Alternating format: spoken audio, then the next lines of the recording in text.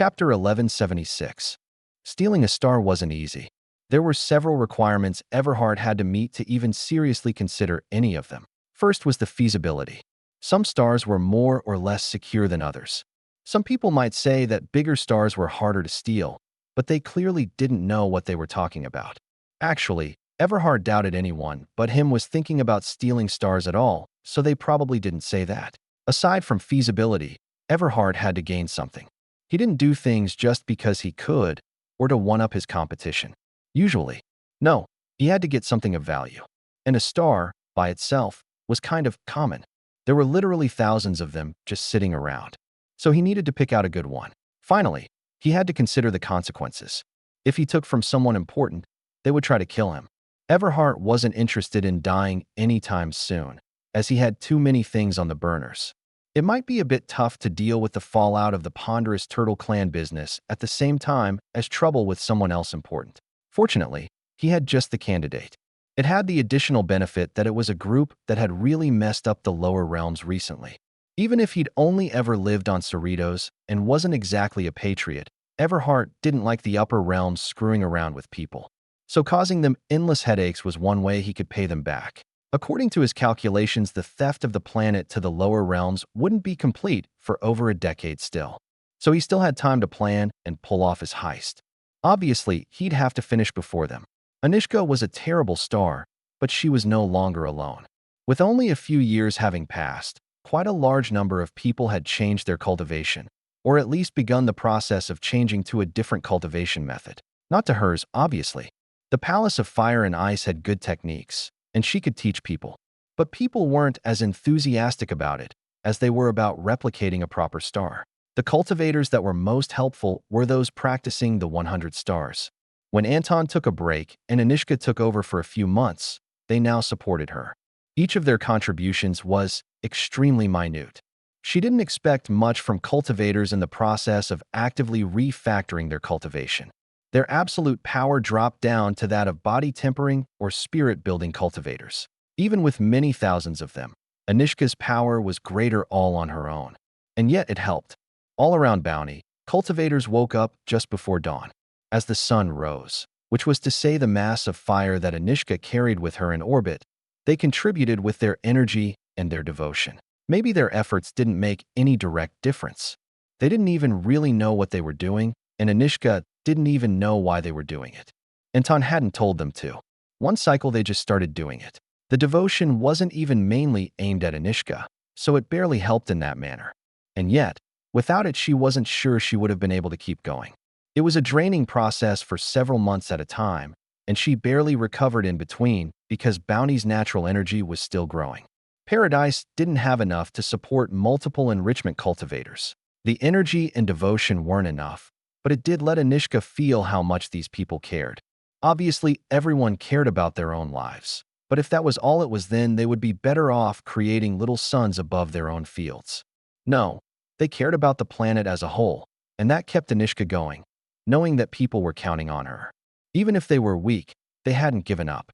Knowing that from discussing with the others was one thing, but actually experiencing it was the best. A tiny nibble on her energy drew her attention. "Oh, Sergeant, I'm kind of busy. I require no task that will draw upon your energy," the tiny void ant commented. "I merely wish to pass along news from the upper realms. The mighty Queen Crossed Antennae has fought off a domination cultivator in unification with her colonies." Oh, that's good. Anishka thought it sounded good, but somehow, she also felt like it was ominous. Her energy flickered for a moment. Will that cause trouble in the upper realms? They may never see an end to it, the sergeant confirmed. Hopefully we will draw attention to ourselves and relieve some troubles from them. Though if it comes down to it, the Great Queen can bring our armies to the upper realms. Had things already gone that far? She hadn't been paying that much attention to the news for the past few years. Obviously, she expected some reaction to the whole bounty thing, but void ants being found out was probably an even bigger deal.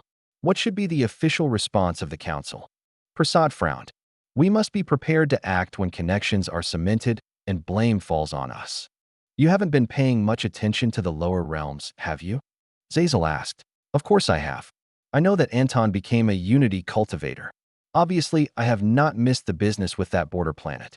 But unless we all wish to destabilize our cultivations and move to the lower realms, I fail to see how it is relevant. Zazel shook her head. Not that. Older news, but extremely relevant. The chaotic conglomeration wasn't the first to have void ants among them. Obviously, we know that the lower realms has a flourishing population, Prasad agreed. So what? You did miss it, then, Zazel said.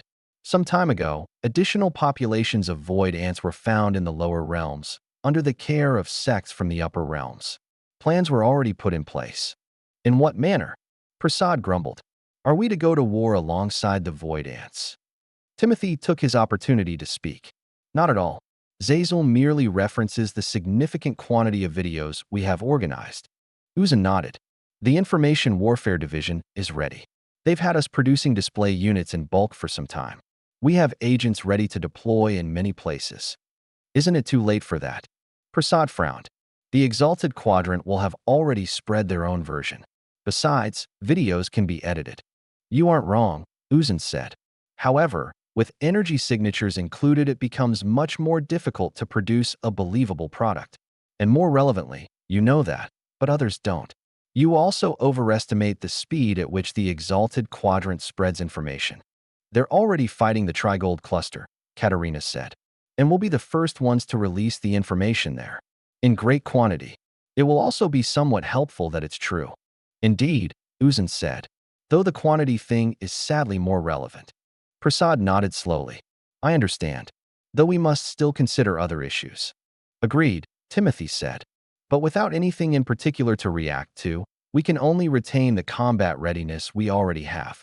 The fighting in the Scarlet midfields has been a threat this whole time, after all. Look, it's the ice guy. Bear Hug excitedly pointed at a pitcher plant. And a bunch of other people. Lev chuckled. And quite a few that are not people. The energy anomaly appeared to draw locals of all sorts, sapient or not. Though according to Lev's understanding, the pitcher plant had already been present on this particular mountain. Lev wondered if it was aware ahead of time, or if it was merely a coincidence. Unfortunately, that individual hadn't learned to speak. Not for lack of Anton trying, but they were pretty much uninterested. Battles broke out between beasts as the area became crowded. Beasts and eventually mobile plants, only some portion of which were intelligent. Helix, Bear Hug rushed over to an undulating vine. You came too? Have you met Rocky? Bear Hug opened up their body to reveal the snail. The vine did not acknowledge the snail. A strange energy builds here. Is this how one reaches ascension? Oh, is it? Bear Hug turned to Leviticus. Before they could say the next thing, all of the entities present in the area were lifted up, including those currently locked in battle. Are we going to the upper realms? No, Lev said, dragging himself and Bear Hug together. Just space. But the upper realms is in space, Bear Hug said. Yes, but much further away. You've been there, though. You planted a tree. Yes, Lev agreed. If we get to another planet, we'll be halfway there already, right? Lev shook his head. No. Even if we went to the furthest planet in this system, we wouldn't be even 100,000th of the distance. Systems were a tiny fraction of a light year across, and they were hundreds from the border. Bear Hug pondered for a few moments as they sort of lost their form, allowing themselves to collapse against the bubble of energy that was picking up everything. That sounds like a really small number. So we'd be almost there, right? Lev sighed. Bear Hug wasn't stupid, but was also not trained to truly understand numbers. It would be like one step compared to a planet, and that might not even be far enough. Are you not concerned about any of this? Lev gestured around them where chaos reigned. Nothing is attacking me right now, so I'm fine. I think I need to conserve water, though. Helix, Lev asked. The vine probably didn't speak as much and thus not as clearly, but it also probably thought differently than Bear Hug. What do you think of this? I should have brought a tree, Helix said with their energy. In short, they were unconcerned. Do either of you remember this happening before? Oh, Bear Hug said. When those things rained from the sky and tried to eat everything. Probably. It feels similar, Helix agreed. But you're not worried? The two of them exchanged some sort of energy connection. Lev didn't know if they had emotions in the human sense, or if that would be compatible between two entirely different species, but ultimately they seemed to agree. It is like the sun, Bear Hug said. Big and scary, but natural and important? Probably. Lev himself wasn't worried. but that was because he was strong enough to protect himself against any foreseeable danger. The locals not being afraid indicated there was something more. He didn't particularly feel comforted by the phenomenon, but they seemed to. "Oh no," Bear Hug said. "The briar patch." Lev looked around. "Where? I would have noticed if it was part of this, I think." "Exactly," Bear Hug said. "How are we going to become friends from different planets? Maybe I should drop down. I can get you back here when you are ready," Lev said. "Or to whichever planet they end up on." Though he was calm in demeanor, Lev was actually somewhat excited. Anton had described the phenomenon from one perspective, but seeing it happening in front of him was quite fascinating. Even when things tried to bite him, Bear Hug smacked them, and that was sufficient for his attackers to realize it was best for them to not do that. Not all beasts were fully cognizant of what energy signatures meant, so Lev might seem like a really tasty snack. But they could understand physical damage and judge strength that way. Most of the rest understood what Lev's strength meant. And even if they weren't of high sapience, they could tell what his presence near Bear Hug and Helix likely meant. So as they floated off the mountaintop into the sky, they were mostly left alone. Lev looked down on the planet. It was quite calming when one actually took the time to observe the landscape. There were so many sights, with the natural terrain, plants, and animals. Sometimes, there were also tiny trees that were running like they had missed the bus. Lev watched as the miniature tree ran up beneath them, but the connection from the planet to their energy had been severed, or at least weakened to the point it wasn't picking up anything new. Not willing to give up, the tiny tree took a rock and threw it, then wrapped a branch around the flying rock. There was no way that was the best way to jump. Indeed, Lev saw that the tree was going to fall far short. Even after jumping off of the boulder it had wrapped up, he looked down, then extended his hair, energy extending it into long vines. He caught the tree at the peak of its jump, less than a tenth of the way to them. He pulled it up into the strange bubble with them. Lev immediately recognized energy speech. "Human Anton." It paused. "Thing in the shape of human Anton. Your powerful roots provided great succor for this one. Liberty is the name of this form." Lev wondered if Anton had left a strange dictionary for just this particular plant. But at least now he knew why it seemed familiar. "I have heard of you, Liberty. My name is Leviticus. Like Anton, I am also a human. Pleased to meet you." Meeting human Lev is the greatest honor. At least they were polite, if a bit odd. Chapter 1177. Though he had not thoroughly studied the field of ecosystems, Lev was knowledgeable enough to have a question about Klar that most people would probably share. That question was what the beasts in space ate. Obviously each other. But that only worked until they used up all the energy they had. Then they would just be a lump of materials. That problem could be mitigated by absorbing natural energy from the sun, but their numbers or total mass couldn't substantially increase without some sort of input of material.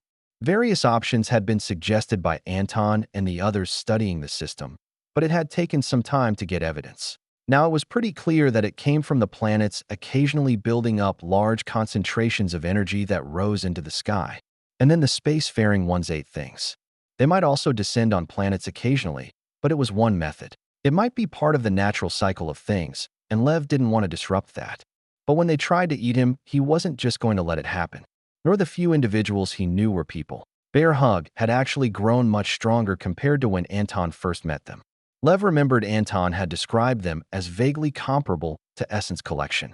While the vagueness was still there, when Bear Hug was motivated, their power felt like a fairly strong Essence Collection cultivator.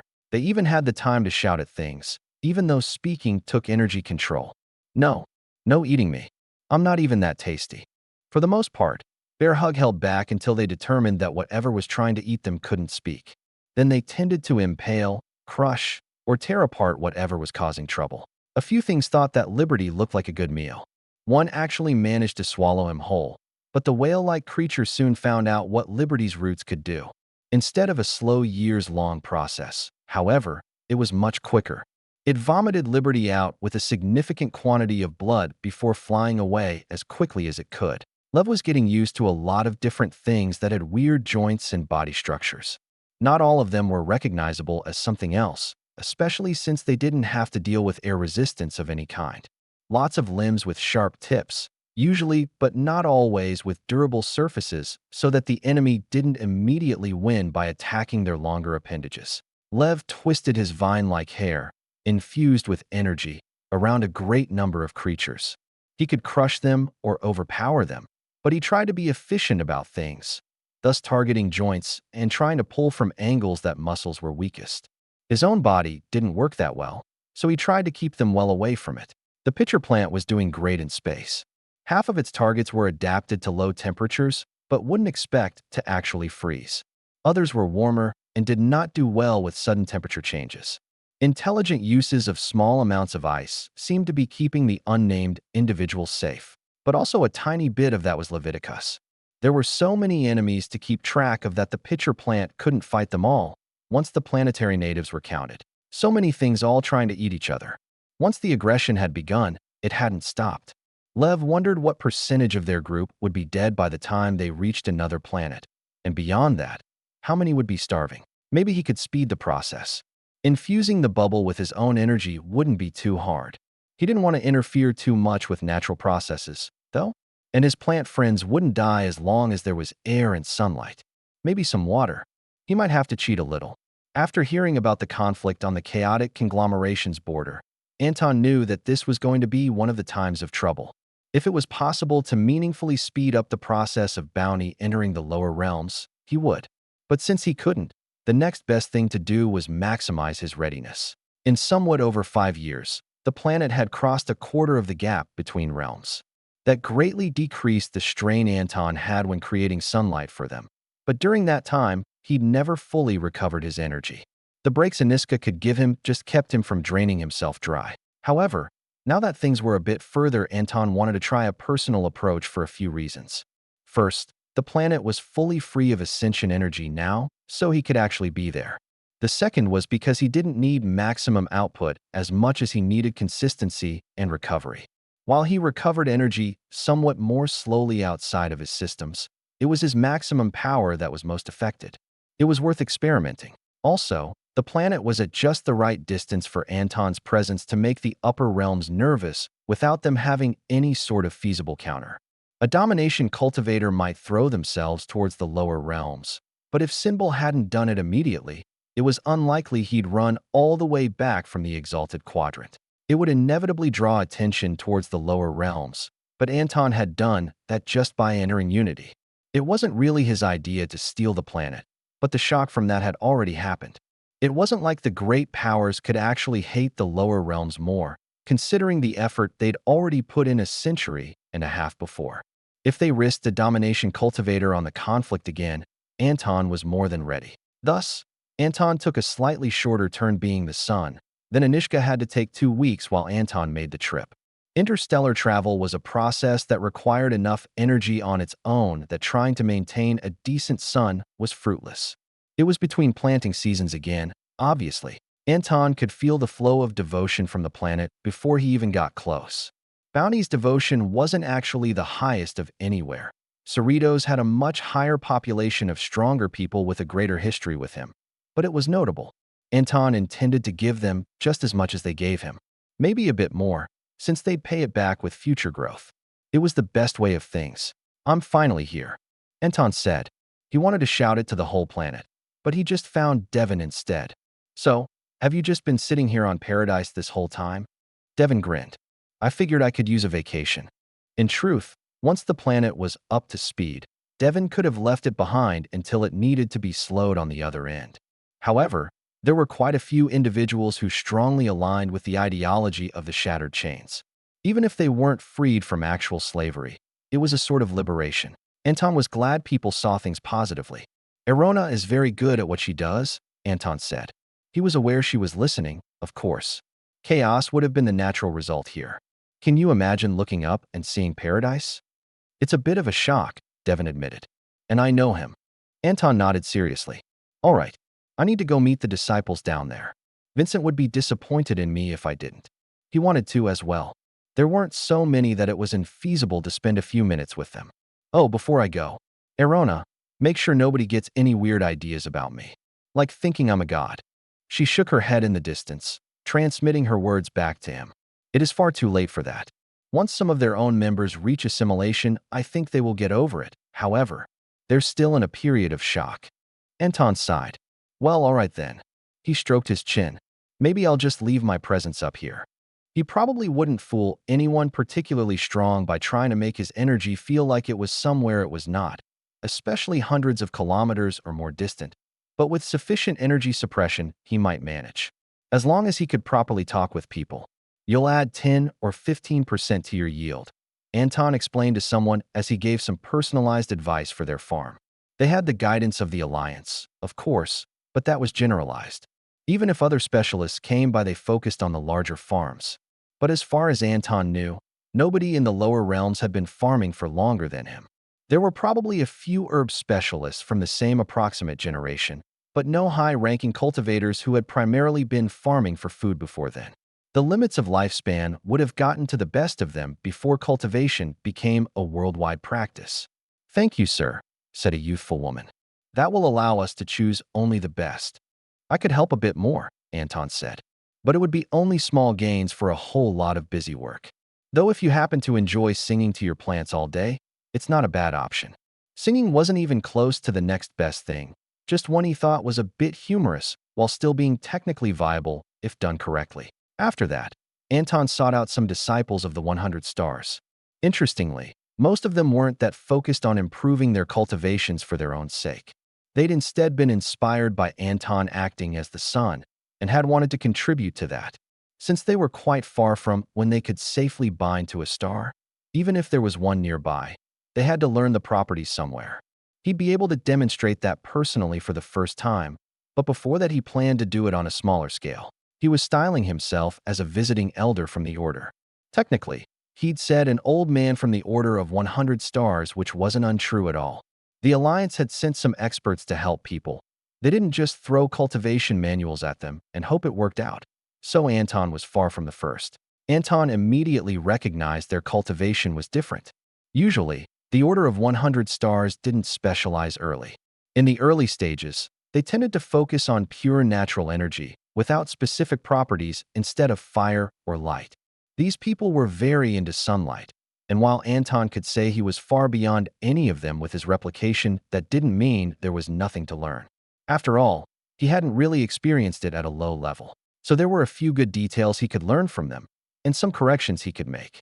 Small ones. But on the long path of cultivation, being pointed slightly in the wrong direction early on could end up significantly off path.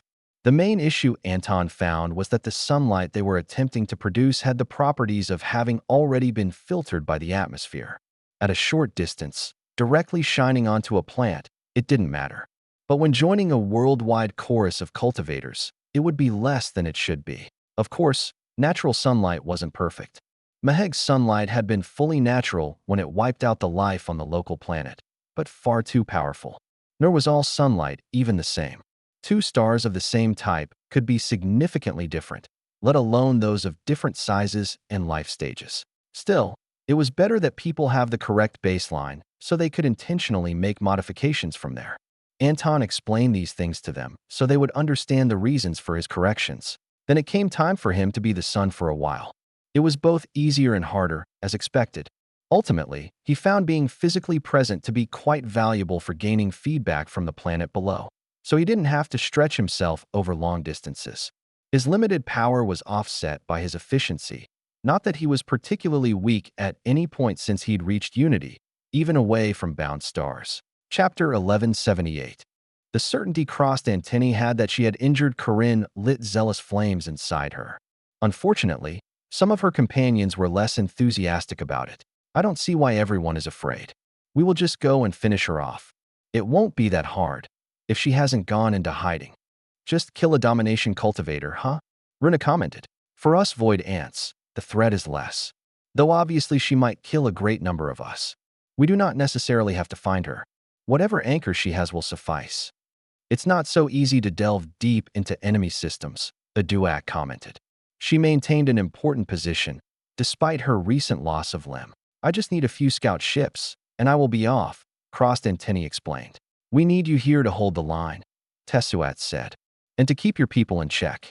Crossed Antennae wondered if he thought the rest would go feral without her. Sure, that could happen if you were a bad queen who raised void ants that way, like those ones kept in the lower realms, but she knew better. They were raised with purpose. and they had no reason to betray that. If there were cowards among them, then they could flee as individuals. It would not affect their ranks overall. But Crossed Antennae didn't believe Void Ants would act in such a manner. The Scarlet Alliance has plans, Misai explained. Perhaps we should wait to see if they are effective? The Exalted Quadrant may be weak to infighting, Crossed Antennae agreed. But that gives us no reason not to soften some of them before they do so. Better than waiting here for them to come with greater forces and plans to defeat us. Do not forget that Void Ants are strong against the strong. But we still have a few weaknesses of our own. Fire and Bullet would be able to help counter some amount of poison-based dangers, but ultimately Void Ants couldn't afford to lose the initiative. Hopefully, she could at least convince some of the right people that they needed to act. If they could finish off one domination cultivator, the stench of Corinne's death would keep humans away for some time. Unless they were already prepared to swarm, in which case it would make little difference except to ease their future struggles. It was supposed to be a simple scouting mission. That was what Everhart told himself. No sabotage, theft, or menace. But when he got there, he saw something just lying about asking to be snatched. Everhart had heard of the structures built about 1 star in the lower realms. This one was half-functional, damage from a previous incident still clearly visible. Everhart knew they were meant to capture the energy of the star. This one was special because he sensed lower energy within it, though such a small amount slipped through that most wouldn't notice even if they were right next to it. Certainly not from the next system. He wondered what people would think when the star disappeared. Unfortunately, it wouldn't be visible from other systems since it was already capturing the light. But the gravitational changes, planets flung out in random directions. Oh yes, that would be exciting. Everyone would talk about it. Everhart inspected the structure and found it was just perfect for adding some additional formation markings to. He had to first bypass some security measures they had in place, but perhaps unsurprisingly, they did not have humans watching every meter of a star-sized structure. There were huge gaps in their sensory zones. He just meant to do a couple tests on the flow of energy. But one thing turned into another, and he came up with a perfect formula for redirecting things to his purposes. He already had so much experience with solar-based orbital platforms gathering energy. Everhart had never done it on such a large scale. Partially because it would have alerted everyone in neighboring systems to his tampering, and partially because it was excessive. But with that much energy, he could steal a star. Clearly, these sects weren't using their resources efficiently, so they deserved it. All he had to figure out was where he was going to put it. It couldn't go anywhere else in the Trigold cluster, or they might try to snatch it back. The Exalted Quadrant. Nobody would believe they stole it, as Everhart's systems were fairly well known now. So it would have to go in the first Everhart system. It was the only logical solution. Once he had worked that out, he finished his mental calculations. Then he began creating projections. They would be very temporary, as he was still very aware of the risks associated with long-term projections. He might be narcissistic, sure, but that didn't mean that if the only person who could defeat him was himself that he should let it happen. No. Repeating. Mistakes. The sun-encompassing structure was actually quite inefficient about turning the energy into a functional form, but the various weapons and formations were decent enough to begin wiping out the imbued fragments hanging out on the surface of his new toy. They probably should have done a better job with security. Sure, they probably expected the mass of people beginning to charge him from the middle of the system to do something. But if there was one thing Everhart was good at, it was formations. One of him could only do so much. 1,000, 10,000, 100,000, just for a few minutes. He reveled in the power of domination as he formed a vast number of individually trivial copies, each with their own task. The materials forming the structure were top quality, so Everhart's additions were easy to make. The structure held even as energy rushed through it in incomplete positions. "I'm taking this," Everhart said, projecting his voice towards the approaching fleets. "Thanks for building it for me." Then the whole thing winked out of existence, along with Everhart. There were always lessons to be learned from great acts of power. First, confidence was key. Everhart had plenty of that. If you acted with confidence, the world was more willing to go along with you. But just because you did something confidently didn't mean it was a good idea. If you happened to, for example, throw an entire structure and the star it encompassed into higher-order subspace, you needed to think about the potential consequences. Everhart was lucky that the only immediate consequence was that the extra layers of dimensionality made the star wrap outside the previously external shell. The outer side wasn't meant to take that much heat. In fact, it was meant to radiate as much as possible out into the rest of the universe. No big deal, just some overheating. And he might have skipped an order or two of subspace and ended up somewhere deeper than he'd ever intended. He could handle that. First order of business? 100% conversion and entrapment of solar energy. Otherwise, he was going to have to work directly with plasma to try to form a new structure capable of jogging him out of this place. Second order of business? Make a plan for drawing upon his anchor while in whatever order subspace he was in. It was very interesting that it didn't work. Third, make plans to take out the other copies of himself outside in case they didn't merge properly when he returned to the real world. He'd have to consider that they would expect him to survive, of course. Working outside a sun was sweaty business. Being both outside and inside a star was downright uncomfortable. Everhart reduced the number of him so that the projections wouldn't spontaneously combust under the great power. Stars were strong. No wonder Anton liked them. Too obvious, though. Everhart didn't like that. Having one that was hiding its light from other systems was the best. Everhart filled himself with positive affirmations that he wasn't going to die. He could handle this. It wasn't really an unforeseen danger if he'd thought about something like this happening once, right? Surely nothing starproof would be coming to eat him, and nothing would overlap with his organs coincidentally. He would be fine. He probably needed to work quickly, though. Everhart had felt part of him disappear. That was expected. With some subspace shenanigans, he could effectively teleport anything of vast difference in it most days. With effectively infinite power, he wasn't worried about that. It was a bit concerning that one particular part of him wasn't drawing upon the anchor, though. Maybe it wasn't necessary. After a week, Everhart began making plans. Had he managed to diverge from his own self in a single instant? How would he try to kill himself and claim power? He couldn't be dead. That was ridiculous. It would also be inconvenient. At least the devotion would be flowing in soon. Positive or negative, he didn't care. People would hear about this, so the him outside would probably grow more quickly. For the first month, he went through about 100 potential scenarios. At 6 months, he was bored. After a year, he was worried. Not that he was going to tell anyone that. He had other things to deal with in the immediate. Symbol had been too cowardly to fight Everhart in his own system, so that wasn't too bad, but he still had to watch that. His Trigold systems would be under attack soon enough. He wasn't sure which ones, but certainly some of them. It didn't matter if the star never showed up again. People would still know he did it, and they'd just assume that he hid it so well nobody could find it. He wasn't worried at all. But maybe he should make some preparations for in case he accidentally turned every star in the local section of the galaxy into a black hole. It wasn't that likely, but it wasn't impossible, especially if he ended up in the wrong place. The imbued harvesters didn't advertise they had a star stolen, but it wasn't the sort of thing you could hide. In fact, their attempts just made things worse. The Scarlet Alliance didn't know that it was Everhart. Not because everyone wasn't saying that, but because everyone would assume everything like that was Everhart. It could have been some other cause. Perhaps a civil war in the Trigold cluster, or a long-term failure of the star. Velvet had seen it after the Lower Realms incident, and it had been quite unstable, fighting in the Scarlet Midfields. Battle upon the western edge of the Exalted Quadrant. Their own efforts on their border, setting up new systems. The Lower Realms pulling a planet into their control. And now this. Trouble was breaking out everywhere. The chances of everything suddenly settling down and letting them take another long break were slim. The only question was when and where the problems would come. Lev directed their falling group towards a large body of water. Bear Hug had insisted. Alongside them fell many beasts, but Lev didn't bother to slow their falls, nor direct them towards anything.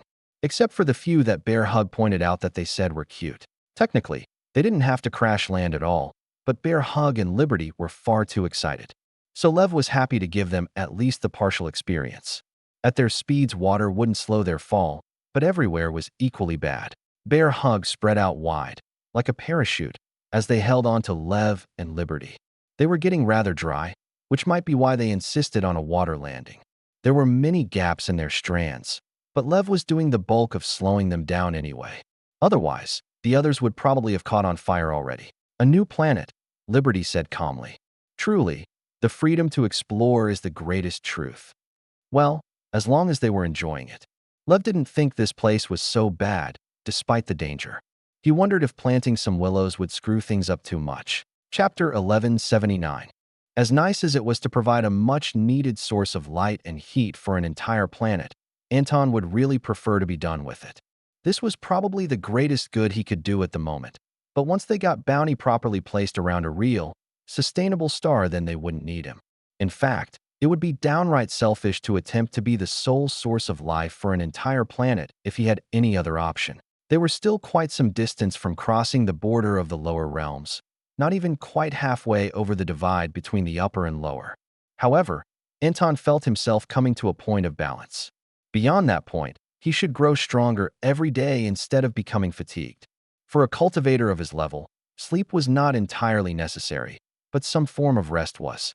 Anton would never say acting as a son was easy, but he was able to focus and direct his power from up close. He didn't even need a billionth of the true power of a star. And despite how trivial that sounded like, it wasn't actually that small of an energy output. It was also difficult to handle with a human body. And more importantly, outputting such energy in a non-violent fashion took much better control. With all of that said, a direct comparison between Anton and a true star was mostly pointless. One was basically a giant explosion, and one was carefully directed energy. Even Maheg wouldn't disagree. Unsurprisingly, constantly performing the same function for years made Anton better at that specific task. If they had to do something similar again, which Anton hoped would never be the case, he would be much more effective from the beginning, not tiring himself out so much. Though he could also hope that the planet would be a little bit better prepared, because the transition from ascension energy to lower energy had been pretty rough for the natives. Even with a good number of assimilation and enrichment cultivators watching over them, Anton had fallen into a good rhythm. During the necessary times of rest, Anishka took over with practitioners of the order that Anton could now say were truly his disciples. They had the spirit down, which was honestly the most important part. Anton had just taken over for another cycle and was beginning to really get into it. A stable orbit wasn't the optimal distance for acting as a sun, so he had to do minor adjustments as his energy blanketed the planet below. He only felt something was wrong an instant before it happened. It might not even have been Anton that noticed something directly, but perhaps one of the others had a fluctuation of energy. Either way, he barely managed to reshape any of his power being output into a defensive form before a needle pierced into his heart. Everything after that happened through experience and instinct. Anton's senses flickered along the trajectory of the attack. He reached out for his stars, calling upon them and the people around them. Something told him that drawing his own bow from his back would be too slow. A vast ocean appeared between him and further incoming attacks. The waters of Paradise and Erin were blown away in an instant, but they prevented further attacks from landing immediately. A single beat of Anton's heart. Anton knocked the arrow, stringing his power around all of his stars. Devon surrounded Anton with a barrier of chains, reaching from where he was on the other side of Bounty. A single attack slipped through, striking Anton in his shoulder. A second beat. Anton drew the bow, focusing on his target. Anton took a single step, but could not avoid the incoming attacks. However, without any of his intentions, the people of Bounty responded, taking a hit for him. But one instant was the limit of what the planet could do. A third beat. The arrow sprang forth, much of its size melting away as it flew to strike its target. It struck, piercing into the belly of a man that looked quite ordinary except for his position and his power. The arrow quivered there for a moment, neither piercing further nor exploding into free energy before it faded. It wasn't a deadly injury, but in that instant the void ants of Paradise were launched forward. Anton saw the man's eyes, giving a quick assessment the situation before he disappeared, stealth and speed both. The fourth beat, Anton's vision faded. "I don't care if we have to learn to eat subspace itself," the sergeant commanded. "If he's still here, we're going to devour him." Deep down, she knew it was pointless. The lingering scent of energy was strong, but clear in its intent. This was no false retreat. And if the assassin changed his mind, the void ants now had prior memory. Even a domination cultivator wouldn't be able to hide from them if they were on alert.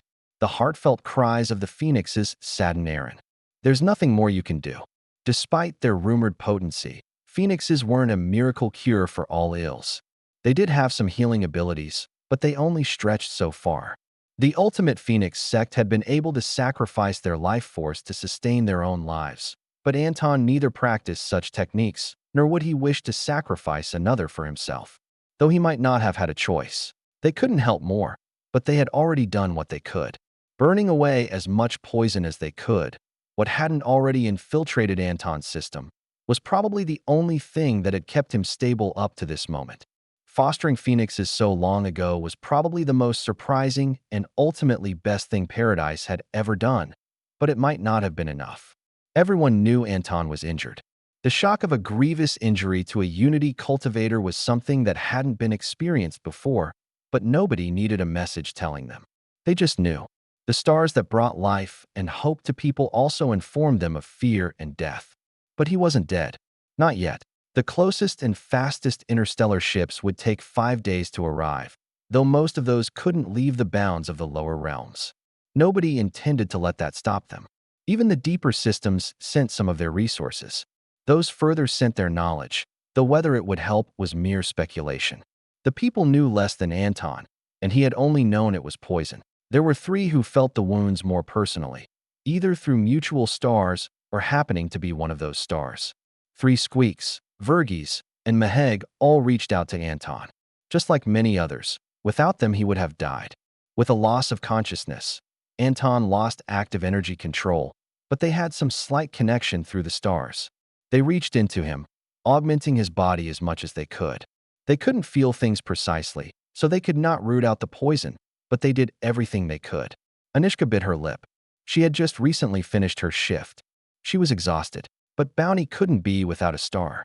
How many days would people last before they began to freeze to death? Though perhaps they could stand to be a bit cooler. Heat and cold. Only one was helpful here. Or was it? She might have already missed the proper timing. In moments of crisis, thoughts weren't always clear. Everyone wanted to try everything. When nobody had a perfect solution, they just had to try things. Bounty would be fine in the dark for a few minutes. Anishka suddenly cut off her flow of energy, feeling waves of surprise from the planet below. The crisis had barely started, so a bit of instability was to be expected. Anishka arrived just as Aaron was talking about sending Anton back to the lower realms with Paradise. We can meet people halfway, perhaps. At the very least, we'll be going towards proper help. The island tenders had doctors, but they didn't have the very best healers in the lower realms. And that was what Anton needed. I'll freeze him, Anishka said. When everyone gave her a look, she shook her head. Should I call it cryogenics? You know what I mean. I can do it safely, without cells expanding and bursting. Quick and easy. And I can reverse the process when we get to help. Then you'd have to stay here, Aaron said. I could just leave Bounty. For a day or 2. It would probably be more, realistically. Anishka knew that. Devin shook his head. You know he wouldn't want to survive like that. Does it matter? Anishka asked. Do you really think that these people will make it anyway? Anishka gestured. I can't do it. I don't know of anyone else who can. 3 squeaks or Verghese? Aaron suggested. Perhaps both together. We should have already brought them. Nobody expected this, Erona said. We must simply choose what we do now. I can ask the people. What will you ask? Aaron said. I'll be honest. Anton might die. It would risk all of them freezing to death to take him away. Or we risk other methods of keeping him stable, which won't be as good. It's not the only option. And if he gets to safety, there were preparations made for Shalach. If that was who that was, we have some idea of what poisons. If we can identify them. That only works if Anton survives to get to help, Anishka said. But I suppose you have to ask. Erona nodded.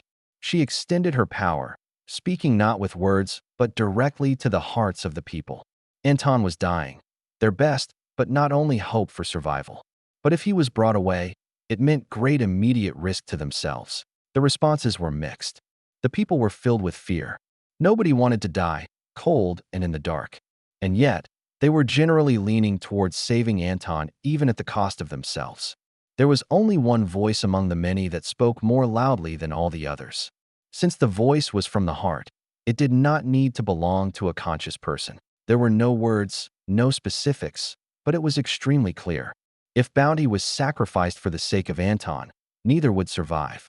That was not something Anton would accept. Prioritizing their lives was most important, and if that happened to involve saving Anton, then it should be done. which didn't help them come to an easy solution, but Anishka hadn't been idle during those moments. Any amount of time could make all the difference to Anton. While Erona spoke to the hearts of the people, Anishka froze Anton's heart. Cold bloomed outward from the center of Anton's body, though it was a cold that appeared to come with no ice. He was flash frozen with no opportunity for expansion. The main problem was that Anishka wasn't sure it would hold stable without her. I can hold him like this, but I don't know that the danger won't progress at all. The poisons, they also have Xianxia's energy in them, Anishka explained. However, I can freeze and heat at the same time. It might even be better. Or it might exhaust her more quickly. How long can you last? Erin asked. She wanted to proudly declare a year, but she wasn't sure she could hit another month. 3 weeks. We can get 3 squeaks here before then. And more cultivators from Acaris. Good, Anishka said, snatching up Anton. I should get out there. She looked to Devon and Erin, also vaguely glancing down at Paradise. Make sure to cover us. The void ants should prevent Xianxia from returning, but one could never be too safe. Anishka was still considering just dragging Anton away, but she had the feeling that even unconscious and frozen, he'd somehow do something about that. Chapter 1180. News traveled faster than ships. Continual improvements meant that such news could rapidly reach the upper realms, or at least specialized locations meant for high-priority communications. From those it went directly to members of the council, and from them through more relaxed channels a small bit at a time. They were too good about security at the top level. That was Everhart's opinion. It was so annoying to have to rely on extrapolation from less secure information. Sometimes the keywords he wanted weren't even present, and he just had to read through mountains of data. Normally, he would have to do all that himself, but he did have a few helpful computer things he'd managed to scrape together, and one of them informed him he might want to take a look. Everhart was a very busy man, especially at the current moment. The stellar heist had gone off without a hitch and nobody would ever hear otherwise. But maybe he had a few concerns in mind. Either way, news adjacent to the interrealm planetary heist was still interesting. He took a few moments to interpret the data. Based on the resources that were being called upon, he thought he figured it out. He frowned. What a shame. It seemed a bit silly to be looking for antidotes for a dead man, but they were sure doing it desperately. Unless he actually wasn't dead? Xianxia usually wasn't so careless. Then again, he also probably didn't usually have to deal with such a unique situation, though Everhart wasn't actually certain of that. After all, from what he could tell, the man wasn't a fan of unorthodox paths. It was entirely possible he had eradicated previous versions of post-life transformation advancement in the lower realms. Everhart had no evidence for that because of the history erasure, but he didn't think it was out of character. Either way, Everhart wanted to have nothing to do with him because of certain other issues. Maybe he'd be easier to kill once all the other domination cultivators were dead. Everhart could hope. He thought for a moment. The Scarlet Alliance didn't tend to act where they had no hope. If Anton wasn't dead, Everhart had no chance of doing anything in time to matter. But a message might help. He didn't have time to make it not suspicious. As you can see, Uzan said, we have the message inscribed in plain text. An unsigned message, Uzan emphasized. No authorized equipment should be capable of doing that. It's obviously not impossible, though. That is a lot of text to write by hand, Timothy said, looking at what was essentially a book. I'm surprised we have anyone good enough at scribing. We have all sorts here on Xianxia, Uzan commented. Some are more traditional, but still quite good at what they do. Give me that, Aconite said, not bothering to wait before snatching it, using her energy to flip through it. We don't really know if it's Dash. Uzan began to protest. If it was meant to trick us, Aconite said, it would have a solution, instead of more problems. I wonder how I could make some of these poisons. Can we risk basing any actions on this knowledge? Timothy asked.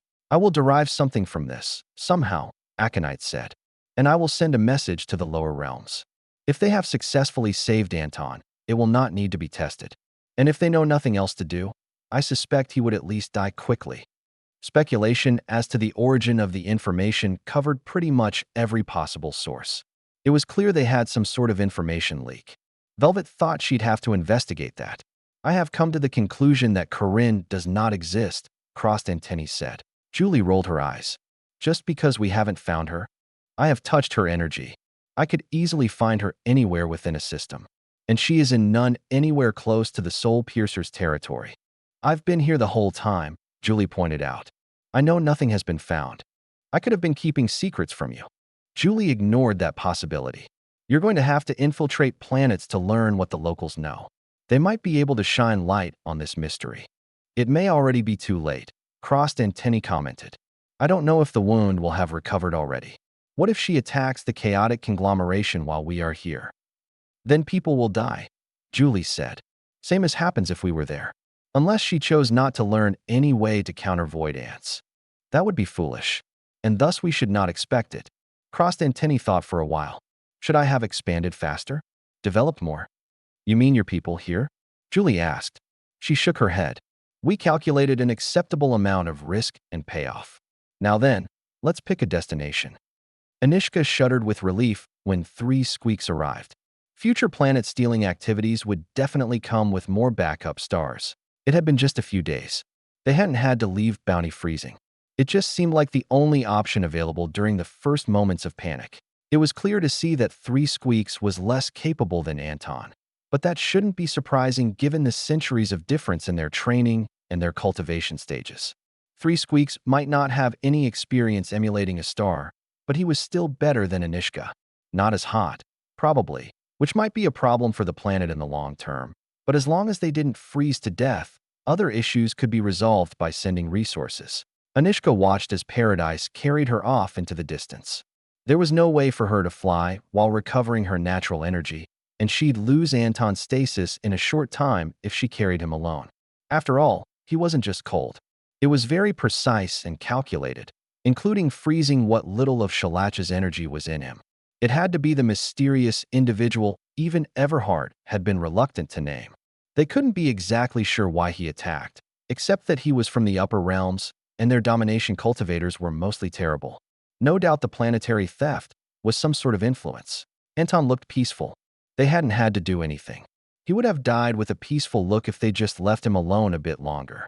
Deep inside him, there were still flickers of fire, his stars, but they fortunately remained relaxed within his dantian and weren't negating Anishka's freezing.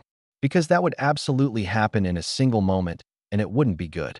If Anton avoided injuring himself with rapid heating, he'd still have to face the poison.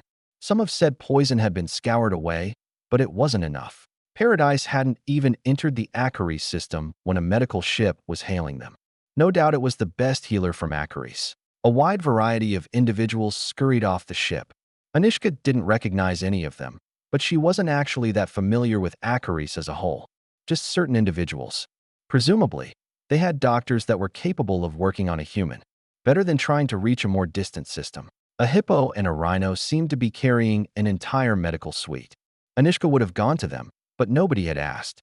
So she remained where she was, occasionally glancing over at her great-and-some grandfather as if seeing him would reveal more of his existence compared to the energy she had locked inside him. A screeching voice like blades being drawn against each other drew Anishka's attention. It was the oddest rendition of Acaris local language she had ever heard, yet the sounds were recognizable enough. Where is the patient? Right here, Anishka said, looking around. Her eyes landed on the closest new source of natural energy. In other circumstances, she would have chastised herself for being so distracted, but she did need the vast majority of her focus for this. Down on the ground was a praying mantis. This one severs sickness. You will keep the patient in cryostasis until the moment I say so. How long will the warming process take? Just a few seconds. How much harm will happen to the patient? There shouldn't have been any expansion. The heating should be about as safe as it gets. It was odd to be seriously answering the questions of a praying mantis, but she had regular conversations with a void ant, so it wasn't that odd. Mostly the voice was weird, as the praying mantis, Sever's sickness was her name, her job, or both, rubbed her forelegs together, then modified the sound into the voice she used. Do not react to my energy inspection, Sever's sickness warned. Anishka probably wouldn't have, but it was still important to say so that their energy didn't clash inside Anton. You have hands. Gently carry this one into the box. Sever's sickness gestured to the mobile medical suite that had just been noisily set down on the flattest area they could find.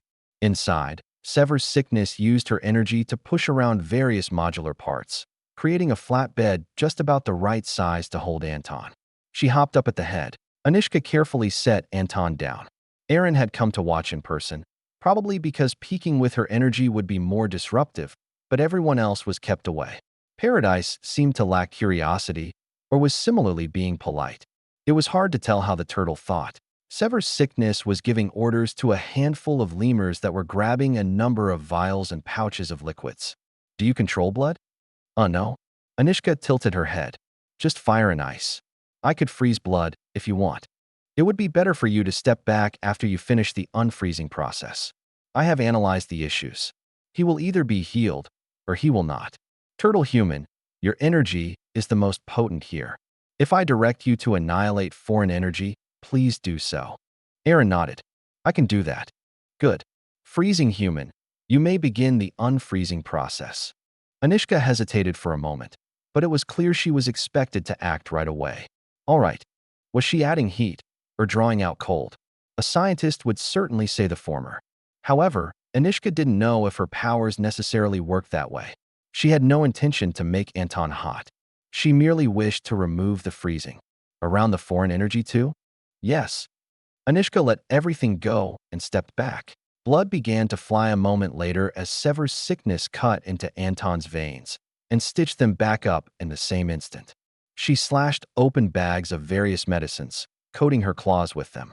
One claw paused for a moment, pointing. Erin seemed to get the message. Fire suddenly began to erupt from inside Anton. Anishka reached forward instinctively, calming the flames before they devoured Sever's sickness. The doctor didn't slow, but her head turned completely around and nodded to Anishka.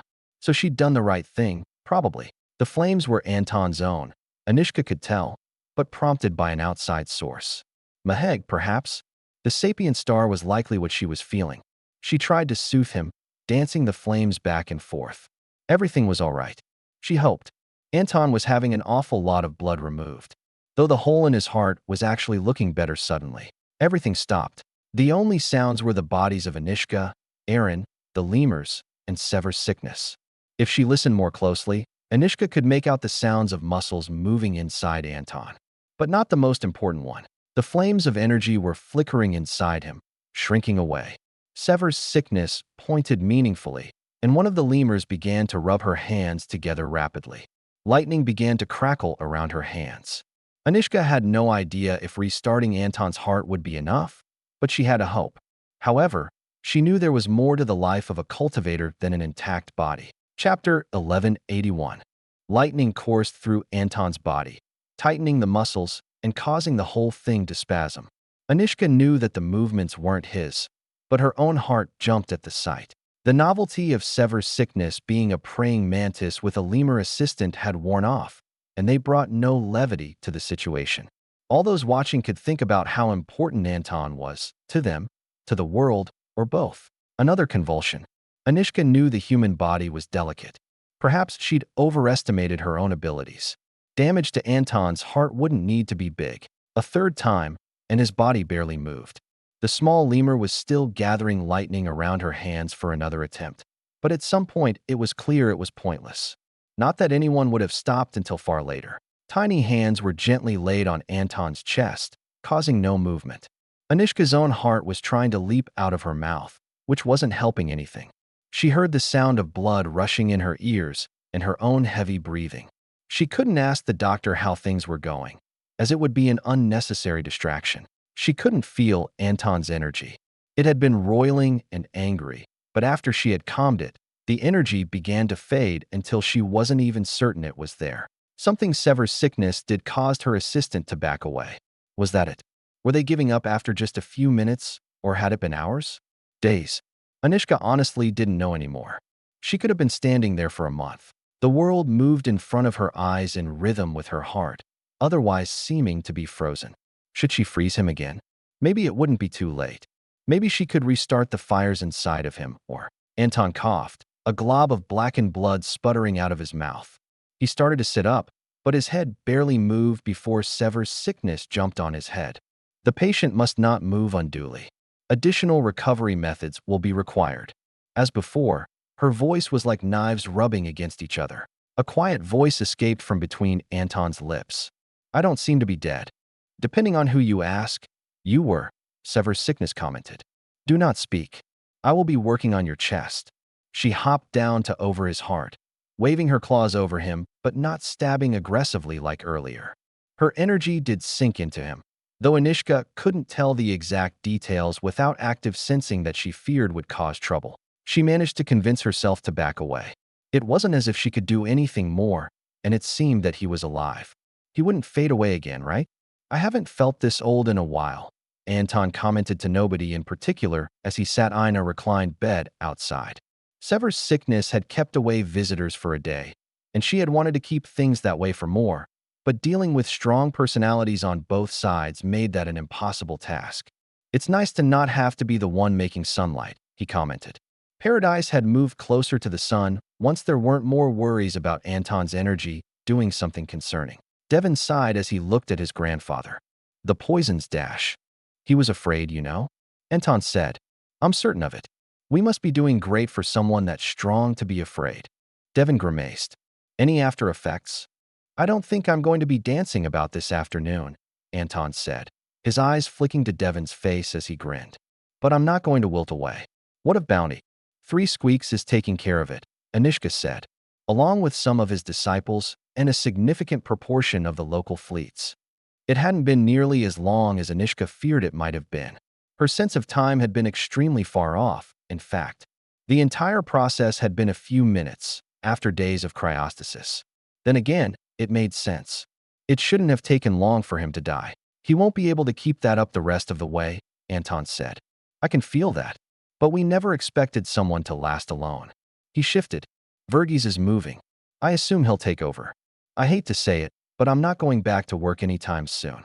Devon nodded. Silence reigned for a few moments. We want to move you back to Cerritos, so you can be safe. As long as I don't have to walk there on my own, Anton said. I'm not going to stop you. The rays of my home star would be quite welcome. Anishka could see Anton considering something. What are you thinking about? That was Shalach, I presume, Anton said. No wonder Everhart was so timid. But he won't come into the lower realms. That sort would never step foot somewhere so risky. You can't know for sure, Devon said. I shot an arrow into his gut, Anton countered. In an exchange like that, you can come to know many things about your opponent. Yeah, Devon said. And in turn, he knows your favorite color. He knows I'm not afraid of him. That's why he ran. Aaron, who had been quietly nearby, spoke up at that point. He probably thought you would die. Yes, that was why he was afraid. He was afraid of you dying? Aaron asked. Anton grinned slightly. I'm not afraid of dying, so he couldn't make me fear him. He could kill me, or even a significant number of people I know. He might still. So we're absolutely going to kill him. But we have no reason to be afraid, because a single person like that, killing people, is all he can do. 1, 100, a billion at a time, it doesn't matter. He'd never be able to destroy what we've built. You're sounding particularly nostalgic today, Devon commented. That's because I almost just died and can't train right now. Why did nobody put brakes on the star? Someone really should have. It couldn't be Everhart's fault, because he hadn't built the structure. He'd only done a few small modifications to the formations. Yes, it was the lack of care of those imbued fragments. Though perhaps that was in part to do with their recent strings of losses. Losses in the lower realms, losses against the Scarlet Alliance. But they should have learned from those and changed their methods. Everhart could get behind scouring whole worlds for their resources, but they were so inefficient about it. He'd seen the Alliance do more with less. They didn't need to capture all of the energy of a single star if they could just take a bit of excess from hundreds. All that to say, Everhart was just going to have to deal with the momentum. Hopefully his calculations were precise enough that the gravitational strength of the star outside would intertwine to create a binary system instead of collapsing into a single star or flinging one of them off into endless space. At least he had plenty of power to work with. A quick shove, and he would be back in real space. Now then, if he was him, he would have put the ambush. He hadn't moved up enough dimensions. He almost got star inside him. The formations weren't happy about spatial distortions, especially since some of them had only been written on a single layer of the world. Everhart pushed again. Real space. For certain this time. He could properly see the stars and wasn't filled with horrifying dread. Plus, devotion reached him again. The ambush, there it was. Potato, Everhart said twice at the same time. He looked at himself. It was good to know that being dropped into a particularly deep layer of subspace severed even his connection to his own soul. Fortunately, not permanently. Everhart was a bit annoyed that he hadn't been one step ahead. But if both of him were real, a tie was reasonably the best he could expect. There was always the chaos option, but actual randomness wasn't a good way to succeed. Even against himself, he didn't have to ask how things had gone. He just remembered. Xianxia had tried to kill Anton. He'd revealed some things to lean that towards not death. Now he had two things he needed to do.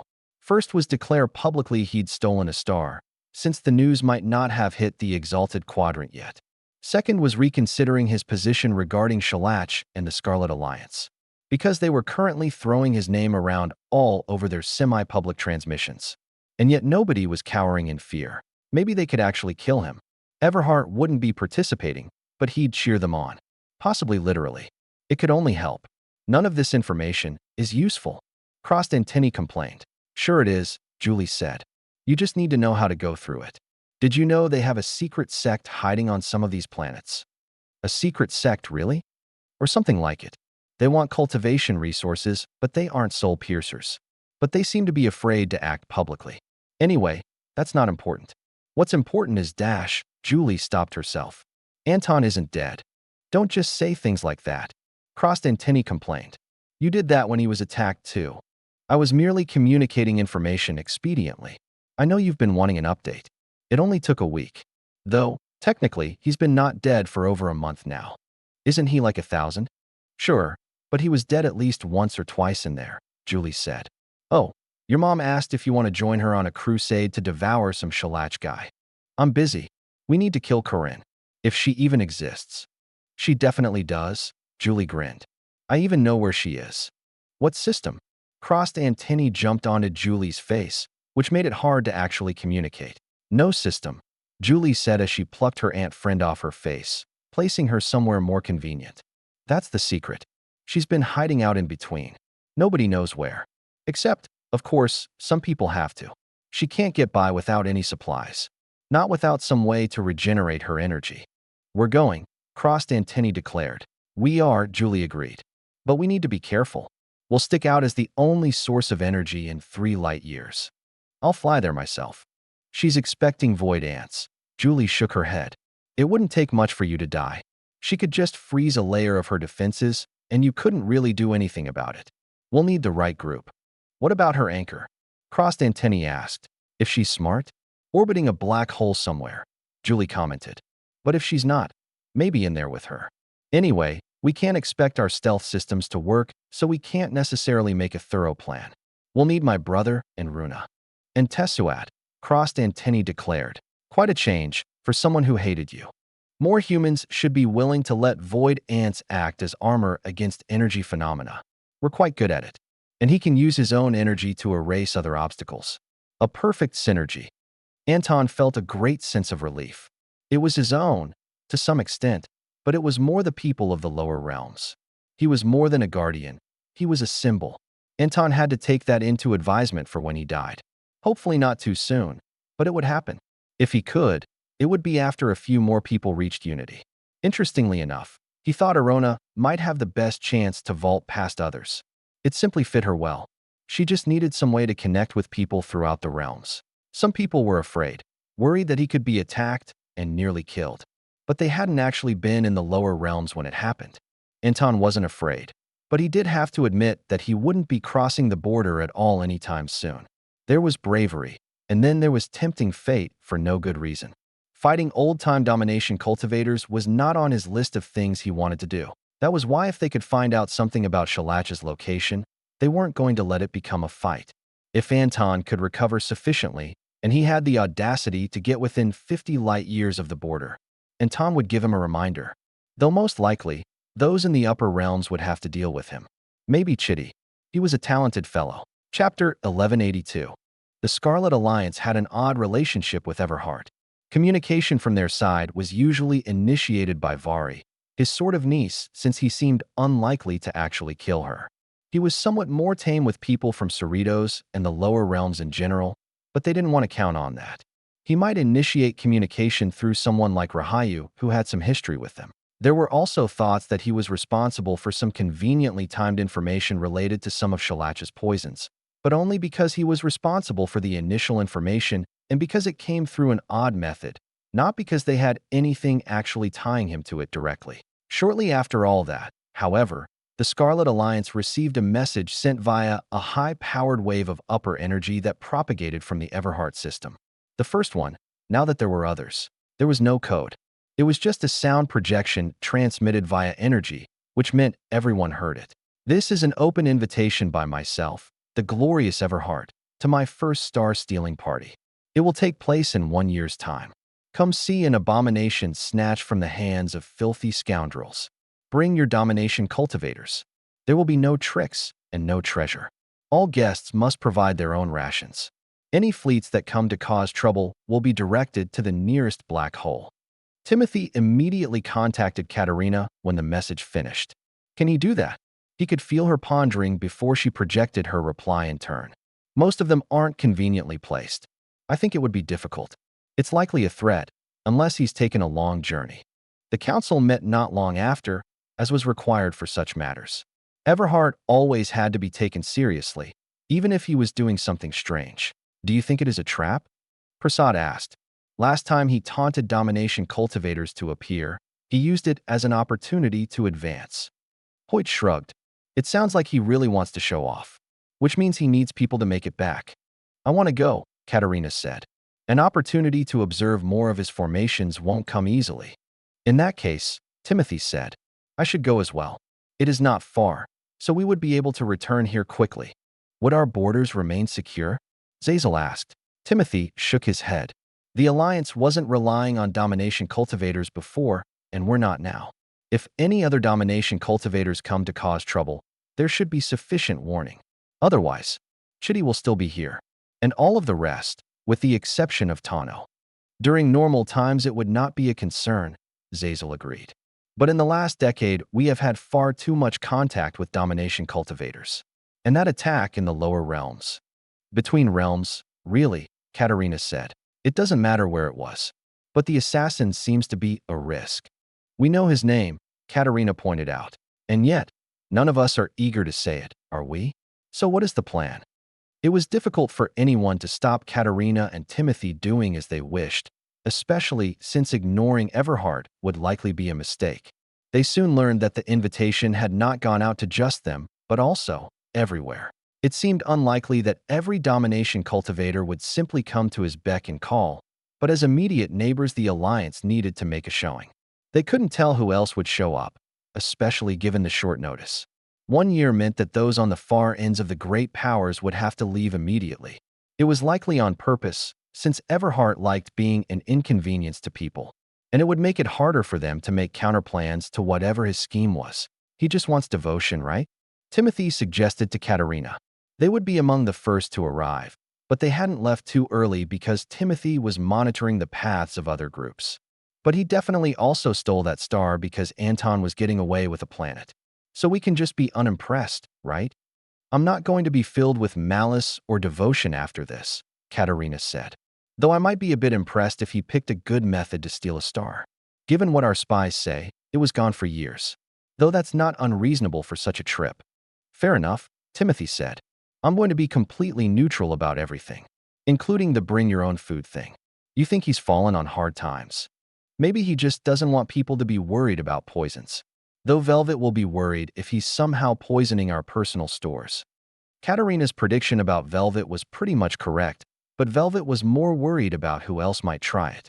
If necessary, their higher-ups could just not eat on the return trip, and it wasn't so far that the weaker cultivators they brought along couldn't get by without food, but a few days without water would be a bigger problem. So she resolved to watch their battleship. It would prevent her from getting too curious when inside the palace Everheart had thrown up near his new sun, isolated all by itself as the normal star was where all the planets and formations were. All the formations except the ones on the massive structure surrounding the star. Velvet knew it had been stolen from the imbued fragments, but seeing it in person was actually rather unnerving. Even if it was flawed and didn't completely capture the energy, it felt unnatural to sense something so large. Then a stupid face appeared in front of hers. Velvet didn't recognize any of the features, yet it was also entirely familiar. The man grinned, waving. Then he pointed towards her. Velvet frowned. He pantomimed opening a door, then punching the window in front of him. Velvet rubbed her forehead. Just wait there. I'll come out. The man folded his arms, then began tapping his foot impatiently. Velvet kept her senses locked on him as she ran for the nearest exit hatch. Waiting for it to depressurize was a pain, but it could be annoying to replenish the air supplies of a ship in hostile territory. Velvet moved along the outside of the ship until she found the strange man. She projected her voice through the small distance between them. What are you doing here? It had to be one of Everhart's projections, since she could feel him off in his palace, along with all of the guests of honor. You didn't want to come to my party? Velvet glanced at the window. It was just one in a corridor that people could walk by. Is it a party if you're not even serving food? She gestured. Come on, people can see you there. I can't believe you're so mean. Thinking people can see me if I don't let them. He'd certainly snuck right up to the battleship. But Velvet was fairly certain if he'd tried to sneak onto it, it would have given off an alarm. Though maybe he had other projections doing that just now. Could she make use of her senses to search the ship while keeping this meeting secret? So what do you want? So rude. I can't believe my niece is your friend. Kids these days. Everhart, because he was definitely an Everhart, looked at his nails. I think I made a mistake. Velvet's eyes narrowed. That doesn't sound like something I'd expect from you. Regretting snatching a star? Do you even need a second one here? Like I'd ever regret that. I just made poor estimations of some of you. He pulled a tome out of a bag at his side. Most of this is trivial observations and speculation. But it's everything I know about the man and a counter technique for his stealth capabilities. Really? Velvet raised an eyebrow. Incomplete, sadly. Everhart shook his head. But it should be a good start, I think. What's the price? Velvet asked. You have to clap after that fleet arrives? Everhart pointed. Also, you'll be drawing the ire of one of the most powerful domination cultivators in the known galaxy if he learns about any of this. So you're going to tell him you told us? Probably even if she didn't accept it. Velvet reached out to take the offered tome. Why now? You already gave us info before. What is devotion? Are we doing philosophy or cultivation? Yes. A strong conceptual connection to someone else. I like that. Everhart nodded. Who makes the best devotion? Other cultivators. More specific. Strong cultivators. Exactly. Have you ever tried to reject devotion? Should I? Velvet frowned. How should I know? Everhart shook his head. But he does. Shalach. Everhart twitched. Yes. Him. Should I not say it? Velvet had noticed him working around it. But the first bit of info had been secretive. This was much more open. I think you can. But it's already too late for me. I shouldn't even reference him. But you and Dash, Everhart pointed 2 fingers to the palace he'd built. Them? You might be fine. Might be. I might have already screwed it up. Or I'm overcompensating in the other direction. This is an uncomfortable amount of admissions of imperfection. You're telling me. Goodbye now. He disappeared. But Velvet was fairly certain she managed to sense his path as he left. She looked towards the gathering of people. Everyone's attention was focused there. And now she had something that was probably very important, but she didn't know how. Opening it, Everhart had underestimated the quantity of speculation. Why would we ever need to know that Shalach might have eaten a meal at a stall on a distant planet one time 3 centuries ago? Velvet shook her head. Maybe it was just every vaguely substantiated fact. In which case, it was actually quite thin. Katerina was having a grand time looking at the palace and the nearby star. I thought so, she said. He used the same principles as the Nystar sect. Even with varied guests, she wasn't shy about her suppositions. Timothy figured people couldn't do anything useful with them, or they could figure out the same things as her. After all, this was the level of stuff that she expected he would vaguely understand. The solar platforms? Exactly. Obviously, he had a different base form of energy capture, but it seems he kept the structure pretty much intact. It's weird that it seems to be producing natural energy. It doesn't belong here. Think of all the sects that would fight over this for early training. Timothy grinned. When they fight over scraps of earth and hunks of iron. Absolutely. Part of the invasions of the lower realms were for natural energy-infused substances. Something like a star that produced it was incalculably valuable. Though, The star wasn't quite right for a few reasons, half-busted infrastructure notwithstanding. Caronis had apparently also taken her relatively close proximity as a requirement to show herself. The ponderous turtle clan actually showed up, with symbol. Ultimately, there weren't any more domination cultivators present. Various smaller sects and clans had taken the opportunity to show up, though. Even though Everhart brought great risk, people couldn't help but wonder what they might gain. Then there was an approaching group. You think they're trying to snatch back their star? Timothy asked, as imbued fragment ships came into sensory range. They had with them broad-eyed harvesters as well, as the two sects were essentially one. They should have brought a domination cultivator, Katerina said. They didn't even bring any planet-sized ships. Oh wait, they did have one, staggering slightly behind the rest. And it would be a small planet. I'm surprised they still have so many resources.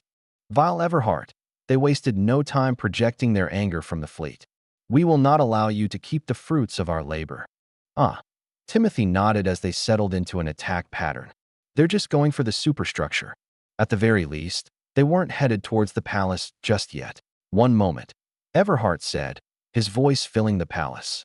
He'd been sitting mysteriously on a throne the whole time.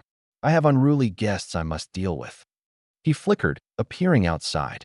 Teleportation, Timothy said to Katerina. She shrugged. Subspace shenanigans.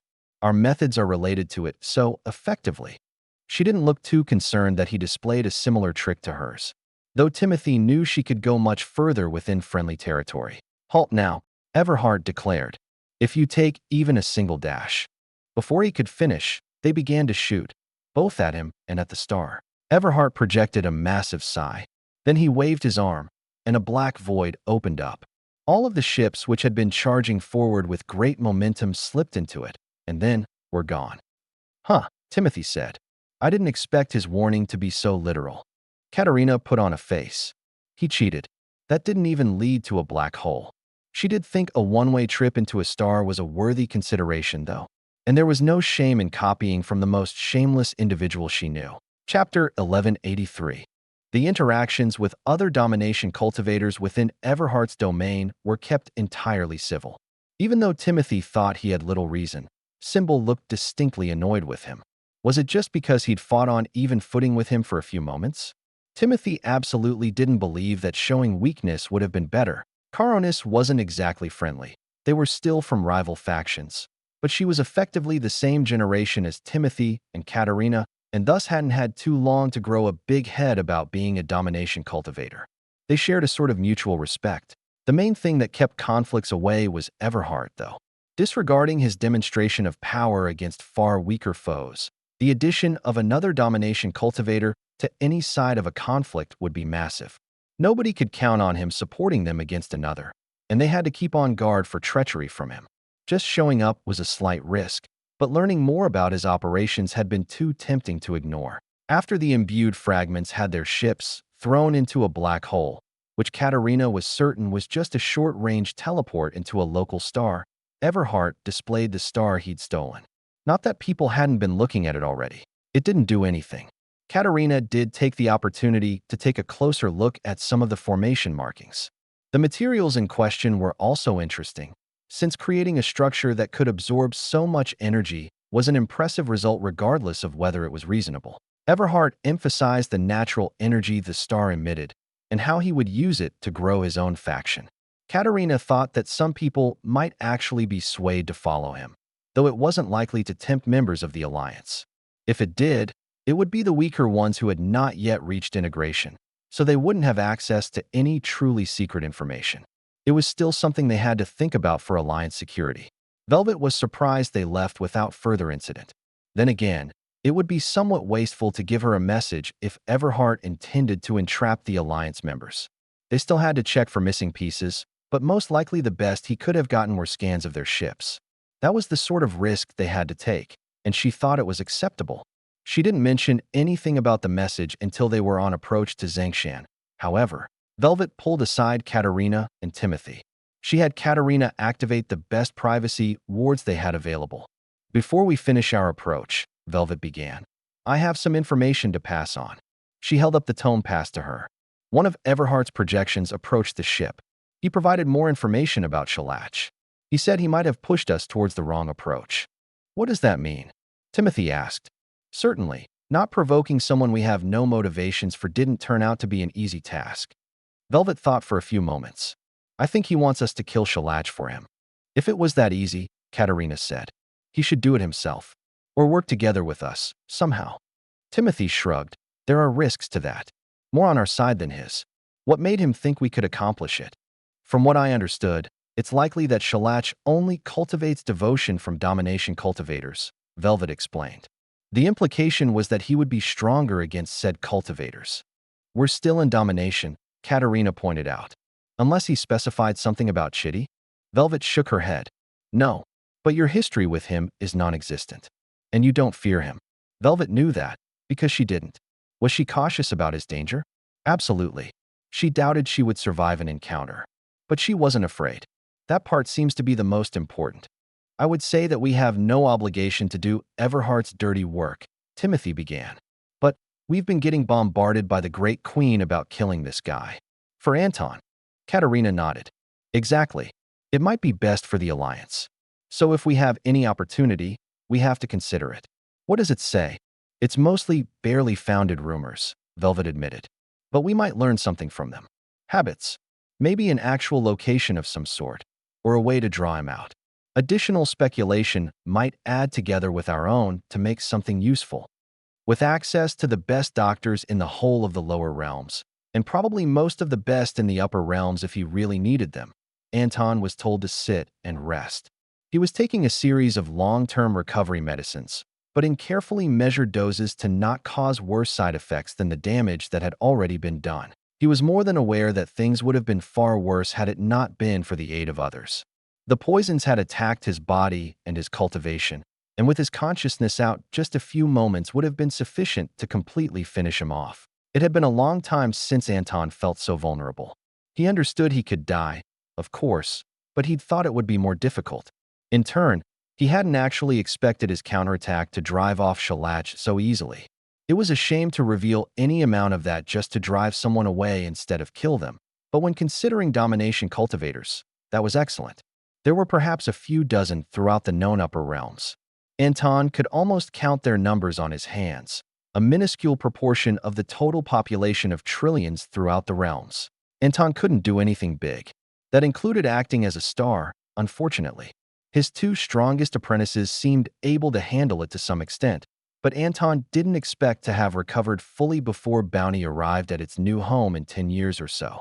He would recover, though he might have to rebuild some of his cultivation.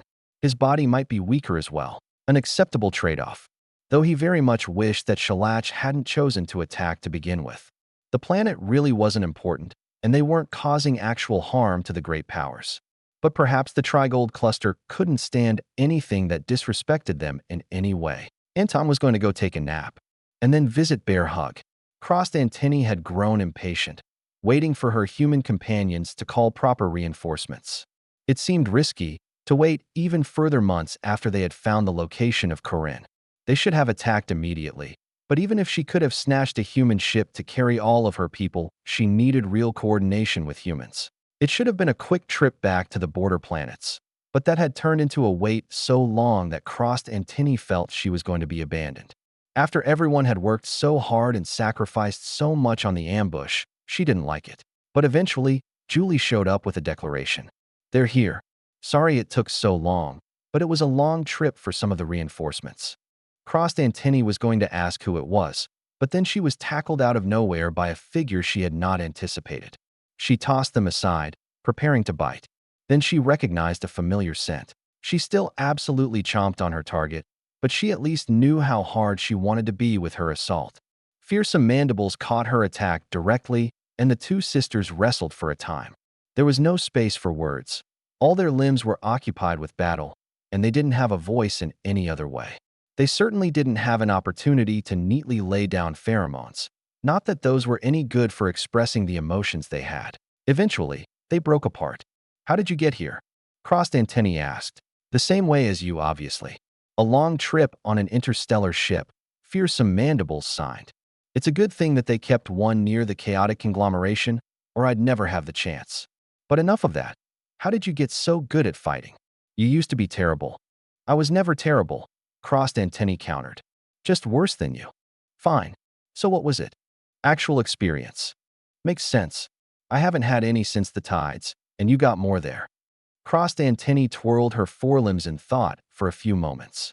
I bit at the cultivation of Corinne through a false body. It was an imperfect technique, but I am certain I caused damage. I heard. Very impressive. I want to try that too. Though if I can just get to her neck, I'll bypass the fancy stuff. Julie interrupted them. Not that this isn't touching, but you'll have a few days of spaceflight together to catch up. And delaying any longer might actually be risky. The chaotic conglomeration, or at least the subfactions most interested with a particular section of the border, was not willing to accept the intrusion of a domination cultivator. Or rather, they couldn't afford to not commit to a counterattack. Since Corinne had chosen to cause trouble once, it was even more likely that she would do so again after suffering a loss. Waiting for her to prepare simply wouldn't do, and thus the counterattack was launched. On the timescales of powerful cultivators, it was put together fairly quickly. It only involved a few hundred humans, the strongest ones that they could pack into the stealthiest ships available. Even if they'd had the manpower to fight their way through the exalted quadrant, it would tip off Corinne they knew about her location as they approached through seemingly unimportant systems. So it was a stealthy strike. Some hundreds of humans, and some number of millions of void ants. Their goal was to kill Corinne, though they would settle for maiming her if they had to. Discovering her anchor was another possibility, but with void ants killing her directly was best. It was likely they would have anti-void ant measures in place, but the humans would be focused on dealing with those. Formations couldn't directly affect void ants, but Misai had studied how to counter those that were most common and liable to be used against them. Void ants were vulnerable to many environmental dangers that humans could easily remove with their energy. Corinne would know that they were working together, but she would have never experienced it aside from exactly once. She didn't have access to the lower realm's centuries of void, ant, and human coexistence. She'd only be able to draw upon old methods to annihilate them on their own. Their fleets approached nowhere as they prepared to drop out of subspace.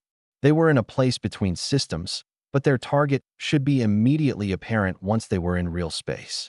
The ships moved all at once. She's there.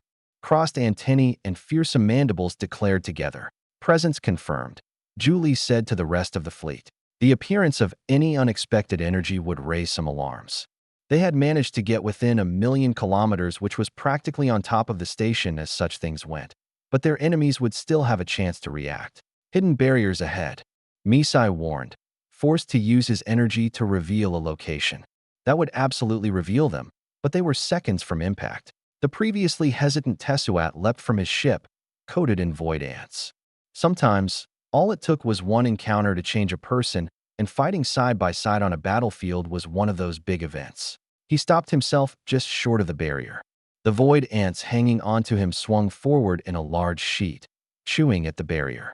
Once they made a small hole, he tore it open wider with his spear. The assault was about to begin. Corinne's energy flickered below, her power as a domination cultivator evident. Chapter 1184. Julie wished she had been able to bring an orbital platform or at least a sturdy Ascension-class battleship. Neither she nor Misai were quite augmentation cultivators yet. Facing off against a domination cultivator was a bit intimidating. There was one advantage they had, however: numbers. Not counting the void ants, which would make them have a numerical advantage against anything but a full planet. Corinne's isolated location was actually quite convenient. Having large numbers of augmentation cultivators moving to and fro would have revealed her location, so she only had a handful with her. Unfortunately, that meant that the human forces were nearly matched without even considering Corinne. What could Julie do besides watch? Not much, but observation on its own was actually quite important. If she could spot a weakness in someone, it could make all the difference.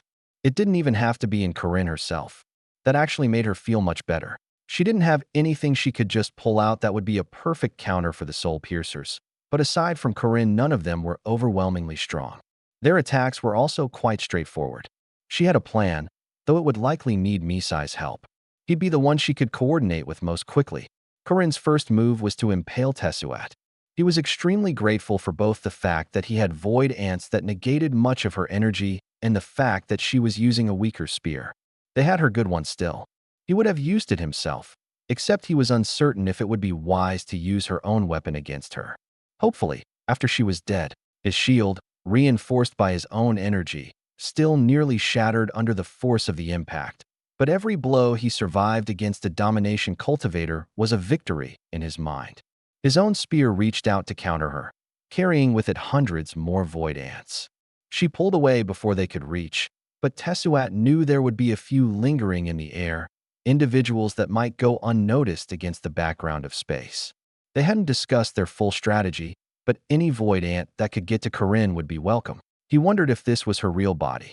There were signs of modification, incomplete stitching that seemed careless, but most likely had to be carefully calculated. Or something of her style drew her towards madness, which Tesuat wouldn't deny as a possibility. Either way, her power certainly inhabited the physical form in front of him. Runa and Emmerich stayed on the outskirts of the battle, even though pressuring Corinne seemed to be the most critical thing that could be done. However, they were looking for something important. The previous battle had revealed many interesting pieces of information about Corinne.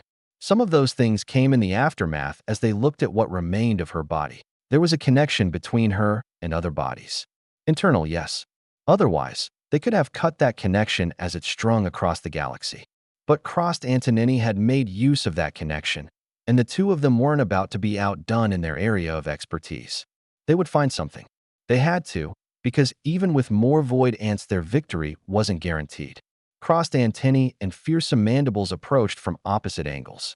Swarms of void ants dropped elsewhere, but each of them moved alone except for their royal guard. It was of utmost importance that they not be noticed at a long distance, because of the human countermeasures. Many had already begun, but the humans were counteracting them. Caustic chemicals had been released around the station, floating in a large cloud. Human cultivators brushed the chemicals away with a sweep of their energy, but weaker void ants would instantly find their carapace melting. However, the stronger void ants moved through. They could face corrosion, heat, cold, poisons, or any number of other things. They would have struggled most if the enemy cultivators simply placed themselves in a durable box, though not as much as would be expected. A hunk of metal couldn't stop them for long. The plan was for Tesuat and those behind him to hold off Corinne for long enough for the royal void ants to pin her in. They could have used 100 more to cover the angles better, but they had what they had. 2 queens and a handful of royal guard each. Crossed antennae noticed Chops break away. Good. She had been stubborn to come anyway. Replacement limbs simply weren't the same. Only living void ant carapace provided the full energy nullification. Chops wasn't retreating. Instead, she had launched herself towards a particular human. The woman appeared to be coordinating the release of problematic chemicals, including making sure that they didn't float away into empty space. Chops redirected her momentum as she pushed away from the pack, cutting her way through everything in her way, including fire. She knew that Chitty could do better, but what was a humble void ant to do? She got most of the threats out of her way, and if her new metal limbs got a little bit scorched, she could only apologize to the creators of her new appendages. They worked just fine, though. They followed her commands as her limbs caught onto part of the deep space station just above the meditating human. She was smart, well-armored, with no gaps that void ants could crawl through. Smart, but woefully uninformed. The woman reacted to the killing intent just a moment too late. No doubt she was a valuable subordinate of Corinne, and if she lived, a scourge of far too many void ant lives. The power of blades flowed through Chops, and she was merely empowered by the defensive energy in front of her. Human brains were particularly soft, so it only took 2 attacks. One to open the skull, then a second to destroy the brain. Nobody lived long without a way to control everything. A wild surge of energy tossed Chops away as the woman nearly exploded. Dangerous. For any humans nearby, that is. Convenient for void ants, if they could regain their momentum now that many of the hazards would be less effective, scattered by her energy and limited in quantity to begin with. These humans weren't nearly as prepared for void ants as they thought. Perhaps they had been counting on obscurity to save them. But that was where they failed, as other humans were prepared to track them down. Tesuat had an armor of void ants and a small battalion at his back, but he could barely even stand up to Corinne even as she was bombarded with attacks from every angle. The worst part was he didn't even know if he could hold her attention for much longer. Then the time came. One of her augmentation cultivators suddenly died, and she turned her head. Tesuat put his all into an attack, but didn't even make it within 100 meters of her as her aura pushed against him. He hesitated for only a moment before pulling back and flinging his spear. She didn't even turn as she annihilated and everything around it from existence. If she had, she might have noticed the web of void ants that flung themselves outward in a web pattern. Corinne didn't have to look at Tesuat to fight him, but she did have to look for void ants. As she spun to investigate the death of her ally, she caught one of the queens in her sight. Tesuat could only tell because she launched an attack, and because the energy disappeared. The domination cultivator threw herself out of the incoming path, but the queen had latched onto her energy and would not let go. All she managed to do was drag her closer. Then the other one struck. Tesuat couldn't make it out with his eyes, but he noticed the sudden drop in energy. The void ant net was off target, but it split in half, flinging in opposite directions. The two queens and one mass of void ants congregated at the same moment. Crossed antennae saw her sister come under attack, and she feared that Corinne would spin around to catch her as well. But instead of doing that, the domination cultivator relaxed, as if a moment she was waiting for had arrived, and the trouble was being handled. Too bad she saw the wrong sister. Crossed antennae chomped through her energy. Snips bit into her spine. Bullet and fire filled her with something that would be bad. And the best part was fearsome mandibles somehow latched onto Corinne's energy from her attempted counterattack. Corinne's spear stabbed forward towards fearsome mandibles without any energy, piercing through the vacuum at great speed. One of her royal guards fell. Crossed antennae didn't even know if she had a name, and now she'd never be introduced. Runa moved first, her father following after on faith. The void ants were probably enough to kill Corinne on their own, if it was her real body. Runa wasn't even certain if she had a real body, but that wasn't as difficult to handle as it might have seemed. The spirit-slicing sect was meant for cutting all sorts of things without form, and her instincts told her that an opportunity was coming. One of the void ants. Up close, she could potentially pick the queens apart, but not at a distance. Yanked on Corinne's energy. Probably crossed antennae, since she'd done it before. Corinne clearly didn't like that, and Runa felt a shift. She dashed past a surprised cultivator of the soul piercers, barely dodging the attack to avoid losing momentum. Her defensive energy was mostly depleted, but she didn't shift anything to replace it. A shockwave burst from Corinne's body as she exploded her armor in all directions, blasting away the void ants. A desperate move, yet it nearly stopped Runa. Yet as her energy was weakened even momentarily, Runa managed to use her void steel blade to carve a small path for herself. In front of her, she felt something. A string of energy being held tightly by crossed antennae. Runa had one opportunity. She was going to cut a connection, and she just hoped she didn't do it in exactly the wrong manner. One would sever Corinne from any other body she might have prepared, and the other would let her go. That was what Runa's instincts told her. It was possible both options were incorrect. It was also possible both would be advantageous to Runa, but her luck wasn't that good. She'd already used up any good luck just meeting Velvet and everything that had come from that. Her blade cut halfway through the connection when a backhand snapped her head to the side.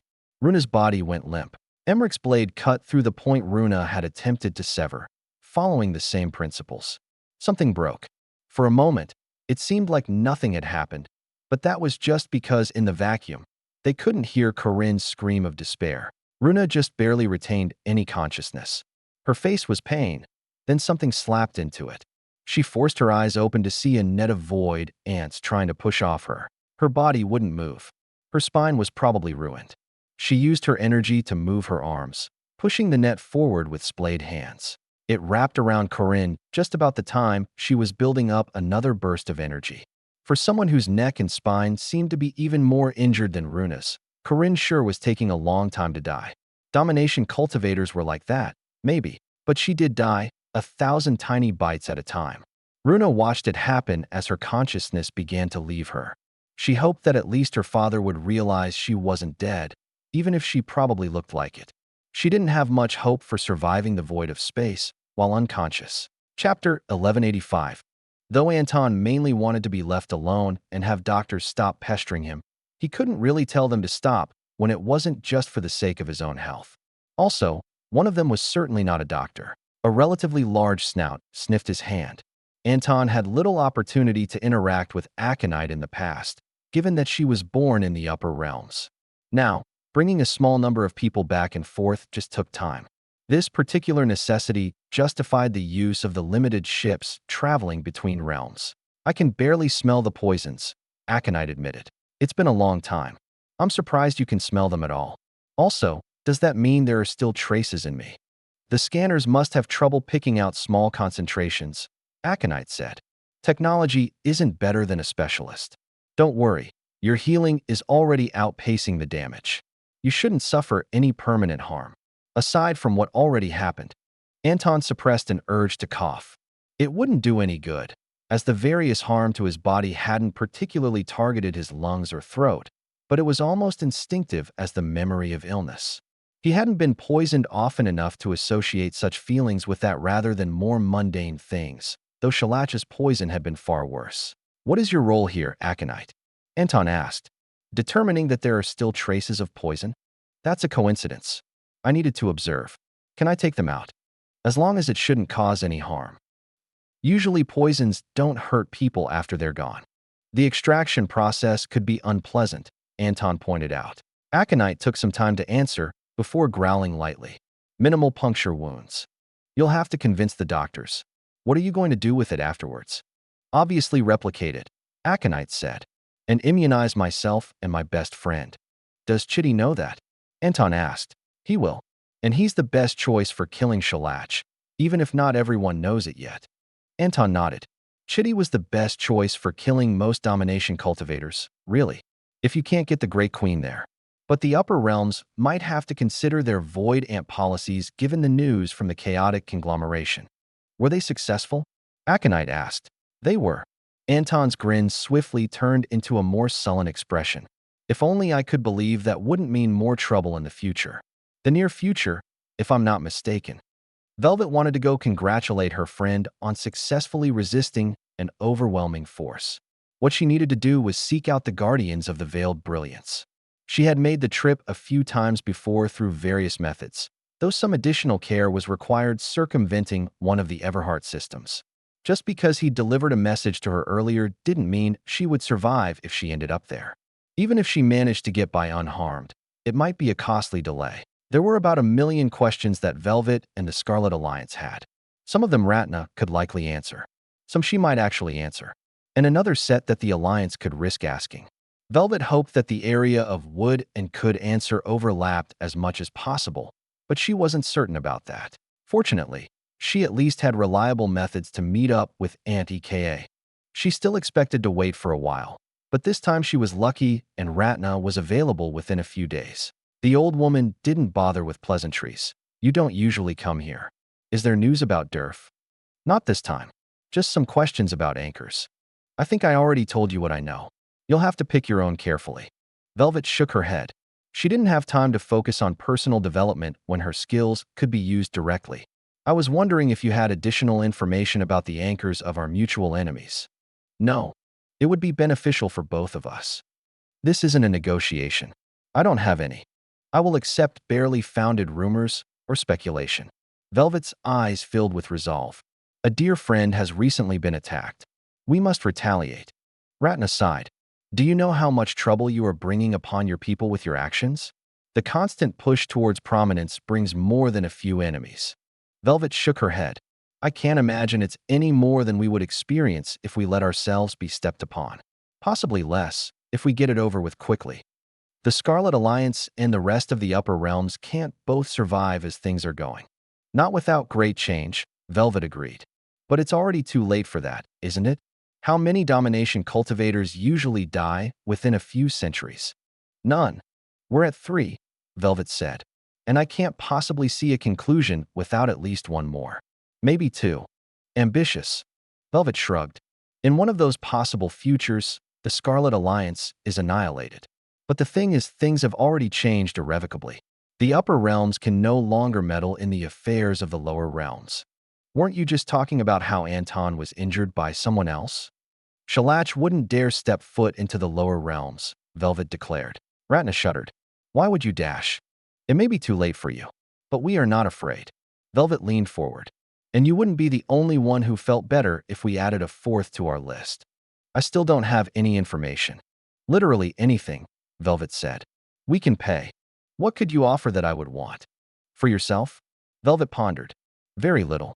But for your sect or sex? Velvet raised an eyebrow. I'm certain you could use a planet full of resources from the lower realms. Inorganic matter only, but I'm certain I could get it for you. There's no way that dash. We stole a planet, Velvet said. Flinging one to the upper realms wouldn't be too difficult.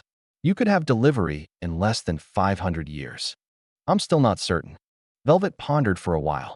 I don't want you to take this the wrong way. Of all the people who wish no harm would come to Durf, we're both near the top of the list.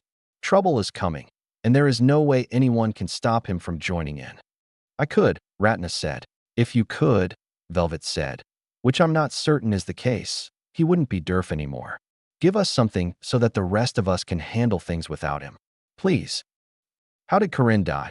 The spirit-slicing sect killed her, Velvet said, along with many members of the chaotic conglomeration. Ratna shook her head. I know you were responsible for the rise of augmentation cultivators among them. I also know that they had nowhere near the numbers to kill her. I heard something about void ants. We found void ants being kept in facilities in the lower realms. Farms, managed by the Exalted Quadrant. You didn't answer the question. If you help us draw out Xianxia, I'll tell you everything the Alliance knows about void ants. Ratna frowned. I already know about your connection to the lower realms, and that they have void ants. Somehow those made their way to the upper realms. Velvet wondered how far she could go. You can pick out the planet, as long as it's not an acclaimed system. She waited for Ratna to process that. We can make the trip much more pleasant than you might be thinking. And we would guarantee your safety, of course. How did your alliance even come to be this way? Ratna shook her head. It's so improbable. Is it? Velvet asked. Because in my opinion, it was the most likely option. Nobody could gain a foothold here in the upper realms without being extraordinary in some manner. If we were mediocre, we would have been dead. You wouldn't have even heard about our existence. Ratna seemed to have no counter for that. What are the lower realms like? Exactly the same as here, Velvet said. Full of people and wondrous things. Just with a different fundamental energy. Somehow I don't imagine it's exactly the same, Ratna commented. You're correct. There are more meerkats. So it might be better. Why do you refuse to avenge yourself? The Great Queen complained as she floated in front of Anton. Why are you coming with me to a planet you have no business on? Anton asked. I asked first. I'm shooting Xianxia the instant I know where he is, Anton said. I can do that pretty much the same from here. He gestured broadly. Everything begins right over there. It would not be immediate, she said. You should be closer to the border. I want a break. I thought you liked my peaceful mode. The Great Queen did not answer for a while. You were not just attacked. You were attacked above the planet my daughter founded. And had to leave behind, Anton reminded her. It wasn't possible for your people to be there, and the humans wouldn't have been comfortable if they were. Furthermore, he was only present for a few seconds, not enough time for void ants to join the battle. Maybe you need a vacation. You seem stressed. I have not engaged in war recently, the Great Queen countered. How are those feral void ant colonies? It is difficult to communicate with those from another bloodline. You should see Bear Hug. They might be freaked out by you, though. I know that shape. It's an ant. Bear Hug declared confidently, but only after completely surrounding the Great Queen with their algae. That's right, Anton agreed. Now, you should probably let you go. She can't speak like that. I apologize, slightly not small ant. Bear Hug indicated. I did not mean to restrain you long. She can't speak the energy language, Anton said, though she'll probably learn to understand fairly quickly. But as for actually doing it herself, her people are mostly incapable. The Great Queen looked inquisitively at Anton, so he explained. Yes, I will learn quickly, and I might be able to use an inverse language. Good point, Anton agreed. You have significant control over what energy you personally devour. I forgot, Bear Hug said excitedly. Did you see my new lake? How did you find me on another planet? I found Lev, Anton gestured. And then I found you. Lev is a good friend too. He says he is uncertain about planting a tree because it might interfere with nature too much. But there are many trees here. Yes, but his tree would be from a different planet. Me too, Bear Hug exclaimed. It's very exciting. I didn't explore all of that other planet, but now there's a new one. I wonder how many more there are. There were a few. And from what Anton understood of the local phenomenon now, things might cycle between the planets occasionally, with some getting devoured by the creatures in space or remaining there themselves. Though whether it was actually a cycle or just planets randomly tossing natural energy towards other planets remained to be seen. Ultimately, it had to balance out, or one planet would be clearly less prosperous than others. I'm sure you'll get to explore them all, Anton said. With Liberty. Where is Liberty anyway? Anton actually knew the answer, but conversation was conversation. Liberty is out finding new friends. They will come back here or live over there. But you should see my new lake. It wasn't a very good lake until I came around, but now it is the best lake. Let's see it then. Anton knew where it was, obviously. Most of Bear Hug was there right now, which was the whole lot of them. If he didn't know better, Anton might have stepped out onto the lake and assumed it was grass. It was that green over the whole surface. Impressive. This lake was super bad. What was the word for bad, Lev? Toxic. It was super toxic. Lev said no fishies would ever live in the lake. They still don't, but maybe we can pick some up and put them in. You might need to let them have some sunlight, Anton suggested. And they'll probably need biodiversity. What's that word? It means a wide variety of plants and animals.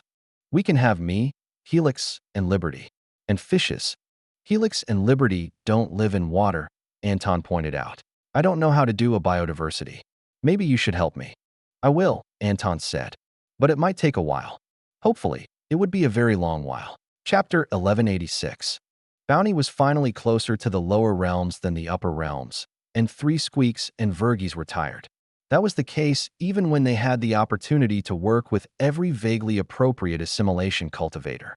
Providing continuous year-round energy for a planet was difficult. It still wasn't close enough to get a usable amount of sunlight from any star in the lower realms, but it was drawing in some small portion of the natural energy.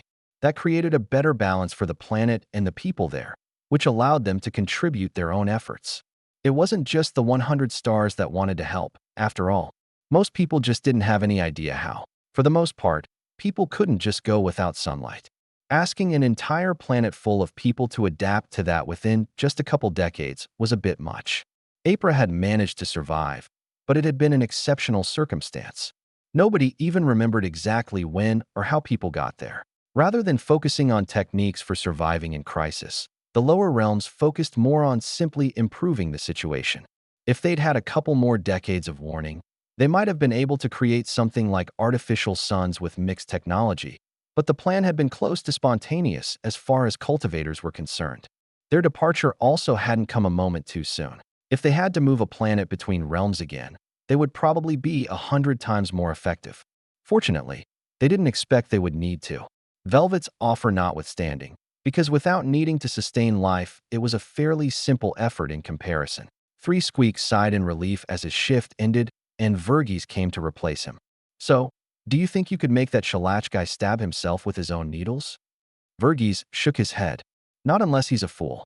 Speaking wasn't such a big use of concentration that they couldn't do it while also creating sunlight.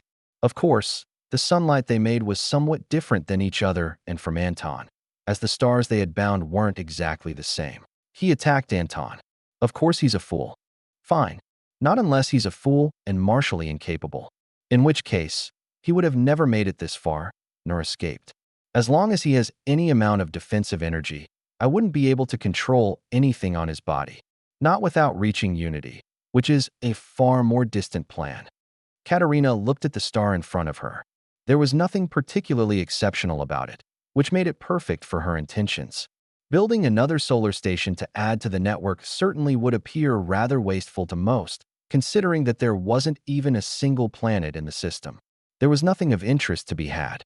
It merely happened to lie inside Scarlet Alliance territory. That was perfect for what Katerina wanted, because depending on the precise implementation of her plans, the star might explode. It wasn't supposed to, but the risk was not negligible.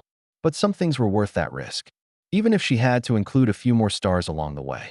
Velvet was going to have to trust Ratna's information on Shalach was well thought through, but it certainly seemed to fit.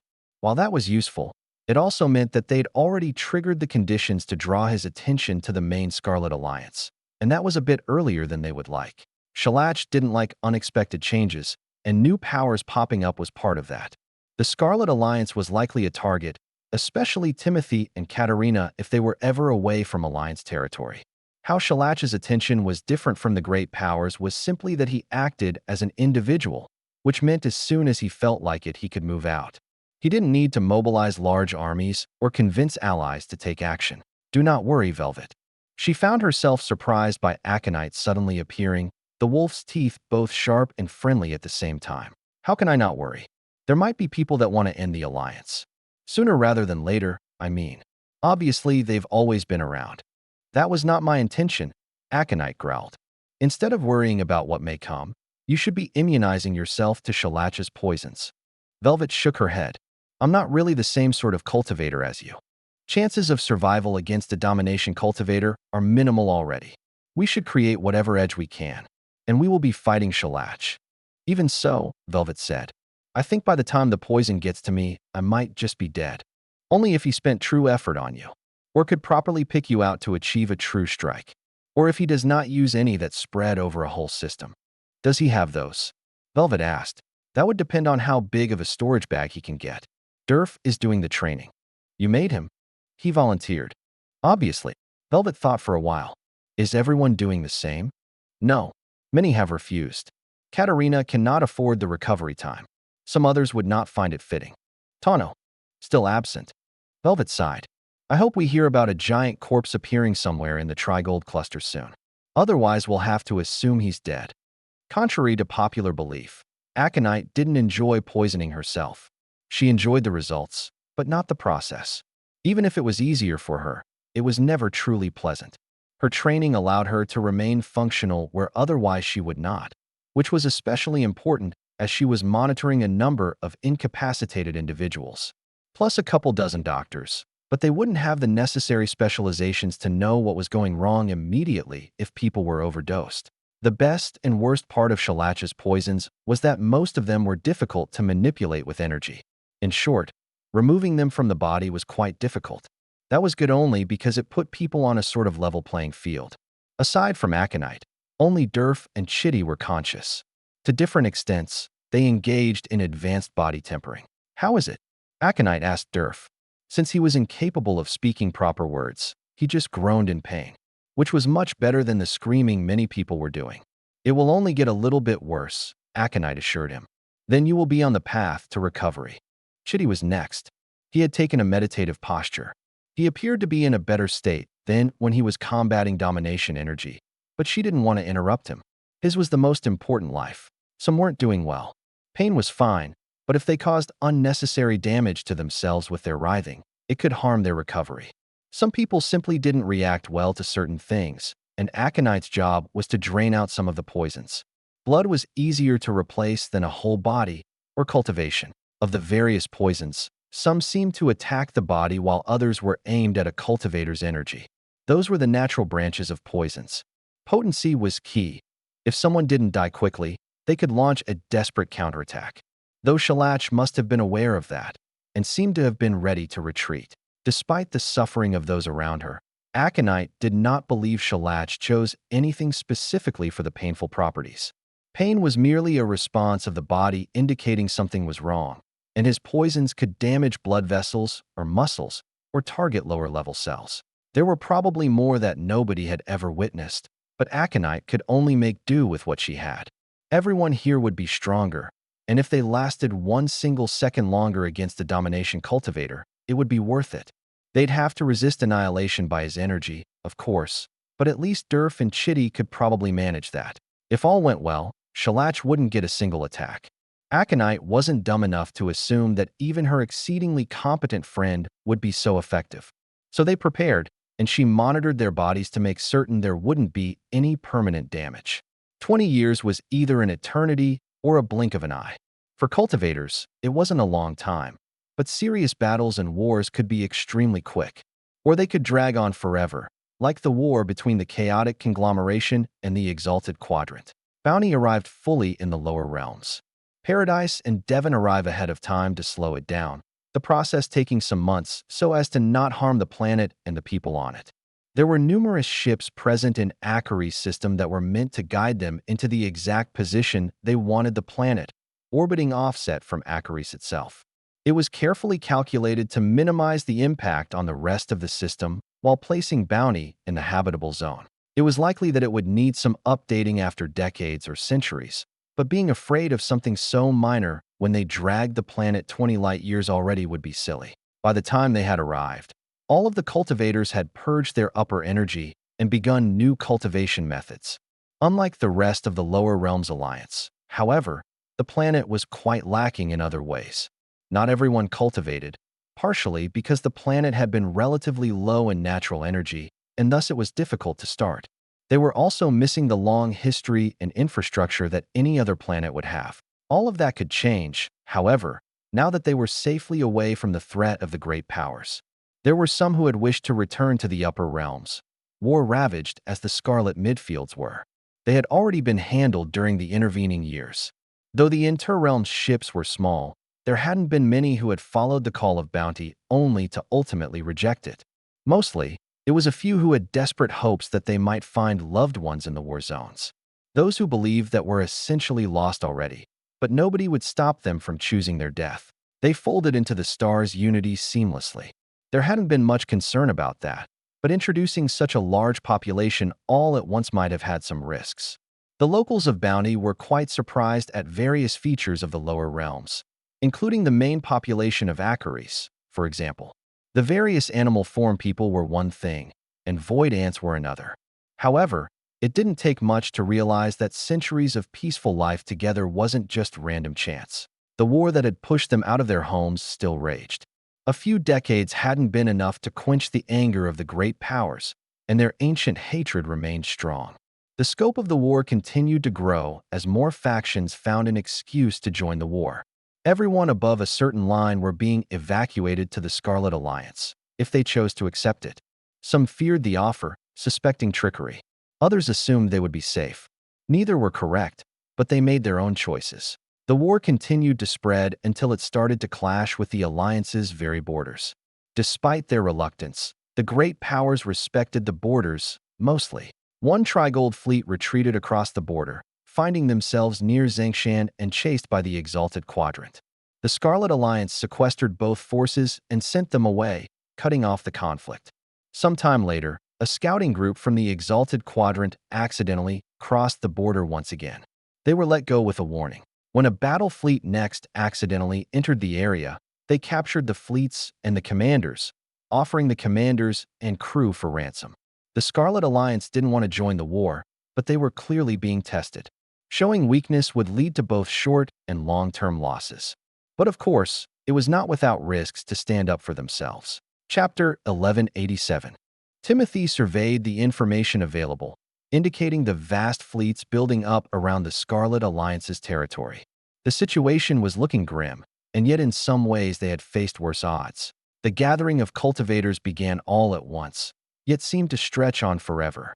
After the Exalted Quadrant began to gather on the borders of the Scarlet Alliance, the Trigold Cluster was quick to respond and do the same. On one side was the Citadel of Exalted Light, the Ponderous Turtle Clan, the Numerological Compact, the Disciples of the Beyond, the Forest of Death, and various other minor sections. With no fewer than 2 domination cultivators, plus some potentials, they were in a tight place. Timothy didn't want to say the situation looked like it might be the end of them, though he certainly thought it. Verbally, however, he made another comment. They're scared. They were dismissive, annoyed, maybe a bit concerned about us. Now they're scared. They're afraid Katerina and I will develop into something they can't match. If only we had that time, Prasad commented. But there wasn't much way to avoid this. I might have personally accepted further intrusions, but I can't say for certain that would have been better. I believe we could defeat the Exalted Quadrant, Hoyt commented. After all, even if you are fresh, you too are still domination cultivators. And we have the home field advantage. It's unfortunate one of the rest of us have reached it yet, but it would be stranger if we had so many. Timothy was of a similar opinion. Confidence in oneself was important as a cultivator. They likely could defeat the Exalted Quadrant. If that was the end of their worries, then things would be vaguely manageable. This won't be a victory purely on our martial prowess. He shook his head. It's more how we can direct everything else. The borders of the Scarlet Alliance stretched across a distance more than 100 light-years wide. The southwest was crawling with fleets that if they pressed forward slightly would find themselves in the central system of Xianxia. Exposing their core world in such a way was both a risk and a strategic necessity.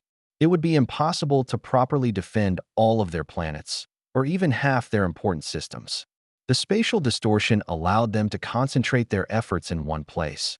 Yet the enemy could also make use of that by gathering their own forces. Fortunately, the Scarlet Alliance was fully self-sustaining. So if the Exalted Quadrant wanted to host a vast number of cultivators just outside their borders, they could simply wait until they ran out of supplies or got bored. But it was the others waiting on their borders that both compounded the situation and provided opportunities. The Trigold cluster was at war in the Scarlet Midfields, and that hadn't just stopped because the Exalted Quadrant had taken offense to the Alliance policing their own borders. Or rather, the fact that they were enemies hadn't faded. The war was at a ceasefire, but not of any official sort. Instead, they were waiting like vultures to pick at the aftermath, gathered mainly to the southeast. Various sects were involved, including those with which they had former conflicts. The remnants of the imbued fragments and broad-eyed harvesters, the silver fong, and the fearsome menagerie. It could only be assumed that Yan, the fearsome menagerie's domination cultivator, was present. Caronis was, as well as the creeping fire sect. It was difficult to say exactly what her intentions were, as the Scarlet Alliance had ended up in a decidedly neutral position with regards to her. Then there were the Guardians of the Veiled Brilliance, and separately the Distant Shadow sect. Even if she was part of the Trigold cluster, Ratna was probably on the side of the Scarlet Alliance, or at least against the Exalted Quadrant. They had to hope, at least, because they couldn't afford more domination cultivators. Yet there was one. Probably. The swirling swarm seemed to have thought it would be a fun idea to join the war. Given that there had been no prior interactions with the Scarlet Alliance in any form, there didn't seem to be any other reason for their presence. Perhaps they owed a favor to another faction. They might have taken offense to the insinuations that the Scarlet Alliance colluded with Void Ants. Whatever it was a bit difficult to ask for the reasons. Both great powers gathering against them at such a rapid pace hadn't given the Scarlet Alliance much time to maneuver. A few years wasn't really much as far as cultivators were concerned. They would have expected some more half-hearted attacks first, but as the war had made its way north through the midfields, they were inevitably drawn into it. Now, they seemed like the prime target. Nobody felt particularly comforted by the buildup of fleets on their northern side. With the great powers already accounted for, there was only one possibility remaining: Everhard. While there was hope that he might be there to cause chaos among the great powers, it was equally likely he was just waiting to salvage whatever he could. All attempts to contact those fleets had been rejected. They'd had plans for Shalach, one domination cultivator, acting more or less alone. Now, they might still be able to make use of those. There was a significant chance that he was lurking among the fleets, somewhere. From the perspective in the upper realms, things seemed pointless, the Scarlet Alliance isolated. But they were not quite as alone as they seemed. Anton's vacation had been too short before he'd been called back to the front lines. The lower realms were supposed to have several more centuries of peace before the tides of the world shifted and the upper realms found it more convenient to invade. It seemed like there might be nothing that they could do, but it was actually the Shining Cooperative that made the first move, inviting together a council of the different powers in the lower realms. Kybal was the first individual Anton recognized, captain of the Astral Spear, though the ship itself had been greatly transformed over the centuries. Usually, he stayed out of diplomatic efforts, especially with their peaceful allies, so Anton only knew a few others personally. Ravel of the Righteous Inscription sect introduced their plans succinctly. Enemies are gathering in the upper realms. They seek to destroy the Scarlet Alliance, and in turn cut off the future of anyone ascending from the lower realms. This lack of choice and path will be greatly troubling for future development of all of us. But we have a plan. I am interested in hearing it, Anton said. I've had little in the way of useful plans myself, and I can attack over the border a certain distance. That should still remain of use to us, Ravel said. We have a method to replicate the effects of a shift in the tides.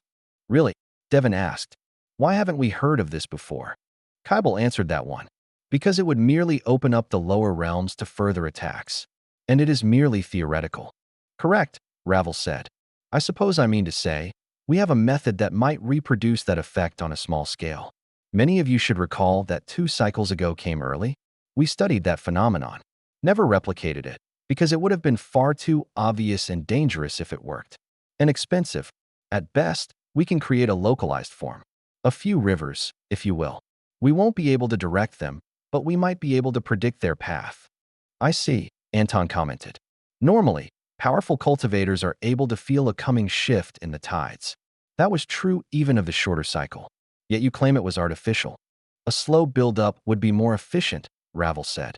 With the costs spread out over the Trigold cluster as a whole, it was likely deemed acceptable. Perhaps the exalted quadrant shared in the burden, though we have no evidence of that. Can this be accomplished in a short time? Anishka questioned. We likely have less than a year. The assault could have already begun. Ravel frowned. This is why we called everyone quickly. We must try, if it is to be done. We will need the Lower Realms Alliance and Shining Cooperative, as well as the Adamant Federation and Free Planet Guardians. Most likely, we can only target the Trigold cluster given our placement. But we never had hopes of invading the whole of the upper realms, anyway. If we could but pull away the fearsome menagerie, we might shift the course of the war. Alternatively, he took a deep breath. We consign ourselves to the lower realms for eternity. We build up our defenses. The upper realms will likely concentrate their forces for future assaults, so defeating them will not be a guarantee, even if we continue our growth. I think we need little convincing to act, Anton said, if you can actually accomplish this. But I must insist that you allow us to send void ants. The Great Queen would never shut up if he didn't. Ravel nodded slowly. We intend to open up the pathway for any fleets to pass through. Whatever your alliance deems appropriate should be your contribution. Tor, of the Free Planet Guardians, took the opportunity to speak. A bold move, but not more bold than the upper realms trying to dominate everything. We're about ready for some proper revenge. However, we don't intend to sacrifice ourselves. The intent is only to draw them away, Ravel explained. A raid, if you will. After all, we must know our own limitations. Even those beyond life transformation will be weakened in the upper realms. We can't know precisely how much until we try. Runa sat with Misai and Julie as they explained the situation to her. Fearsome mandibles immediately began to sign angrily. I will bite out the eyes of the cowardly, exalted ones. It's pretty much impossible to get to them, Julie pointed out. At least, the ones we know of. However, if the chaotic conglomeration attacks the Western Exalted Quadrant, it might be possible to sway the war. Somehow. There's no way, Runa said. I certainly wouldn't be able to convince them to do that. And I doubt most would be interested in working with void ants. No offense. We're more or less isolated here. That's where another factor comes in, Misai explained. Human greed. You know how Everhart constantly manages to draw people to his tombs? Yeah. Screw that guy, Runa said. No treasure is worth that much. Not everyone agrees. So Misai shrugged. We tell everyone that the Exalted Quadrant has killed Everhart and has moved on to attack somewhere else. His treasures will be ripe for the taking, without his traps, just spread out in the Exalted Quadrant. The only problem with that, Runa pointed out, is that he's not dead. He's part of the nebulous thread around the Alliance, right? I know that, Misai said. And so do the rest of us here. But how many people 10 or 20 light years further know that, do you think? The Alliance has special communications to reach this far. Those with spies in the Exalted Quadrant aren't getting rapid or thorough updates on that front. Here are the things we know. Corinne is dead, and we have been taking the Soul Piercer's treasures. Exaggeration and speculation about what those further in might have should be sufficient. Will we not act ourselves? The thing is, Runa, we like you, Julie commented, and the rest of this little region on the border, which is why we're not asking you to die for us. But the rest of the chaotic conglomeration? We don't know them. So you're asking me to convince my allies to go die for you, Runa said. Not at all. If they were your allies, we'd have seen them on the front lines, ever. Julie shrugged. They're just people under the same banner. I wish I had something to say to counter that, Runa muttered. But you have a good point. I still don't know how to do that. That's fine, Misai commented. The two of us know what sorts of treasures Everhard had previously. That informs what he might have now. It's some of everything, of course, the first twin explained. But the more details we have, the more people believe we saw it. You just have to convince them you want to take them first, and then unfortunately find yourself slowed down and unable to get there in time. We'll certainly have to fight, Julie said. But we really don't want to be first. If you want, we can come up with a number of missives to have accidentally intercepted by some greedy factions. I suppose it doesn't hurt to try, Runa said. I kind of wish we could directly help, though. It was difficult having a friend that spent most of her time hundreds of light years distant. And the Scarlet Alliance had helped the growth of this particular segment of the chaotic conglomeration to a great degree, and she didn't just mean her and her father reaching augmentation. With the domination cultivators off at war, it would be strange to not try to take advantage, even if there weren't friends on the other end. Chapter 1188. Though it didn't appear that the Scarlet Alliance was doing anything but waiting, they were quite busy. Every day that passed while under siege, they continued production of more ships and weapons.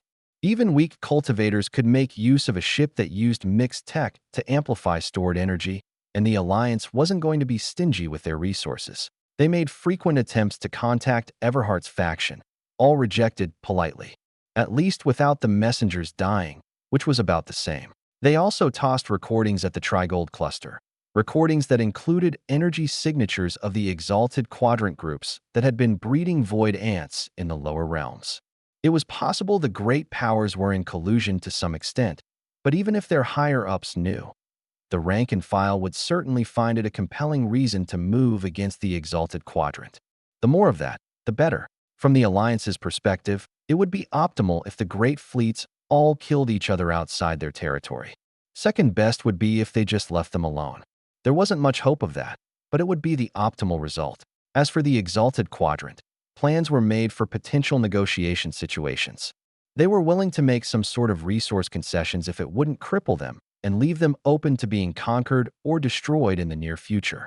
Making a righteous last stand was a romantic ideal, but less compelling if there was an option where their people got to live. There wasn't much point in dying for nothing, but if demands were made that would result in annihilation, they would just have to stand their ground. And it seemed extremely unlikely that there would be such great forces on their doorstep to do anything less. The lower realms worked quickly, putting together complex formations at the border.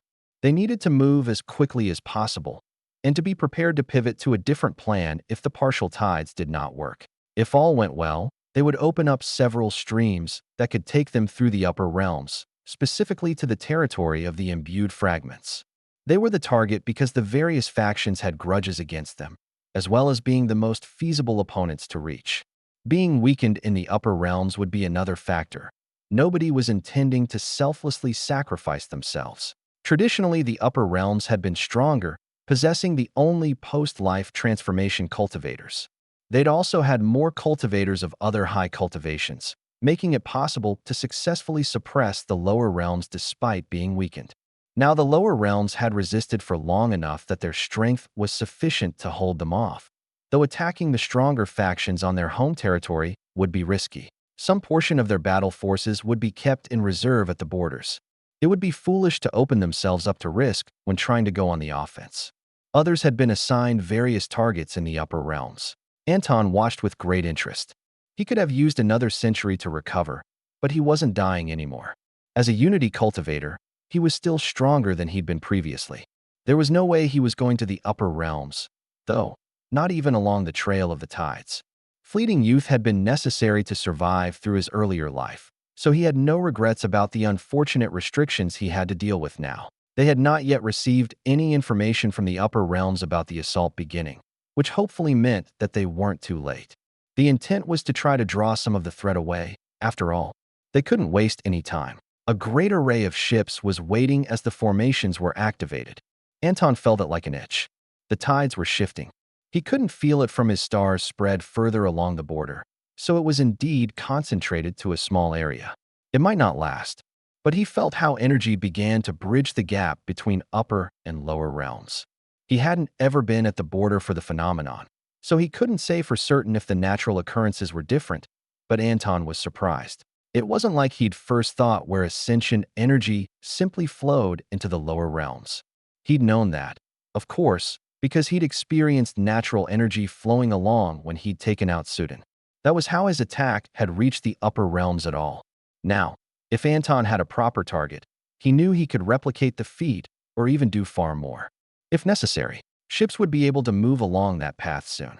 In turn, Anton would probably want to move away slightly. The ascension energy wouldn't react well to his presence. Hopefully, they weren't too late. Runa shook her head. I can't believe it. Human greed, used for something good for once. Flowing past her were vast fleets from the chaotic conglomeration. I suppose if people didn't act now, they might be consigning themselves to a future of mediocrity. That's one thing cultivators can't abide. That's right, Misai agreed. We can reach great heights, or encounter death. I'm fairly content not having to risk my life for gains of knowledge most of the time, though. Except, now obviously. Hopefully we can steal some good formation techniques from our targets. Julie sighed. Too bad the Exalted Quadrant doesn't have tech. Or much tech, since they have been stumbling around with some. Come, crossed antennae gestured. We must march on our enemies. Julie chuckled. She's so much more enthusiastic with her sister around. The numbers arrayed around the border of the Scarlet Alliance seemed to be increasing without end, but eventually that number slowed and even decreased. Their scouts reported certain groups beginning to thin out, which was consistent with what they hoped would happen after receiving certain communications. Notably, the disciples of the Beyond within the Exalted Quadrant. The Trigold cluster saw many of the imbued fragments and some portion of the swirling swarm withdraw. The hope that the fleets might just leave was not to be, however. Nearly at once, the various fleets began to move.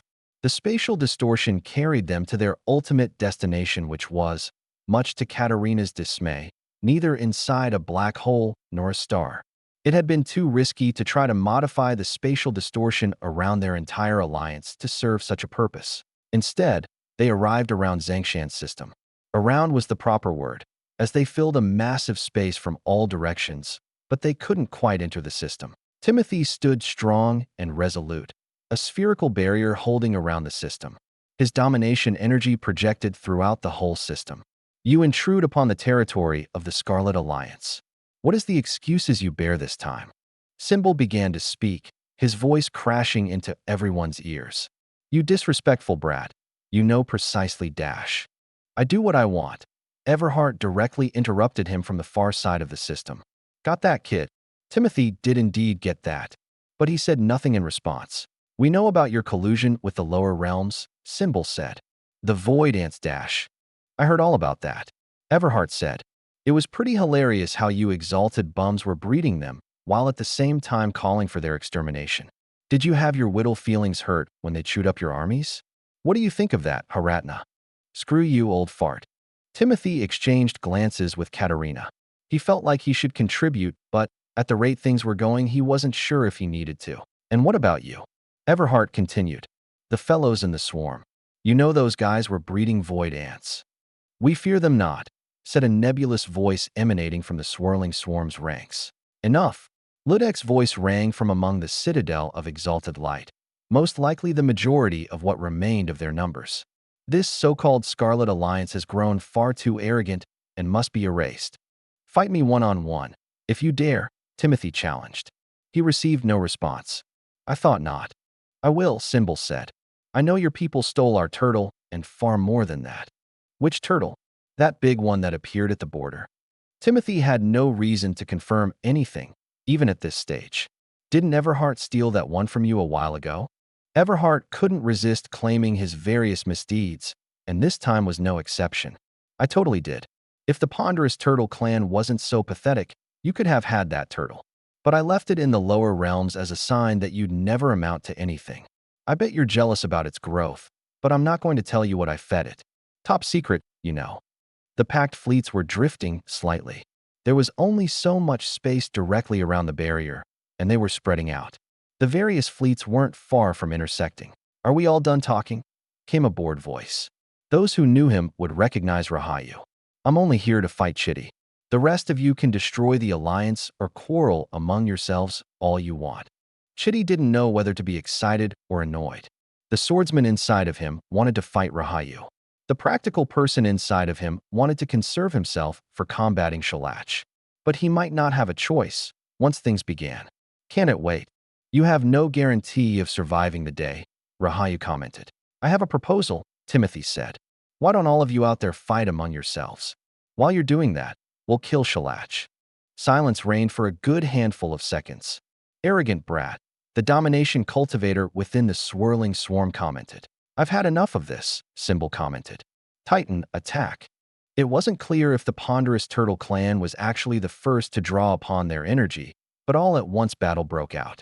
It didn't simply begin with a bombardment of the barrier, either, but adjacent groups began to attack each other. The swirling swarm sort of moved in blobs towards the numerological compact and Everhart's people.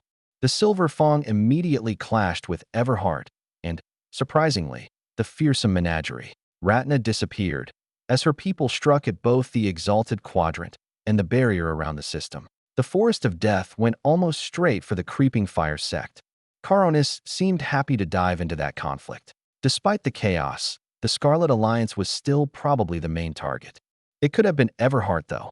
Either way, enough of the clashing energy slammed against the barrier along with the direct attacks that it wouldn't last. Timothy was supplementing it with his domination energy, but he knew it was foolish to try to stand against multiple fleets and their domination cultivators. Before he let it give out, however, he made sure to redirect several larger attacks at different segments of the massed attackers. Even if he was responsible, people mostly recognized whose energy ultimately harmed their companions. "That has to be enough," Katarina said. "Rely on us." Timothy nodded. The Scarlet Alliance had fleets, formations, and orbital platforms all throughout the system.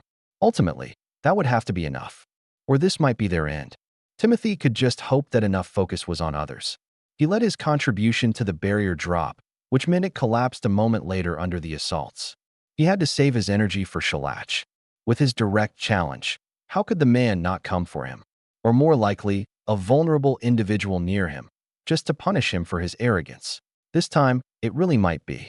But if arrogance was what kept the alliance from collapsing for at least a moment, they would have to accept it.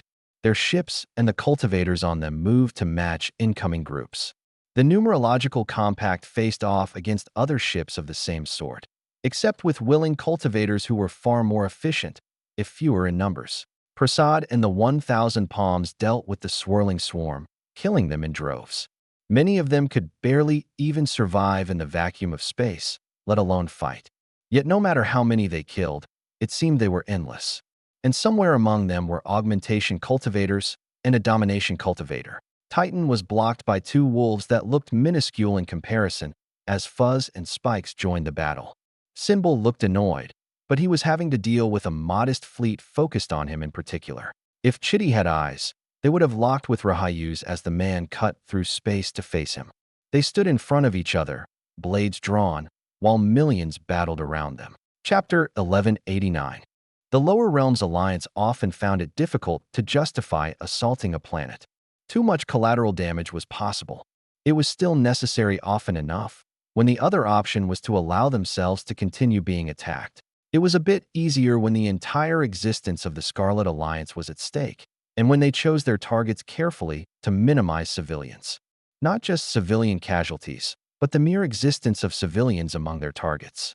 For example, the imbued fragments didn't even really have anything that resembled planets any longer, just husks of planets, and nominally no civilian population. Obviously, when people had no choice but to join up with a sect, it wasn't quite the same as voluntary attachment, but they were taking what they could get. It was that or accept the loss of friends and family in the upper realms, as well as any hope of anyone from the lower realms safely ascending ever again. Their ships flowed along the tides, concentrating on a small number of systems. They didn't intend to make the same mistake that the upper realms did. They weren't concerned about conquering the area or causing the most widespread damage. The intent was simply to force a response. The fleets moved through the artificial tide. They hit hard and fast when they arrived, but made certain that there was time for their enemies to send out messages. Not that there was much hope of preventing an entire system from calling for help. Ascension-class battleships, along with many of the more mobile assimilation cultivators, were the core of their forces, but they had a great many weaker individuals. From the unified sector, they had ships with large populations of hive mind cultivators that at the top end carried greater power as a group than any assimilation cultivator. Whether they quite matched an enrichment cultivator was another question, though it was assumed that in the upper realms they would have a difficult battle against augmentation cultivators. if they fought with single ships. But they had many ships ranging in power, as well as Byron, the first confluence cultivator. Lower realms forces shattered the stone ships of the broad-eyed harvesters, tearing apart and melting those made of metal. There had been some time for them to prepare once the tides had appeared. Fortunately, it didn't look like anyone in the upper realms had guessed the true targets. Or perhaps they simply had no allies. One system of dozens fell in a matter of a few days. Their forces then picked out their next target, making certain that their route would not take them too far from the tides. Otherwise, their energy would drain far too quickly. That would be a great detriment to all of them, except the void ants, of course. They could eat ascension energy as easily as natural energy, and perhaps it was even more nutritious. And of course, there were certain exceptions like the pure tech weapons that they brought along. Then there was Nthanda. Enemy cultivators were quite surprised to encounter kinetic threats on her level. Without making use of either source of energy, she accelerated arrows from her bow to tremendous speeds.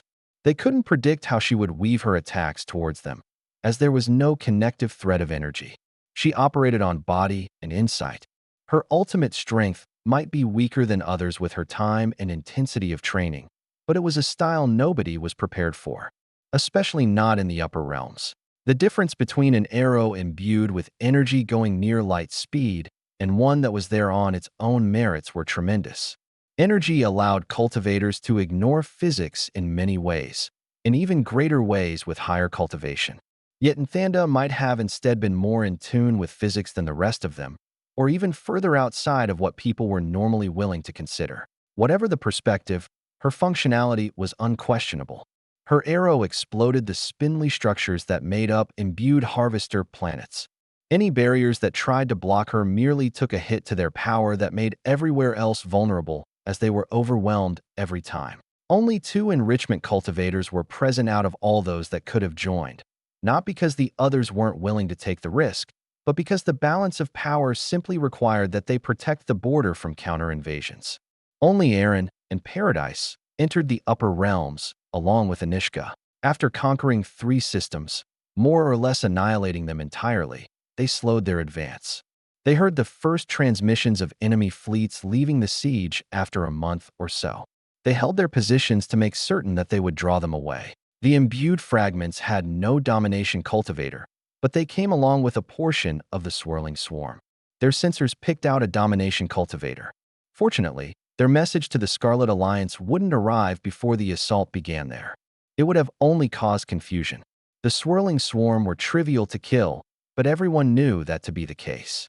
Prasad tried to wipe them out in great numbers, but he never let down his guard. That was why, when their domination cultivator attempted to bash his skull and he was ready to react, Prasad got off with a broken arm and being knocked back just past a planet. It would have been rather unfortunate had he impacted it, because one of 2 things would have given out. Probably him, if he was honest.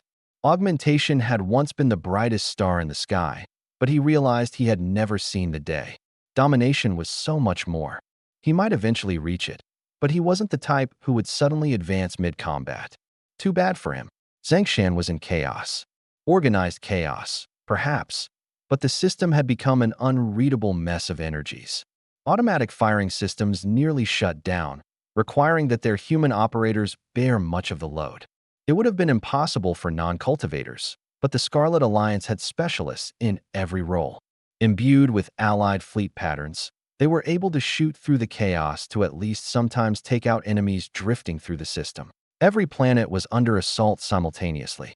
For factions clashed, with smaller divisions among the Exalted Quadrant and Trigold Cluster, as they carried no unified leadership and each sect had their own goals. Timothy focused on protecting critical ships and individuals.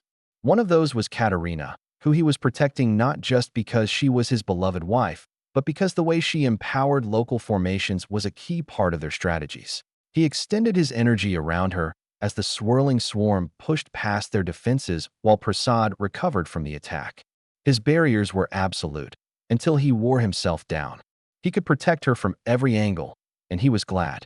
As for his stores of energy, once he had stopped resisting the combined assaults of the various fleets, he actually felt quite confident. A domination cultivator defending their own territory was not something to be diminished, even one fresh in the last century. Timothy knew he wasn't invincible, but he could feel the devotion. Everyone in the system was counting on them. The planets themselves were some of his primary defensive targets. Timothy had felt the attacks of Zorbarids. They were quick, certainly, full of power, but he had little in the way of lasting damage. Symbol's attacks made him feel like he was drowning in an ocean. Not at all enjoyable, but at least he could withstand it for some time. Keeping the domination cultivators occupied for their own fleets would be best. Then he felt a greater weight. A crack in his barrier as a small figure broke through. One of the swirling swarm, the domination cultivator. Another strike came for Katerina, and Timothy tensed. Katerina merely took a step back, and suddenly part of the battlefield was gone. The domination cultivator, and who knows how many hundreds of thousands of the swirling swarm. Just gone. Timothy recognized teleportation, of course. He also had some hints at what Katerina was setting up. He just hadn't thought it would happen so easily. What of the energy it took? Where had it come from? He hadn't even felt her becoming empowered. Then again, wasn't she already making full use of her abilities? Her energy was hidden in the background of every formation in the system. Where Dash, Timothy began. One of our extra stars, Katerina said. I don't think Dash. The swirling swarm seemed to care not for the loss of their domination cultivator and so many of their brethren. They had pushed back in, pressing against Timothy's barrier. And then it happened again.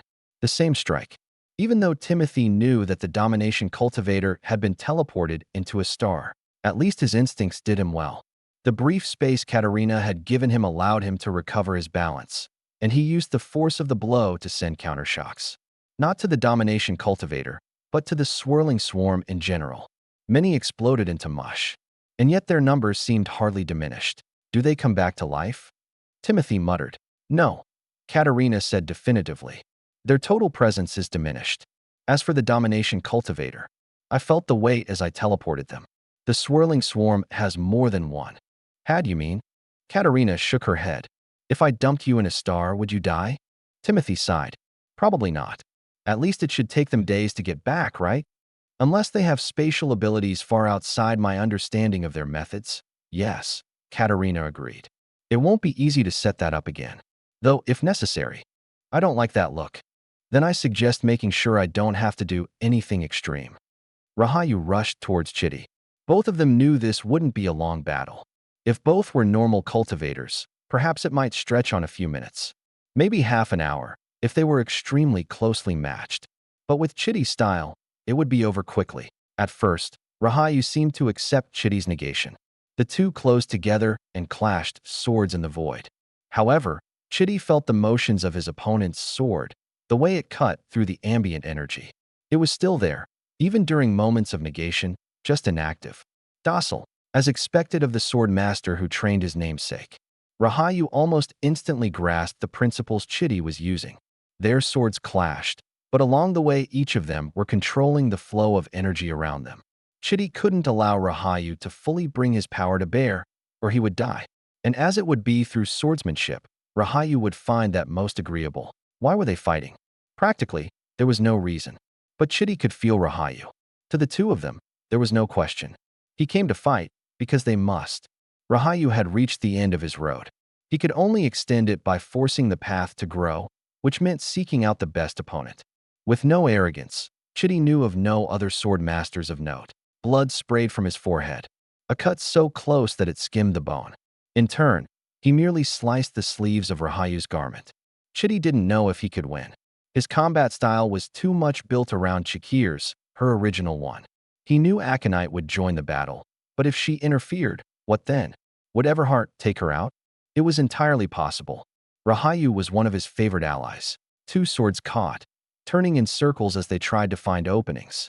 Again and again, swords clashed, sparks flying. Chitty focused entirely on keeping Rahayu's energy negated. Soon, the two of them would begin to suffocate. Or freeze. Chitty slashed, going for Rahayu's eyes. The older man parried. Chitty thrust. It could have been a feint or a real attack. Rahayu didn't overcommit to his defenses, twisting slightly. Chitty chopped with his sword, and Rahayu prepared to slip his blade. Then he would slice open Chitty's guts. Rahayu's sword broke apart. It was doubtless made by a grandmaster out of the finest materials available, enchanted beyond all feasible possibilities. maybe even by Everhard himself. Meanwhile, Chitty's sword had no enchantments at all. He'd kept negation up long enough to wear down his opponent's blade. I was weak, Rahayu said. Strike me down. Chitty's sword slashed across Rahayu's throat. Blood trickled out, but was stopped by Rahayu's energy. You give up too easily. Try killing some of those bastards with that broken blade of yours, and we can face off again later. Chitty let down his sword. It was a risk. Rahayu could move inside his guard, with his energy restored.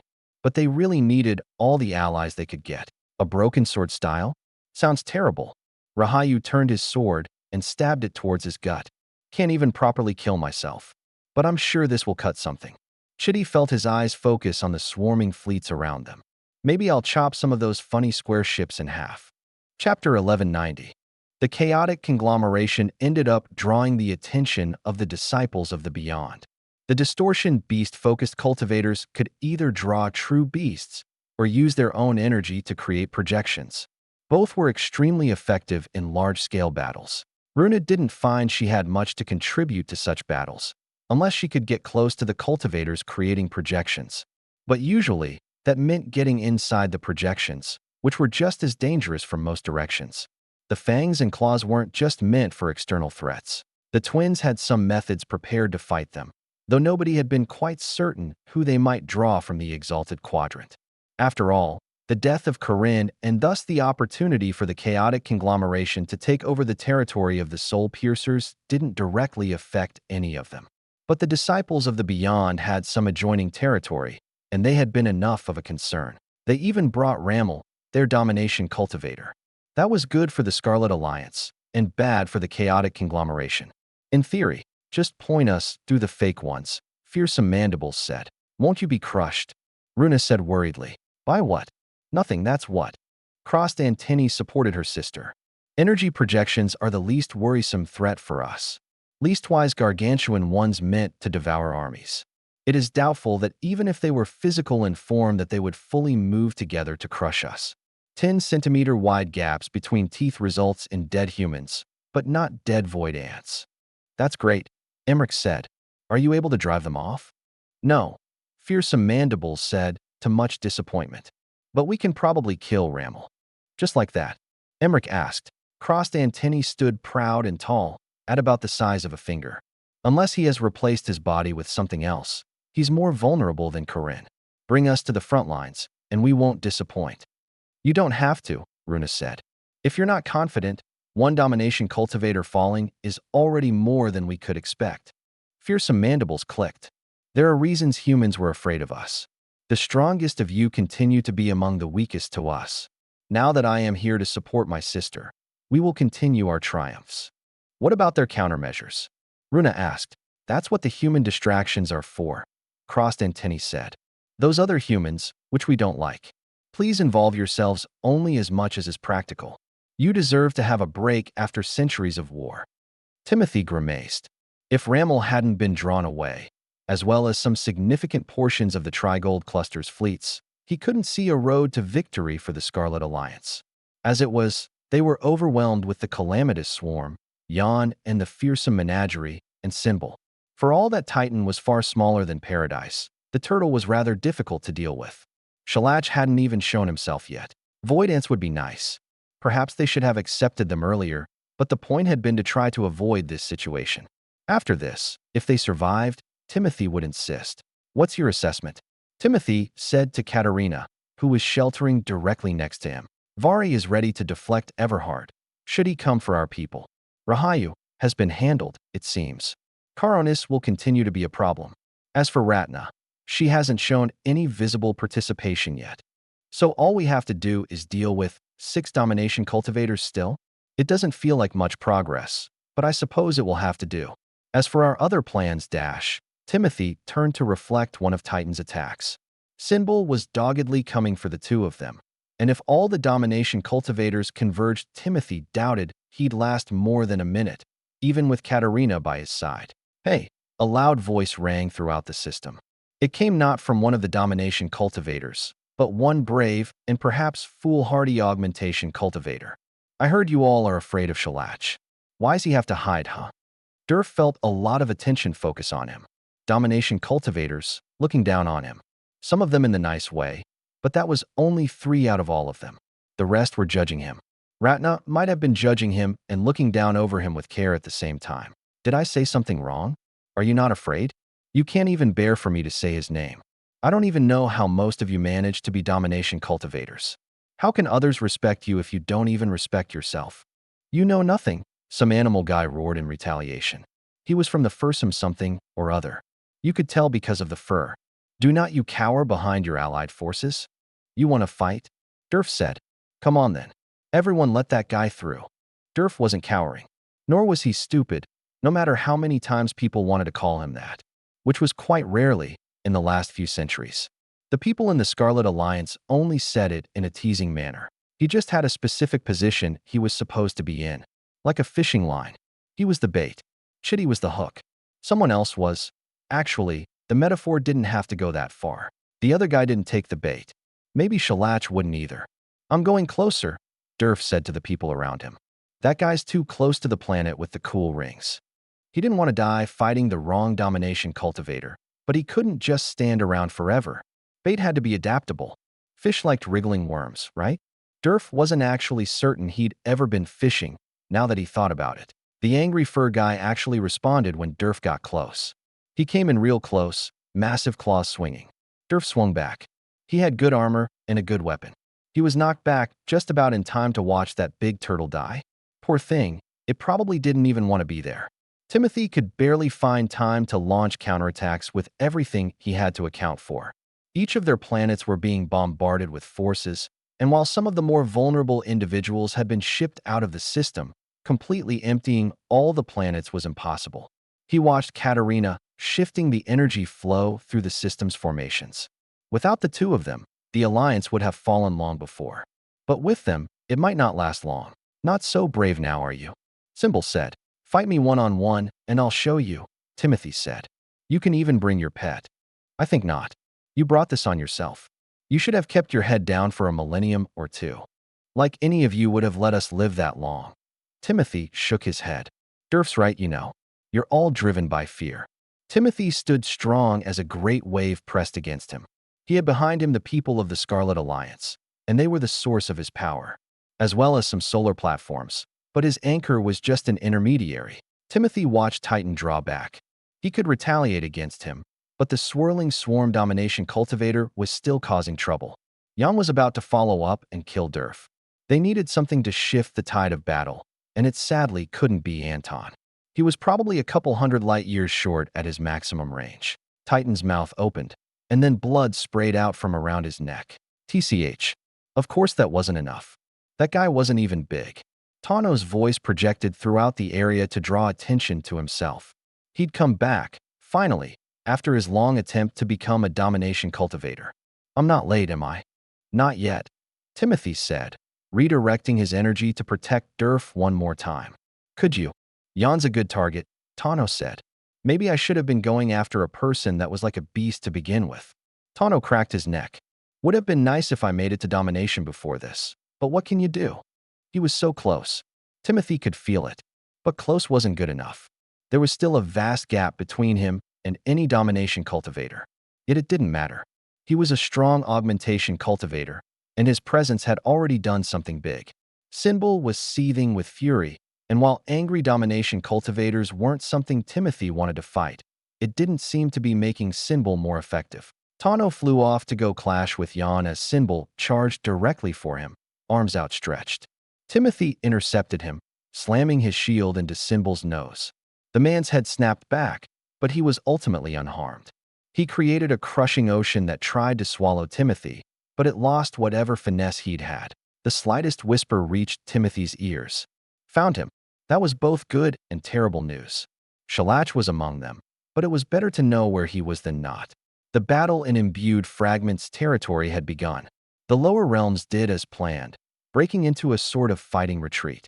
They had no plans to fight a domination cultivator outside of their own territory.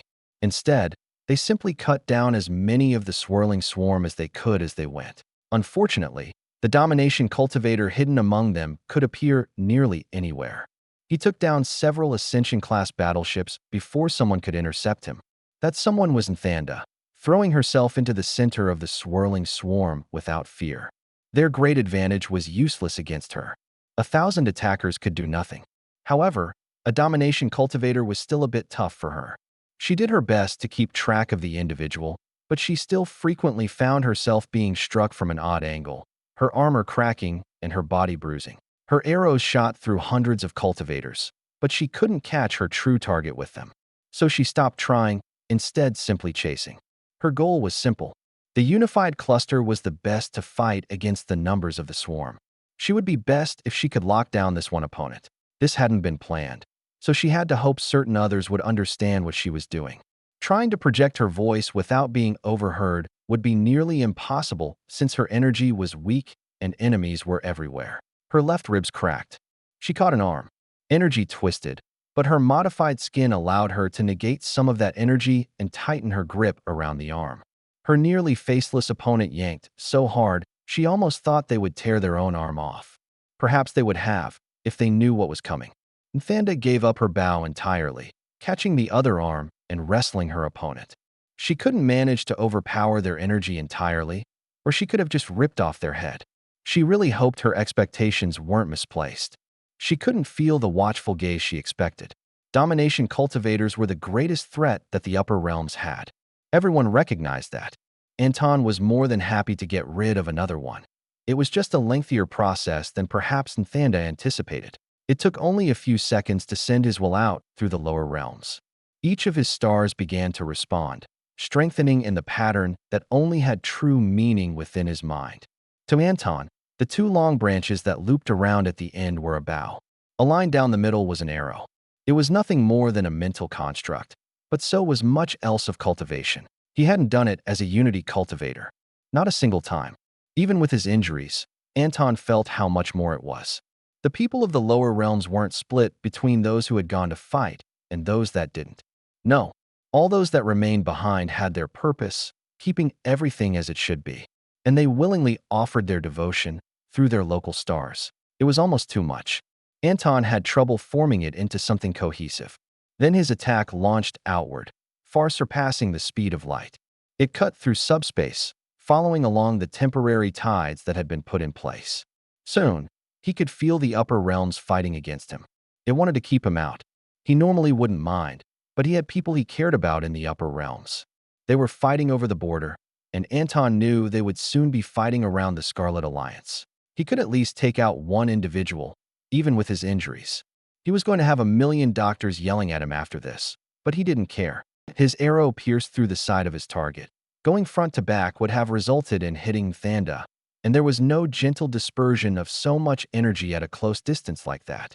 He tore apart the body and cultivation base of the domination cultivator like it was paper, and his attack flowed into the depths of the swirling swarm cultivators before he released it. Too many lives were lost.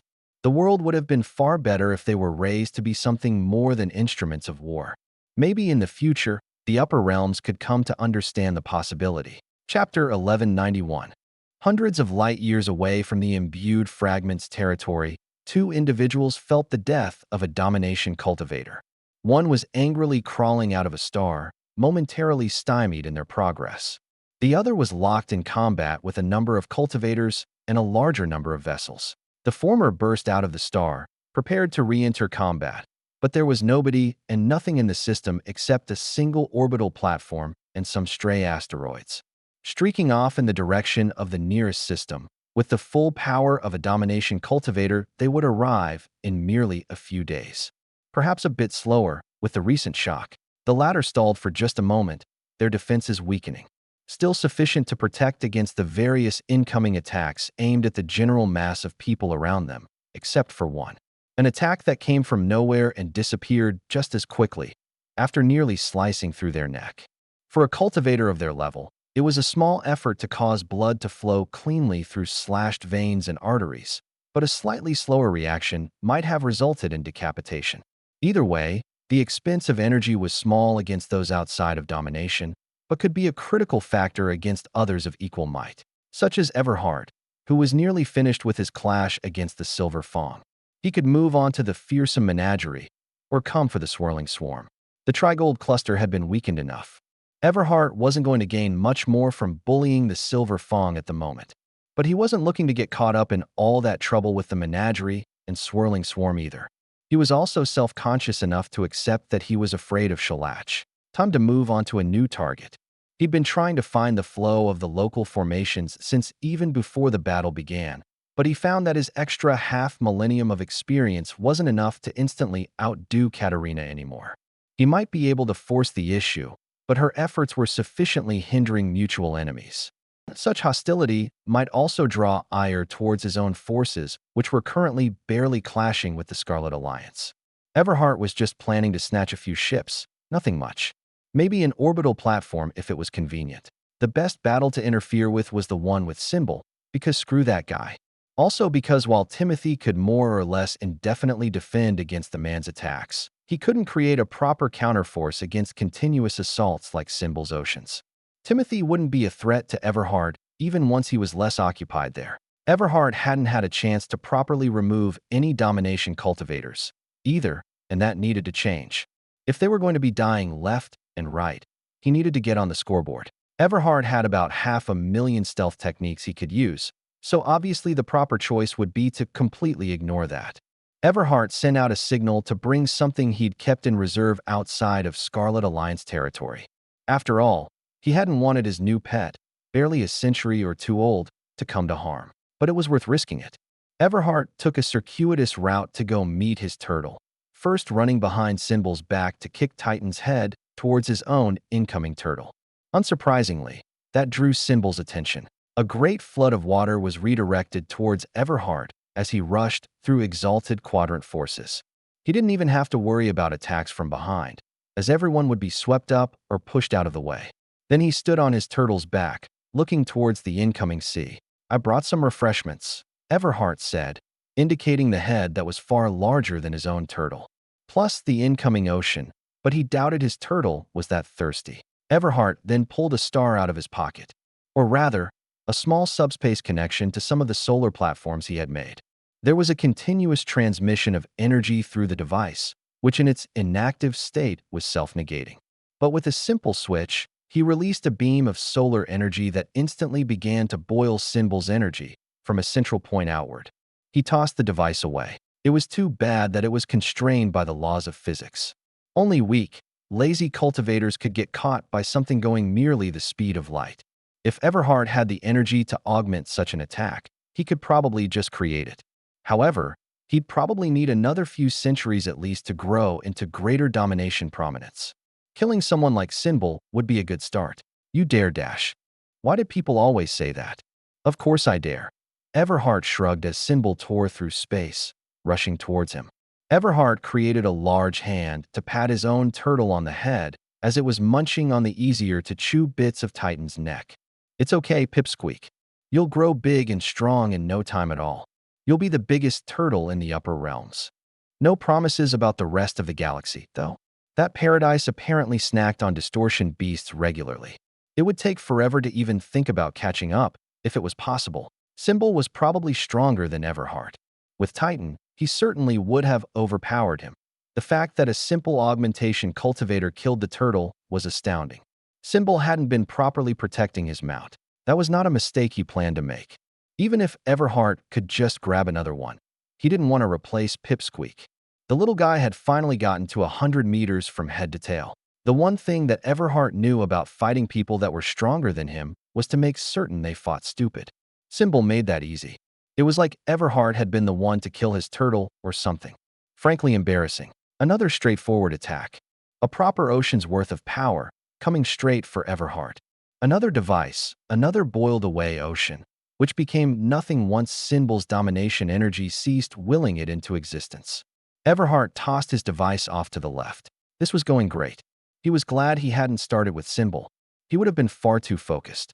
Everhart really wouldn't have wanted an ocean's worth of steam crushing down on him. But if the man willingly dispersed his energy, it was probably for the best. Symbol was going to punch Everhart in the face. Or maybe smash Pipsqueak. Everhart pulled out a third device. A blast of solar energy reached out, and Symbol pulled away. There was no way it would touch him, unless he was stupid. Of all the directions he could dodge back and to the side, He picked one of the ones with one of Everhart's spent devices. Everhart triggered it and caught Symbol's sleeve on fire. Somewhat disappointing compared to the intended result of turning the man into charcoal, but embarrassing enough. He wasn't likely to make that mistake again. There he went, crushing the free-floating devices. They exploded and wiped out the excessive energy he used, so it wasn't a pure loss. But Everhart was going to have a talk with the man's management about destruction of property. This was a great fight, Everhart said blandly. Really? But you've got to watch your anchor more carefully. Chitty appeared to be doing nothing. Realistically, he couldn't properly use negation within the swirling swarm. The creeping fire sect might have been a fine target, but he couldn't engage Caronis. Not with the information his mother had provided. Tano was somehow fighting Jan without instantly dying. Even with backup, each hit he took should kill him. Yet Tano managed to keep a physical form, striking back against the serpentine dragon form of Jan and even causing injuries, small ones, but real nonetheless. That guy was either going to die or reach domination today. Chitty kept his senses alert as Durf slowly staggered over towards him. Everything seemed to happen all at once, yet so slowly. I don't know if he's coming, Durf said to Chitty. Sorry, I tried to draw him out and got in a brawl with that snake guy. It's all right, Chitty shook his head. The battlefield is complicated. He was going to have to trust that Durf could handle himself. Chitty couldn't afford for there to be any signs. I appreciate your effort. There it was. Chitty had thought he was ready, but he wasn't. A needle appeared from nowhere, only for Aconite to pull herself in front of it. It seemed she had sniffed out their target, at least. Aconite would have died, if not for the formations controlled by Chitty's mother. The suppression formations were activated just in time for Shalach's energy to not just instantly kill Aconite on its own. He was a domination cultivator after all. Even if he didn't focus on such things, most enemies he could probably kill directly. Aconite curled up into a ball, whimpering. Chitty grit his teeth. He couldn't even tell where the attack had come from. If Shalach had a proper blade, but he didn't. His stealth techniques were top tier as well. Chitty should have been able to pinpoint him after the attack, but he was just floundering. His sword was pointed at nothing, hoping he was at least facing the correct hemisphere. Durf reached his large, gauntlet hand and pat Chitty on the head. It's okay. We'll get him. Hey, Shalach, I bet you can't kill me. But no attacks came. Not for an eternity. Hoyt and Prospero fought together at the center of a field of falling stars. They were starting to make a significant impact, along with all the other forces, on the fearsome menagerie's forces. When they got a chance, they would harass Jan with attacks, just enough to keep him slightly off guard. They weren't as crazy as Tano to directly confront Jan. Elsewhere, Alva was covering for Fuzz and Spikes, who were engaged in heated battle against the ponderous Turtle clan. Each of her attacks was full of her desire to protect this place they had carved out in the world. If the Scarlet Alliance fell, the galaxy could be set back 1,000 years. Probably not quite that far. The lower realms were irrevocably changed, but it would still be disastrous. The worst part was that they just wanted to live. It was the others who had a constant desire to lord their power over them that were the cause of every trouble. The battle of the chaotic conglomeration and the exalted one Rammel had barely begun. The disciples of the Beyond stood firm against the fleets, confident in the power of their domination cultivator. Massive distortion beasts, or projections of them, for the most part, filled the system, making it impossible to attack the disciples directly. They would have to be worn down slowly, but during that time Rammel could take out the strongest enemies. He'd already killed a few dozen integration cultivators, and it looked like several augmentation cultivators were next on the list. The border sects that were the biggest thorn in the exalted quadrant side were timid, but they would be hunted down soon enough. Everything was going well, at least up until that point. Fearsome mandibles and crossed antennae, along with their royal guard, had wound their way through the projections, tearing apart energy only where absolutely necessary to minimize the effects of their presence. They had reached Rammel and his vulnerable human flesh. The very instant they'd begun their attack, he did the one thing that a domination cultivator could do that guaranteed their survival. He immediately fled, using his full power simply to move away. He dropped the strands of energy that the void ants had caught hold of, abandoning it in an instant. It was barely a few seconds before he could be considered to be outside of the system, but he didn't stop there. Coward, fearsome mandibles signed. A wise coward, crossed antennae countered. Do you think he'll come back? Fearsome Mandibles pondered. If he doesn't turn around right this instant, he's coming back to nothing. Crossed Antennae said, we're picking our next target. The second strongest one that remains, to throw people off. Some styles were particularly weak to void ants. Or more broadly applicable, most cultivators would die if void ants reached their body. Corinne had been a partial exception. That was why the humans were so terrified. Each stage they grew above their peers, they became closer to truly invincible. And yet, void ants could just kill them. Only the strongest, because at some point a lower-ranking void ant couldn't resist enough energy.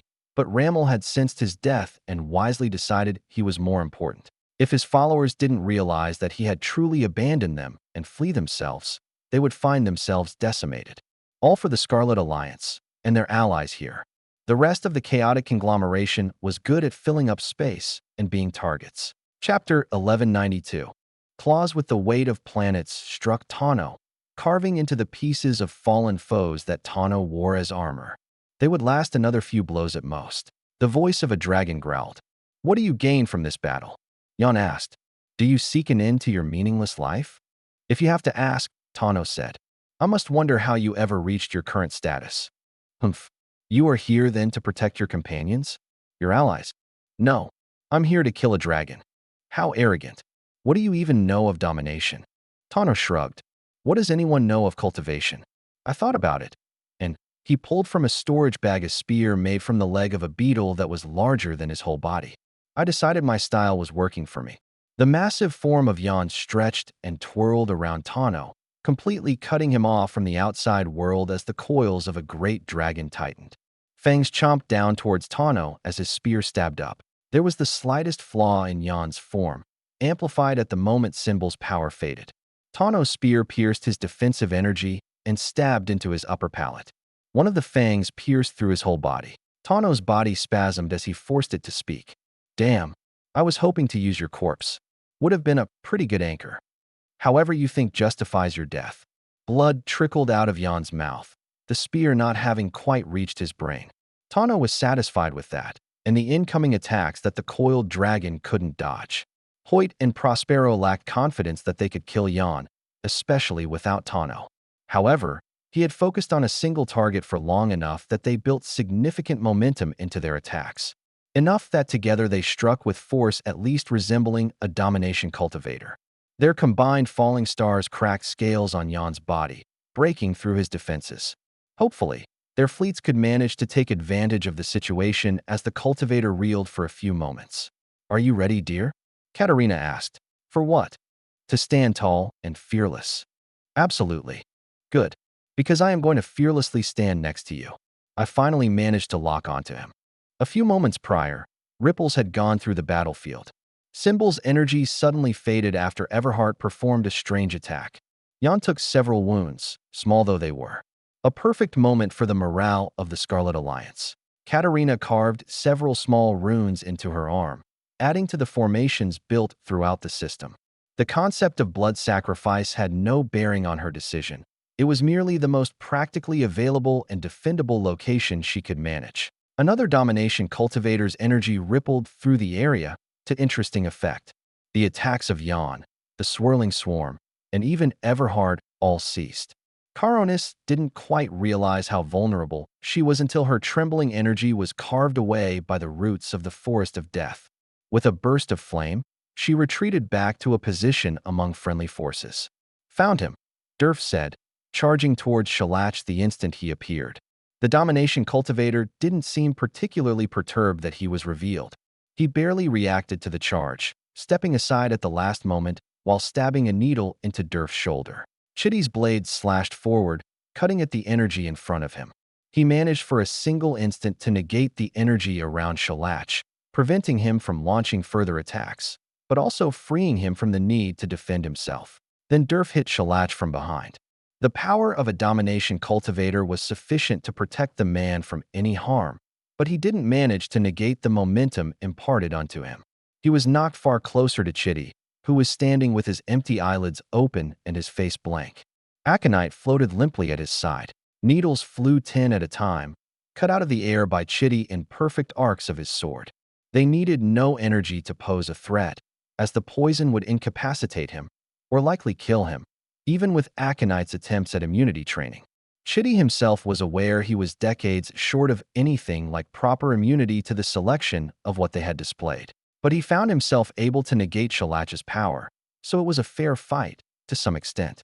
Xianxia rapidly adapted, redirecting needles far around him to circle back towards Chitty from every direction. Moving his body in such a way as to catch all of the incoming attacks was like a bizarre dance. Xianxia continued closer, unafraid. Once he got close enough, he added powders into the mix. Chitty imagined they would seep through his pores.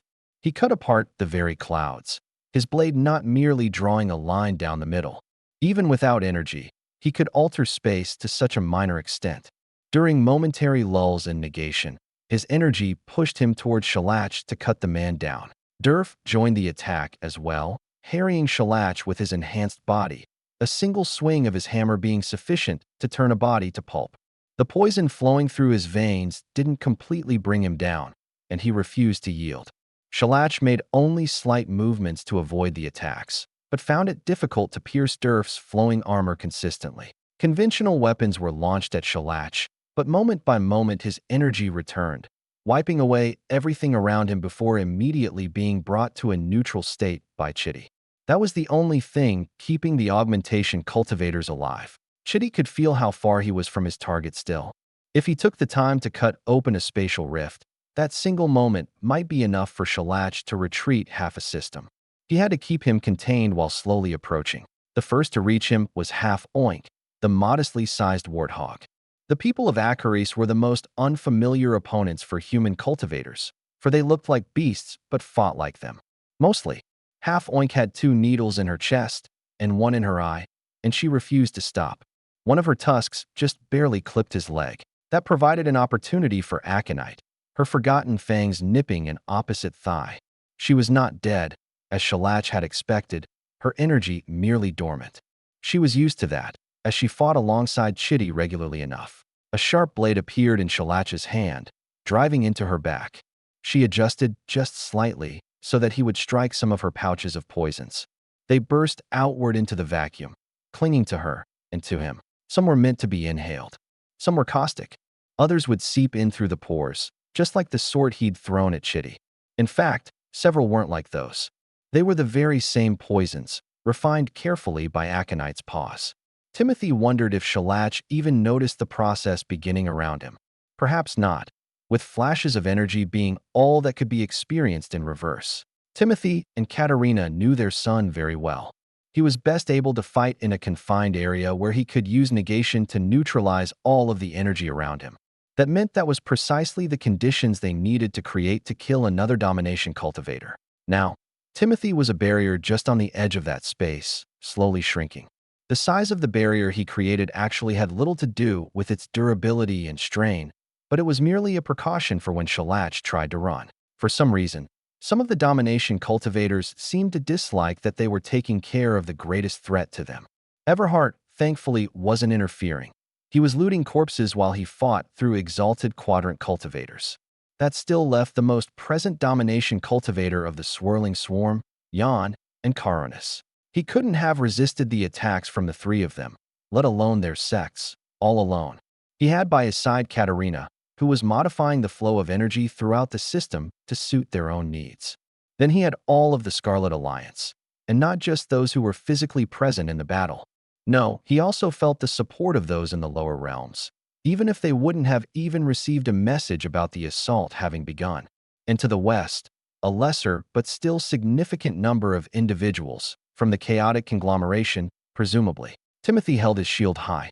He was not afraid of Xianxia. That was something he truly believed. He was more afraid of what would happen if they didn't kill him, not so much the man himself. Attacks rained down on him. Where he could, he reflected energy back into the diminishing numbers of enemy cultivators. The domination cultivators wouldn't go down. Perhaps if he were fresh and several centuries more experienced, he might try. For now, all he could do was continue to hold his defenses to perfection. They would hold until he had nothing left. Xianxia might have been yelling something, but in a vacuum with no energy to project his voice, nobody would be able to tell. Chitty certainly couldn't read his lips. Relief had flooded through him that Aconite wasn't dead. He had hoped, but she couldn't be immune to everything.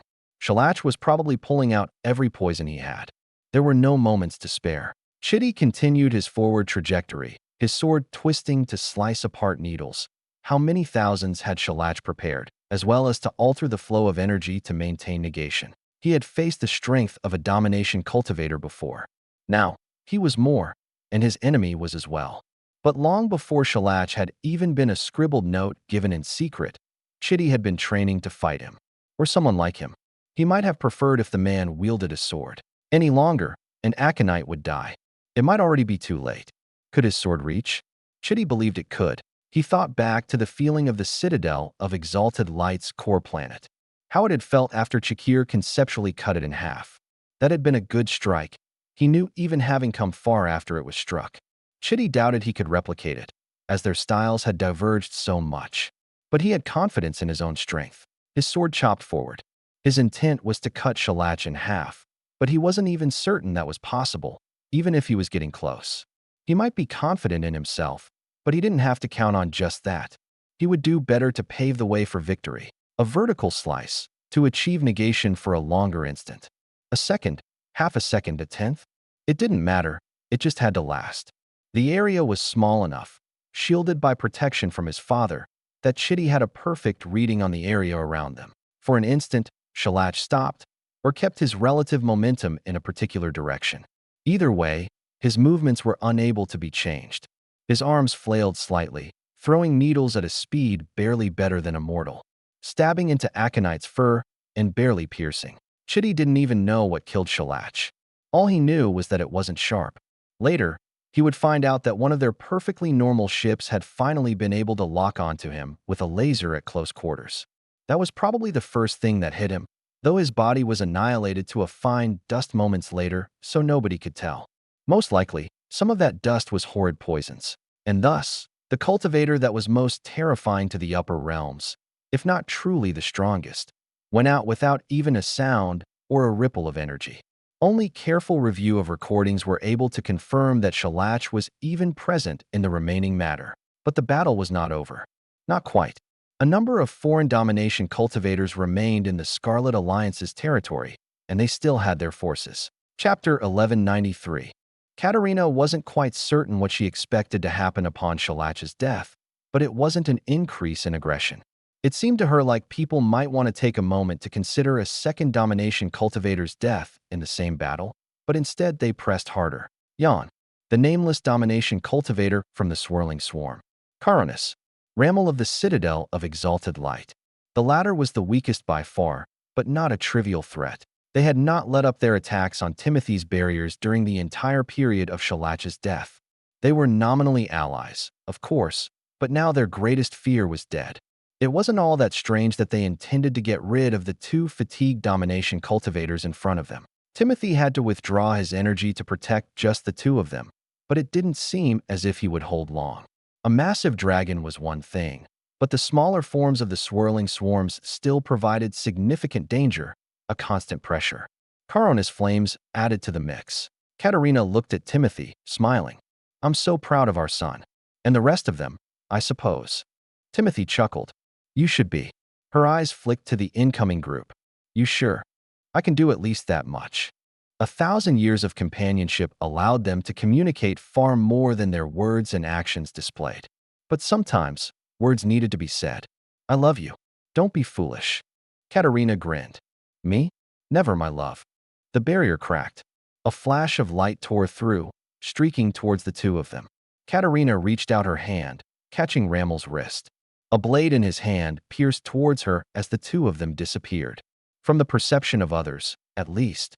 From her own perspective, she and Ramel were still vaguely perceptible in the surrounding energy. She caught his blade and held it, their energy struggling. He truly was on the cusp of domination, and she was exhausted. Her formations weren't meant to handle so many domination cultivators. It took a lot more active empowerment than it looked like. "What have you done?" Ramel demanded, as if she was acting crazy. He let go of his blade, as her grip would not relinquish it. She felt him dissolve into ash before she teleported herself to safety. It seemed he couldn't handle all that much light. Or perhaps it was the plasma. Katerina looked at her own body. Scorched. Young domination cultivators didn't outmatch stars, and even if the 100 stars granted her some affinity, she wasn't bound to them in the same way as Anton. She hadn't intended to run, but going back to the battle now would simply place herself at risk for no reason. She had to count on the others. Rammel had been let through on purpose, of course. Unfortunately, the second collapse wasn't part of Timothy's will. The claw of a dragon broke through his outer defenses, reaching for him. Timothy angled his shield to deflect it. Doubtless he could only last 1 or 2 strikes when the claw went off target, probably because it was no longer connected to Jan. It wasn't Chitty. He seemed to be trying to bring Aconite and Durf to safety. And himself, hopefully. The planets might hold out for a while longer compared to the forces in space. Timothy's eyes landed on Rahayu. Without him, Chitty would have been in a better state to battle Shalach, but it was a bit late to complain. Rahayu didn't even seem interested in him. Nor was he further interested in Jan, it seemed. The roar of the dragon was immense. Timothy rebounded it back upon him directly. He would take any opening, even if it meant leaving one himself. Jan was knocked back through swirling swarm and fearsome menagerie cultivators alike, doubtless killing many with his bulk. The swirling swarm cultivator came for him. That simple club struck Timothy's shield, breaking his arm. It pulled back, and the head was floating in the void. Timothy only glimpsed Ratna for a second, but he very much appreciated she came back to finish the job. The flicker of energy, transmitting a message, made him smile wryly. I heard you can get me a planet. He had vaguely heard of something like that. For a domination cultivator, they could absolutely wrangle a planet. Timothy took a breath. That was 3, none of which were himself or Katerina. He could feel her through the anchors they shared. Scarlet Alliance territory is not for old fools to play around in, Timothy declared. He wasn't quite certain where his speech was directed. At the Scarlet Alliance? They needed a boost of confidence nearly as much as himself. Perhaps his words would shock their enemies into realizing what state they were in. Jan was chasing after Rahayu, who was completely ignoring the domination cultivator as he sliced his way through space towards his next target. It seemed like the galaxy would be 3 down and 1 up. Too bad about Tano. He was so close. Timothy looked into the eyes of Caronis. You could have just fought the Exalted Quadrant. She shrugged. It's a good opportunity to get rid of threats. Good point, Timothy said. As fire flared around her, he moved inward, grabbing at her throat. He didn't actually touch her, their energies conflicting and keeping them at a short distance. Nice try, but I know you're weak against continuous attacks. The intensity of her flames began to increase. And then, as she stopped, I'm not so naive that I'd burn myself alive. She concentrated her flames into one hand, reaching for Timothy's wrist, which she couldn't reach, of course. While you're keeping me here, what of your people? What about them? Timothy asked. They're doing fine. Yours are the ones that are fleeing. I'm being watched by my people, but I'm sure you can feel them drawing away. Caronis grimaced. With a burst of energy, she broke through Timothy's barrier, dashing away. He looked after her, glad she hadn't pressed him. After all, she hadn't had to endure attacks from several domination cultivators for most of the battle. Don't you dare, Vari said as she kicked Everhard in the face. He took it without even attempting to avoid her attack. And what do you think it is that I was going to do? I don't care. You could have tried to kill Timothy, or some of our future domination cultivators, or to steal our loot. Do you know how difficult it is going to be for the Scarlet Alliance to recover from this already? Everhard stroked his chin. I imagine it will take place much more swiftly than all the others, given how much emphasis you place on prosperity. Vari didn't bother listening to him. It'll probably take centuries. We put so much effort into building this. I see. And how are you going to stop me from doing what I want? I'll disinherit you. You won't be my uncle anymore. The same threats won't work forever. I'll sick paradise on you. Or Anton. They're hundreds of light years away, in another realm. Everhart knew that, but he also knew that another part of him in the 13th Everhart system sensed some of Anton. Was that as far as he could attack? He might need the tides, but still, it could be further. I suppose I shall comply. I've achieved my objectives for today. And more. Chasing down Caronis wouldn't benefit him much. She and her sect would need to grow more to be worthwhile. He was also going to have to grab Rahayu away from Jan. The fearsome menagerie sect head might finish him off. It might be a good chance to take out Jan, actually. But who was going to take over for Shalach as the upper realm's boogeyman, if not for Everhart? And for that, wasn't it best to have domination cultivators? It couldn't just be the Scarlet Alliance. Though there were some number elsewhere still, today bore the greatest number of domination cultivator deaths in a single day ever. At least, in the long millennia of recorded history he'd been able to glean access to. So many cycles of farming the people of the lower realms. He might have gone along with it, too, if it wasn't so inefficient. The Scarlet Alliance was so much better at it. He really needed to establish some outposts of his own somewhere before they took over everything. Though really, they were just a small slice of the galaxy. Symbol was dealt with. He had more Scarlet Alliance technology. That would be sufficient. The forces of the Trigold Cluster, Exalted Quadrant, and Everhard all retreated, except for Ratna and her one official sect. There was just one more matter they had to deal with. 2 planets, Ratna demanded. If Timothy and Katerina weren't so exhausted, they would have taken care of the final swirling swarm domination cultivator themselves. We're not asking for you to kill them. Just hold them for a few moments. That individual was more or less fresh. Potentially vulnerable, but so were the planets of the Scarlet Alliance, if left to their own devices. Katerina couldn't teleport many people with her to arbitrary locations. It had been a calculated move to remove the individual from the battle. Either the Alliance survived, or it wouldn't. 1.5. How about we seed it with trees? Timothy asked. It will take longer to deliver, but it could be worthwhile. The negotiations were mostly for show. It would be quite impractical for them to send multiple planets to Ratna, or for her to retrieve them. It was unlikely the lower realms would accept much in the way of such demands aside from the previous offer. But they had perhaps half a day to rest before they would risk that domination cultivator hitting an occupied system. They might hope they would go around, but that was a bit risky. It wasn't so bad to spend some time doing very little. Katerina had let herself be bandaged, but recovering in a bed wouldn't do her any good. There were others who needed the actual medical beds more. So many more people that they couldn't manage without calling upon other systems. Things would be tight for a few days, and the cleanup of the free floating debris and bodies would take months. Trees would be tolerable, I guess, Ratna said, as if that was a concession. How long will it take? Depends on how old you want the trees to be. Once the agreement was reached, and they determined that they had rested as much as they could spare, Katerina brought them to between systems. Ratna turned into a vision of death, even as she slipped behind the stars. Even Timothy felt as if a knife were almost at his throat. Her killing intent was strong enough that the lone swirling swarm cultivator could only take a defensive posture. If they truly let down their guard, Ratna would kill them. That just wasn't the plan. Katerina needed some time between instances of teleporting, especially while fatigued. She clutched her arm around Timothy, who charged the club-wielding cultivator. One attack cracked his still recovering energy, but he held. The 3 of them teleported just inside the edge of the spatial distortion, tossing the club cultivator out. They didn't even realize quite what was happening before crossing over. If they went back in, they would have to face the forces of Xianxia all on their own. Neither of the remaining 2 hoped that they would make that choice. Because the Scarlet Alliance couldn't withstand much more conflict without falling apart at the seams. Anton watched the border of the lower realms. A few opportunistic sects thought to make use of the artificial tides, mainly those that were underinformed about what had happened with the last cycles. The other members of the Trigold Cluster hadn't exactly advertised their losses, though obviously they couldn't keep them entirely secret. He waited patiently for people to cross the midpoint. If you dare continue forward into the lower realms, your lives will be forfeit. Some groups thought he was bluffing. He killed their leaders and gave them a second chance. Anyone who turned around got to live. Some found it more difficult than others. Not everyone learned their lesson, and some of the sects sought to waylay the cultivators returning from the imbued fragments. Anton filled them full with the resentment of the lower realms.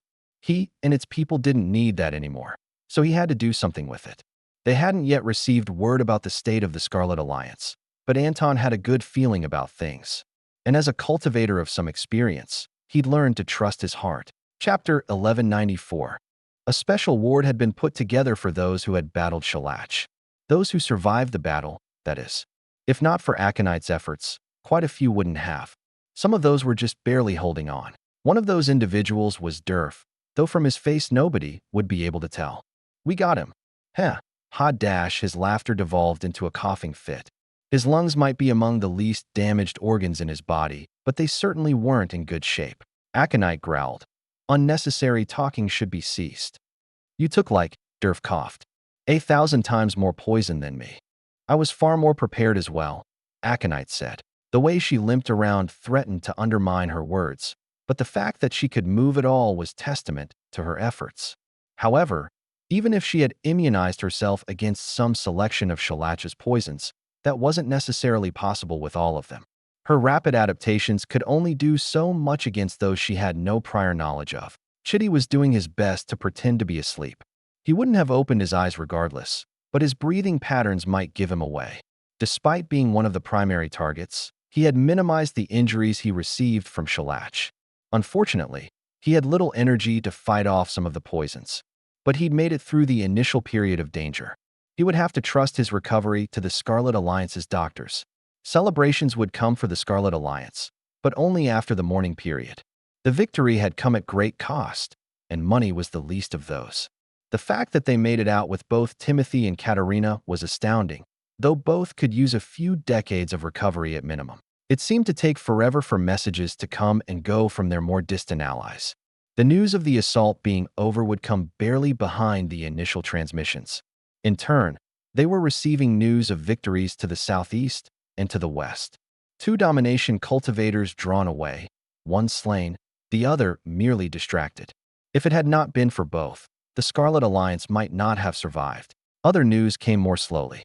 It was perhaps unsurprising to learn that Everhart took advantage of the situation to cause chaos in the domains of the great powers. Nothing so monumental as the deaths of domination cultivators, except one that was tied to the great battle. The death of Sinbul was an anomaly. Not that nobody expected Everhart could kill a fellow domination cultivator, but simply his manner of death. According to the local recordings, which were admittedly more focused on the conflicts of the Scarlet Alliance cultivators, Sinbul hadn't been killed by Everhart. He had simply exploded.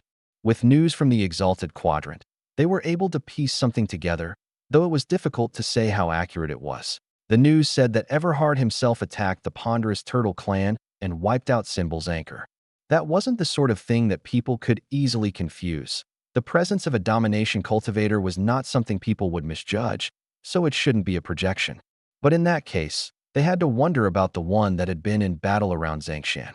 As far as anyone knew, that was the real Everhart as well. Timothy wasn't fully recovered when he began the campaign to free the scarlet midfields of the remnants of the great powers. This time, there would be no great compact between the two sides. It clearly only held them as long as they were going to ignore each other anyway. Instead, there would be a declaration. The Scarlet Alliance would not accept any of them anywhere in the midfields, even those areas that had not been previously under their claim. The first to protest could see how well they stood up against a domination cultivator. Some people might not believe how many perished, simply because they did not wish to believe. But the only ones who mattered were the remaining domination cultivators, and they would be the most well-equipped to verify the truth. Technically, the Scarlet Alliance themselves only killed one. However, it was clear that Ratna had acted in their interests. That might have placed her at risk if the great powers were still worthy of being called that. Being allied with a faction that had 2 publicly known domination cultivators was sufficient deterrent, though the details hadn't yet been formalized. Velvet sat in silence. She had survived the war, but she didn't know if she should have. That thought was gently pushed away. It was difficult to get away from old human tendencies, even after cultivating for ages. People surviving after a battle wasn't about whether they should or shouldn't. They just did. Her contributions weren't as much as many of those she knew. That was what hurt. Yet she also knew that was going to be the case before everything began. An assassin wasn't much good if they couldn't kill high-priority targets. She'd been able to help conceal people on their way to attack the citadel of Exalted Light and Zor's Anchor, but there was nothing she could do about fully alert domination cultivators. The people who could do something about them she could literally count on one hand, with fingers to spare. Even counting Ratna, but certainly not Everhart. Something told her she should have tried to help with Xianxia. Logic told her that she might have diverted 1 or 2 attacks before she died. Ratna had killed a domination cultivator, and her style wasn't so far from Velvet. Yet, she had also remained hidden for the majority of the battle. Velvet would be hard-pressed to conclude she made more than exactly 2 attacks during the whole thing. Velvet herself had struck down more foes than that. Lesser opponents, certainly, but no doubt those she saved didn't find her contributions less relevant to them. Velvet knew that she wasn't going to make big moves, but she still felt things. It didn't help that many of her best friends were injured. Even that lovable idiot Durf was not well. At least his tenacity matched his recklessness. All Velvet wanted to do was go on vacation forever. But could she? The Scarlet Alliance would need her more than ever. This was a delicate time, where any factions moving against them could cause outmatched damage. They needed to be ready, should something happen. Void ants in the lower realms were agitated because the Great Queen was agitated. It was not the sort of thing that would affect most people, even those that interacted with void ants. Anishka heard all about it, though. They should have kept his head for display, the sergeant explained. Anishka rolled her eyes. That's not even a void ant tradition, and it was entirely impractical. Was participating in the death of a different domination cultivator not good enough for her? You know her feelings on Anton. We should think of a way to occupy her. How about colony establishment? We don't need any more, the sergeant replied. Not here, we don't, Anishka admitted. But the upper realms, this is the best time. It would be a great risk. Should those who remain rally against us, you humans would lose greatly. That is true, Anishka agreed. But there are already void ants in the upper realms. I think it would be better to make certain that they have the opportunity to remain. The lesser queens are doing well, the sergeant commented. But the Great Queen might find it a useful diversion. Anton approved. Not that he would ever disapprove of strengthening bonds with allies. The Lower Realms Alliance was already spreading west to some extent, doing so with intention to join up with the chaotic conglomeration, or at least those they were truly allied with, was a plan he could get behind. It was also one that didn't need him, except maybe to stand around looking fancy. He wouldn't mind doing that sometimes, as long as he could sit around wherever he wanted in between. I want the see-through ones, Durf declared. Sir, if you please, said a doctor. I have not yet finished explaining the benefits and detriments of the different sorts of artificial organs. If you would dash.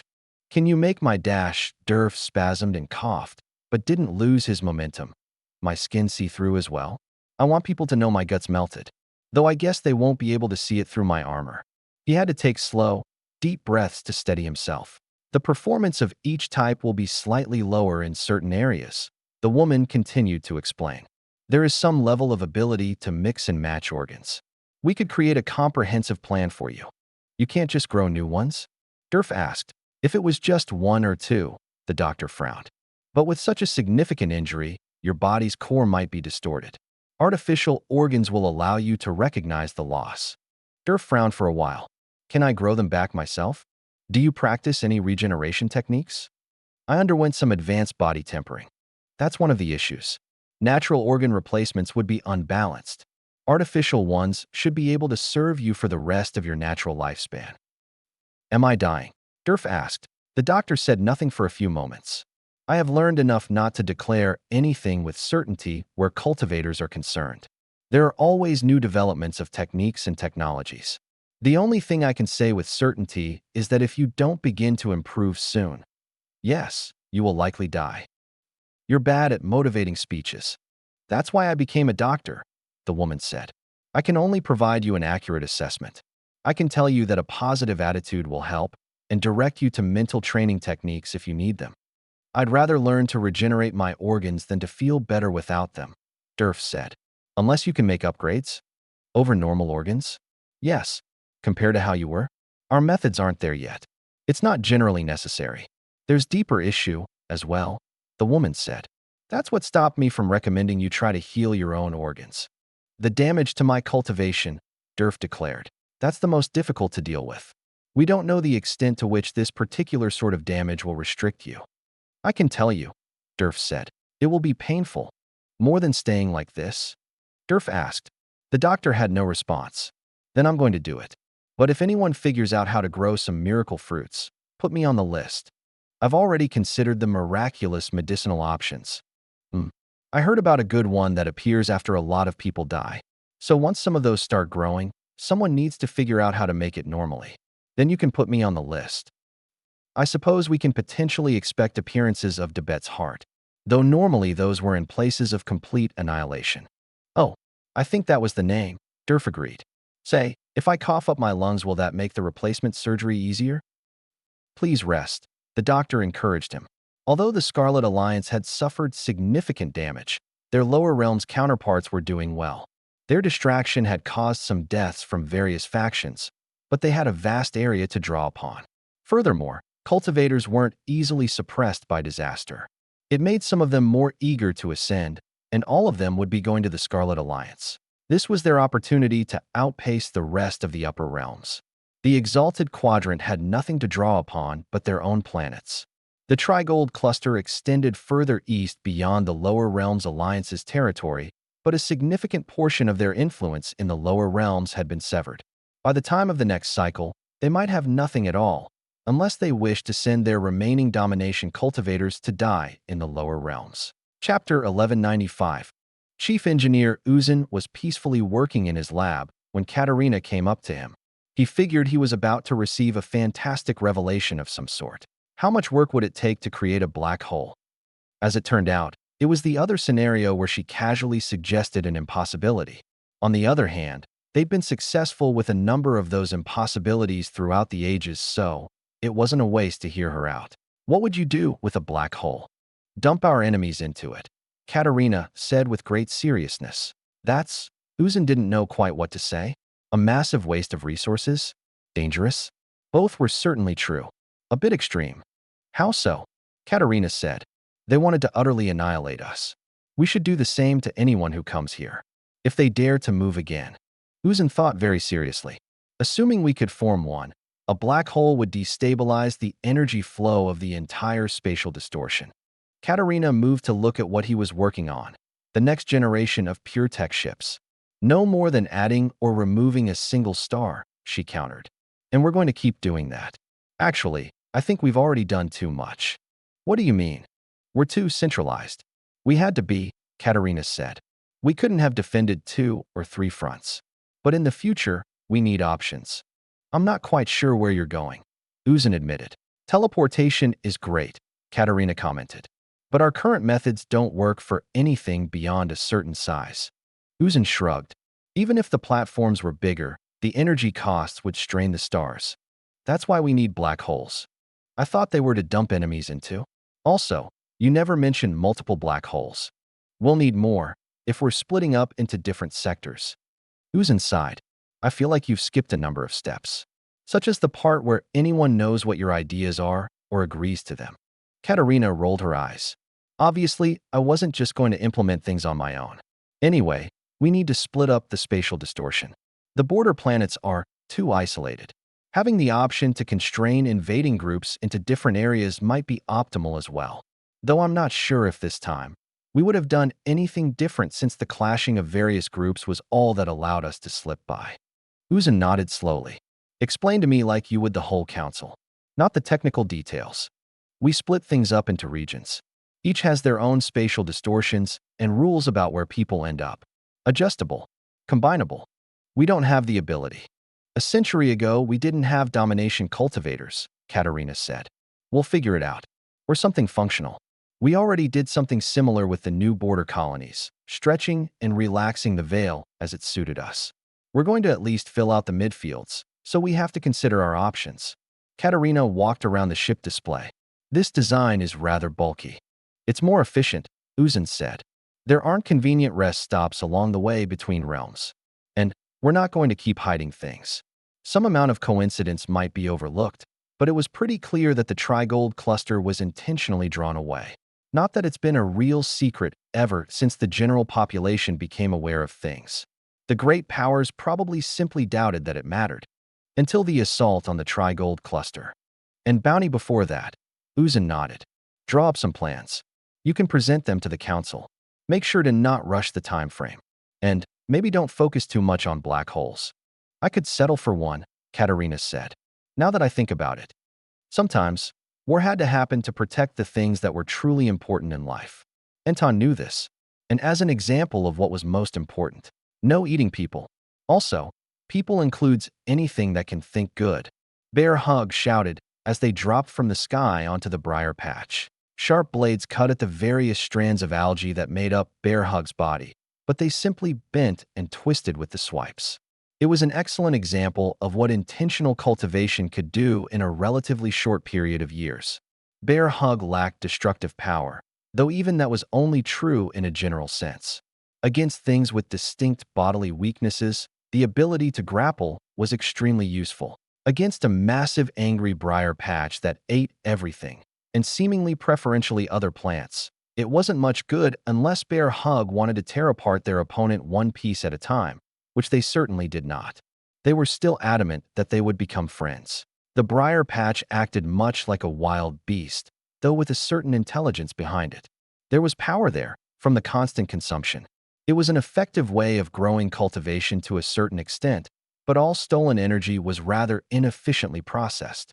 Along with losing parts of itself and thus some amount of energy in various battles, the briar patch only grew so quickly.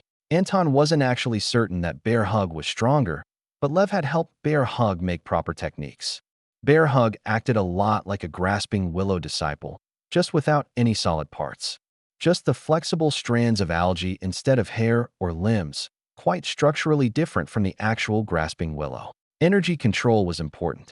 The slashing fury of the briar patch was certainly able to gather large amounts of energy in one place, but that only mattered if Bear Hug accepted a clash. Instead, their large body sort of let itself be tossed around everywhere. Bear Hug was much better at energy control, able to engage in combat and speak at the same time. Since that speech was entirely a construct of energy, it was not as easy as it sounded. "You have to figure out that these are words eventually," Bear Hug said. "You're so strong. You have to see things.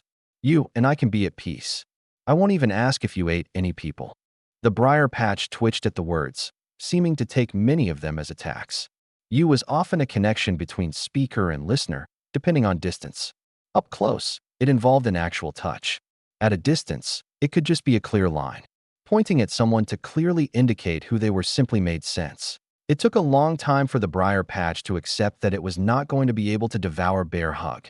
It tried various forms of encircling part of Bear Hug to try to capture them, but being made of discrete strands, it would require severing the energy field that permeated everything that was Bear Hug, which was the thing that kept the briar patch from cutting. Eventually, it pulled back.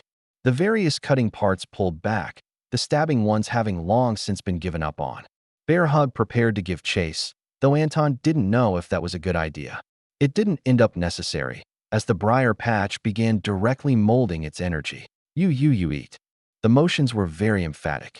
It wasn't clear if the briar patch understood words well. That little segment was interspersed with various forms of aggressive energy posturing that Anton would have judged as incoherent screaming, or at least blabbering. "Calm," Bear Hug said. "Relax. Settle down. Flow into a nice puddle." That last one Bear Hug demonstrated, forming a sort of edge around the water inside them and creating a sort of above-ground pond with just them. "It is good for you. You will be happy." The other one seemed not to believe them. Maybe the emotion didn't translate well between different sorts of plants, but even Anton could feel some of the true meaning of happy, which was the whole point of the energy language. The briar patch was angry, hungry, and extremely energetic. And also, maybe, a bit curious. A bit foreign to the concept of words, though. Anton got the feeling it was trying to say something, but didn't realize that there were set forms for things. Though, perhaps if they needed some curse words, they could adopt some of the mannerisms involved. Bear Hug was more than chill enough for both of them. Even as they introduced themselves. "You are a briar patch. Sharp and pokey plant with cutty bits. I am Bear Hug." The name Bear Hug was also the action Bear Hug. While it did not conform to the human body structure, Bear Hug managed to wrap around a lot of the briar patch in an outwardly aggressive, but inwardly very friendly manner. Anton had said it was better to be conservative in approach, but Bear Hug wasn't that sort. The briar patch tried to split Bear Hug from the inside out. Slowly, it was allowed to wriggle out, but the message might have ultimately been transmitted. It wasn't actually an attack, or something more would have happened to the briar patch. It hesitated for a moment, then ran. Bear Hug had the good sense to not immediately chase. Instead, they wandered over to Anton. "They're not very good at being friends." "Yeah, seems so," Anton agreed. I'll help you catch up later, after there's been some time to think. Was I scary? A little, Anton said. You're strong now. Strong is scary. You're not scary. But I probably was, when you didn't know me. That's why you didn't do anything for the whole time I was sitting around. I forgot. You were scary. Bear Hug stared off into the distance. We will be friends. I'm certain. They didn't even remember to eat those trees. Velvet had all sorts of plans. Or at least, parts of plans. None of them were exactly going on a diplomatic mission to the chaotic conglomeration, but it wasn't against her plans. She'd certainly wanted to visit. There were rumors, by which she meant random plans from Katerina that may or may not become something in the future, that they wouldn't always need to go around through the lower realms. Currently, however, it was safer and nearly as quick. The Scarlet Alliance wasn't interested in stirring up more hornets' nests of political friction right now, so circumventing the Exalted Quadrant entirely was best. The strangest part of the journey was the in-between, neither the upper nor lower realms. A place without energy, or at least extremely low. It seemed upper and lower energy decayed rapidly around each other, or at least that was one explanation why the area wasn't simply a mix of both. The first time, on her way to the lower realms, Velvet didn't think about it too much. It was a weird thing she'd experienced a few times, and that was all. But she had a period of weeks on the way back to the upper realms where it was either think about that or her actual mission. So of course her mind drifted to nothingness. It was strange to focus so much on a lack of anything, but it wouldn't be the first time. She was a stealth specialist, after all, not being seen or sensed. It made it difficult to come up with an anchor. Ratna had one, though? Presumably. She hadn't looked too hard because that would certainly seem like an official indicator that the Scarlet Alliance wanted to kill Ratna, which wouldn't have been a great move with their one future ally in the Trigold cluster. It seemed to Velvet that the best thing to turn into her anchor was nothing at all. There were just a million small problems with that, like the fact that if she actually succeeded, her anchor might just not exist, or that it would be accessible from everywhere. Could people destroy nothing? Certainly. If it was an anchor, she should expect to be attacked through it. Maybe she should just bond to that black hole Katerina was going to make.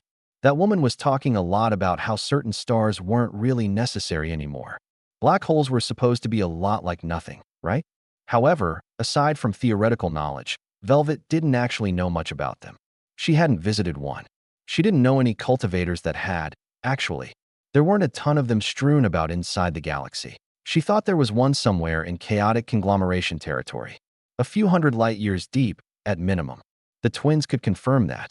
The next closest one should be in the lower realms, which was not very close at all. Thousands of light years. Black holes weren't nothing, though. They were in fact a whole lot of something, and despite the fact that they didn't let anything leave, they also weren't exactly secretive. Maybe not good for stealth after all. Chapter 1196. You live too far away, Velvet commented. There were a million other things she could or should have said, but that was what her mouth ended up choosing for her. Runa chuckled. I fail to see how that is my fault. I've always lived around here. You're the one who lives so far away. Maybe we can fix that. As tempting as that offer is, I can't just move an entire sect. And I doubt you're suddenly changing your mind after all this time. I owe them everything I am, ever since I was a young and foolish individual. But I can see why you took my words that way. You haven't been listening to the same things as myself. And what have you been listening to? Runa raised an eyebrow. Certainly you wouldn't tempt me with a secret and then not share. We can reduce the distance, Velvet said simply. Runa nodded. I would expect that the Scarlet Alliance would expand now, but that barely covers anything. Even if you start taking over Exalted Quadrant territory, it doesn't really change the distance to a useful degree. There would still be hundreds of light years of enemy territory between us. Yes, going around is already faster, Velvet agreed. That's how I got here after all. How do you feel about moving to the southern border? I hear there's a terrifying archer, Runa said. Only if you aren't friends. Anyway, you would be closer. Runa seriously considered Velvet's words for a while. It would effectively cause a split in the sect. We would also be vulnerable until we were firmly established. It could be centuries. Velvet grinned. You should trust in the terrifying archer. Though I suppose it would be a bit much to monopolize him for so long. At that point, we might as well move the whole sect. Or all of our sections. Our place here is a bit unstable. People will stop fearing the void ants eventually. Or they'll fear them so much that they strike out in terror. Velvet nodded slowly. Sorry about that. We'd probably have been annihilated without them, so, Runa shrugged. It couldn't have gone any other way. We must seriously consider your proposal, but if we start relocating, we'll likely face trouble. People will think we're running, and there will be too many vulnerable moments. It would be quite difficult to get the largest Scarlet Alliance ships here, Velvet said. But we might get Timothy or Katerina. Velvet herself could hide a ship or a small fleet, not multiple systems worth of sections. It was more problematic since they had adopted the Scarlet Alliance practices of including the general population in cultivation, whereas normally they could have left random civilian population behind. Moving planets is a bit rough. I don't think we have the capability to do much of that. Is this your main proposal? Runa asked, seeing if we will move. It just seemed relevant, Velvet shrugged. The actual offer is for general support to your group. We could also help jumpstart a border colony. It wouldn't have to be your sect. Velvet also had some data for the twins that they couldn't risk transmitting. The Exalted Quadrant might have progressed enough with technology to capture such transmissions, and Everhart absolutely could. They simply didn't know the full limits of what he had. They didn't want to find themselves missing a system's worth of formation materials, or let him use them as a distraction for some other plan. All the viable plans pointed to the sect's repositioning to some extent. The main body of the chaotic conglomeration might get tired of void ants on their borders before the Exalted Quadrant. Where they were, the Scarlet Alliance couldn't help pay them back for the risks they took. The knowledge they'd given simply wasn't enough. So, Runa commented. No derf. Velvet sighed. We don't go everywhere together or anything like that. Anyway, at the moment it's a toss-up between whether his heart or lungs will fail first. Oh, I'm sorry to hear that. He's an entertaining fellow. It's fine. Mostly, it determines which one we replace first. Replace? Aren't transplants risky for cultivators? Organ rejection was a problem for mundane humans, as their bodies would fight against foreign matter. It could be even worse for cultivators who might instinctively lash out against something inside of them. It was trivial for a cultivator to destroy parts of their own body, but they'd have instincts to defend their own flesh and blood. Cloned organs are just like a cultivator's own. It was difficult to get stable genetic material from DERF at the moment. Artificial ones can be specially tuned to feel natural, even if the materials aren't. Huh, so it's not actually that bad. Velvet grimaced. Despite his attitude, there are still risks. I don't know if I could handle being around. I've had friends die, but I've been particularly lucky with close ones. Mainly respected elders in the sect rather than my own peers. Velvet took her time to form her words. You need to promise me that if a hopeless battle comes, you'll flee. With as many of your sect mates and allies as possible, of course. You'll have an opportunity to rebuild if you survive. It's difficult to give up ancestral planets, Runa admitted. I did it. Every Ascender does it. It just so happens that the Scarlet Alliance has solved that issue to some extent, but that wasn't true at the time. I never thought about it like that. No, I imagine most of those in the older areas of the upper realms never thought about the people in the lower realms as much more than serfs, waiting to pay taxes. That's not exactly wrong. Perhaps we should bolster our lower realms' presence. It wouldn't hurt. It will be good for you here as well, as proper Ascension cultivators tend towards higher talent. You could even personally establish the sect. Oh, and you're invited to visit the Scarlet Alliance regardless. Being away from here for so long would be something of a risk, Runa said. It won't take as long as you imagine, Velvet explained. And we intend to continue to make improvements. The largest group in the western portion of the lower realms was the Unified Sector. The former slaves of the Numerological Compact had an impressive start, overthrowing their shackles and freeing their planets, some of which developed into hive minds. Over the following centuries, they had expanded into nearby systems. The rest of the Lower Realms Alliance was growing towards them, slowly, but after the dawn of the Great Exploration, the Unified Sector had really begun to expand further. Devon had not been born among them, but he was connected to them regardless. They were quite eager to implement some of the plans that the Scarlet Alliance had been raising. Being separate from much of the Alliance was difficult for them in various ways. The plans to create spatial distortions had spread to the lower realms as well. After all, the closer everything was, the better. Whether or not they would actually implement it was another question. The basis in the upper realms were the stars, which wasn't an issue except for the different energy they produced. There might be something more efficient. Devon had heard about all sorts of ideas. He wouldn't have any part in implementing any of them, unless someone needed him to seal something for some reason. What are you pondering? Erona asked him. Unity, Devon said. The cultural kind, more than the cultivation kind, I suppose. Though all of us have thrown off the shackles of the upper realms to some extent, so perhaps I really should think about unity. Eventually, there was no reason for him to rush, and unlike his grandfather, he didn't have an overwhelming need to protect everyone. Just certain groups. I think you should have a fair chance, soon enough. Bounty certainly made a difference, hasn't it? I wasn't even responsible for actually saving anyone, and I still feel it. That's not true, Devon countered. You saved everyone. Not on your own. But it was you and Anton who guided people to the planet to begin with, wasn't it? I just swung it around for a while. Devon had to admit that such direct actions did result in outsized portions of devotion coming his way, but he truly didn't find his role that important. Paradise could have probably done it on his own. The turtle certainly would have put his all into it. Erona didn't deny her contribution after he brought it to mind. I still know you have more. You'd be a better Unity cultivator, though, Devon said. I know it will take you a while to reach that level, but your path to enrichment was almost the same thing, just a bit less grand. I hadn't really thought about it, Erona admitted. I just assumed you would reach it ahead of me. I still might. I'm not going to say I'd certainly succeed, but I'm not going to just give up on cultivation suddenly. I'll reevaluate my chances on the threshold. I don't think it would be enough gain for a terribly high risk. Unless perhaps Erona reached it first, then the potential lifespan differences would concern him. Devon would absolutely risk centuries with those he loved for a greater number of them. Me? A diplomatic mission? Sly was startled. Is this because I didn't kill anyone important in the war? I would have gladly risked losing a limb if I knew this was the consequence. It's not a punishment, Zazel said. You'd be headed to the hardened crown. Now that the exalted quadrant is a bit more subdued, we thought we'd open up real diplomacy. And even if that's one of those most likely to result in violence, that violence is least likely to be a deal breaker. You understand? Yeah, I get it, Sly nodded. I go knock a few heads, tell them to settle down. We scuffle. I establish an anchor there. It all sounds good. Please don't, Katerina said. The anchor thing. You really don't want to have it in enemy territory. It wasn't her job to tell him whether he was or wasn't ready for domination. Anyone who wanted her advice on that topic had already come to her and received what she could tell them.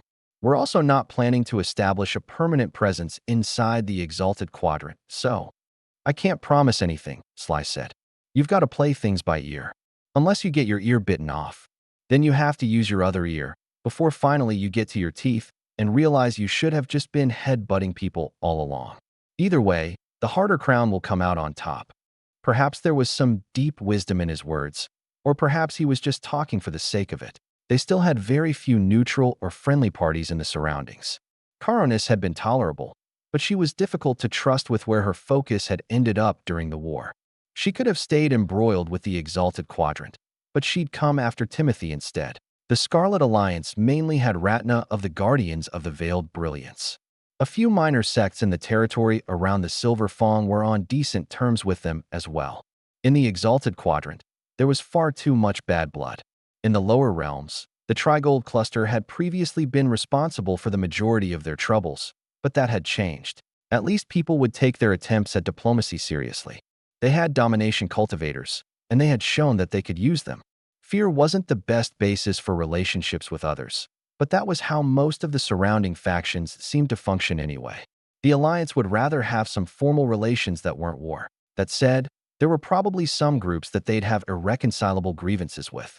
The fearsome menagerie, or Yan in particular, wasn't likely to forgive them for the leg that got cut off, even if it was technically by Rahayu.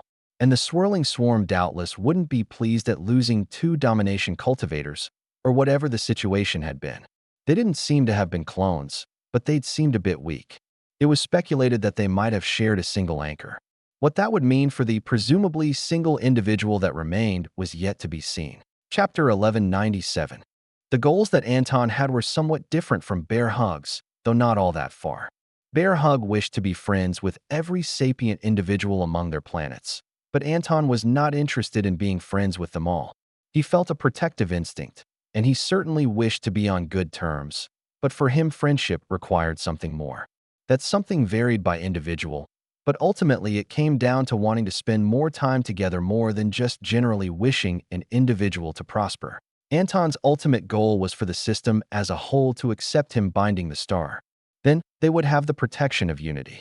It was possible that they would not need it, as the Alliance controlled much of the surrounding area, but threats could come both internally or externally. Anton's experience with unity was actually fairly recent, but he had come to know that it was more than just power. Perhaps power was the most insignificant of its offerings. There simply hadn't been time to observe the long-term effects. But in the decades since he'd reached the new stage, the overall state of the Alliance had improved. It was small things, mostly. Unexplained increases in efficiency as more people had access to what they needed and were in turn able to provide more back to the community. For a small number of years, it could have been a coincidence, but not for a sustained duration. Anton couldn't take credit for all of it, of course, as the Alliance had been focused on universal growth from the beginning, but now people simply fit together better.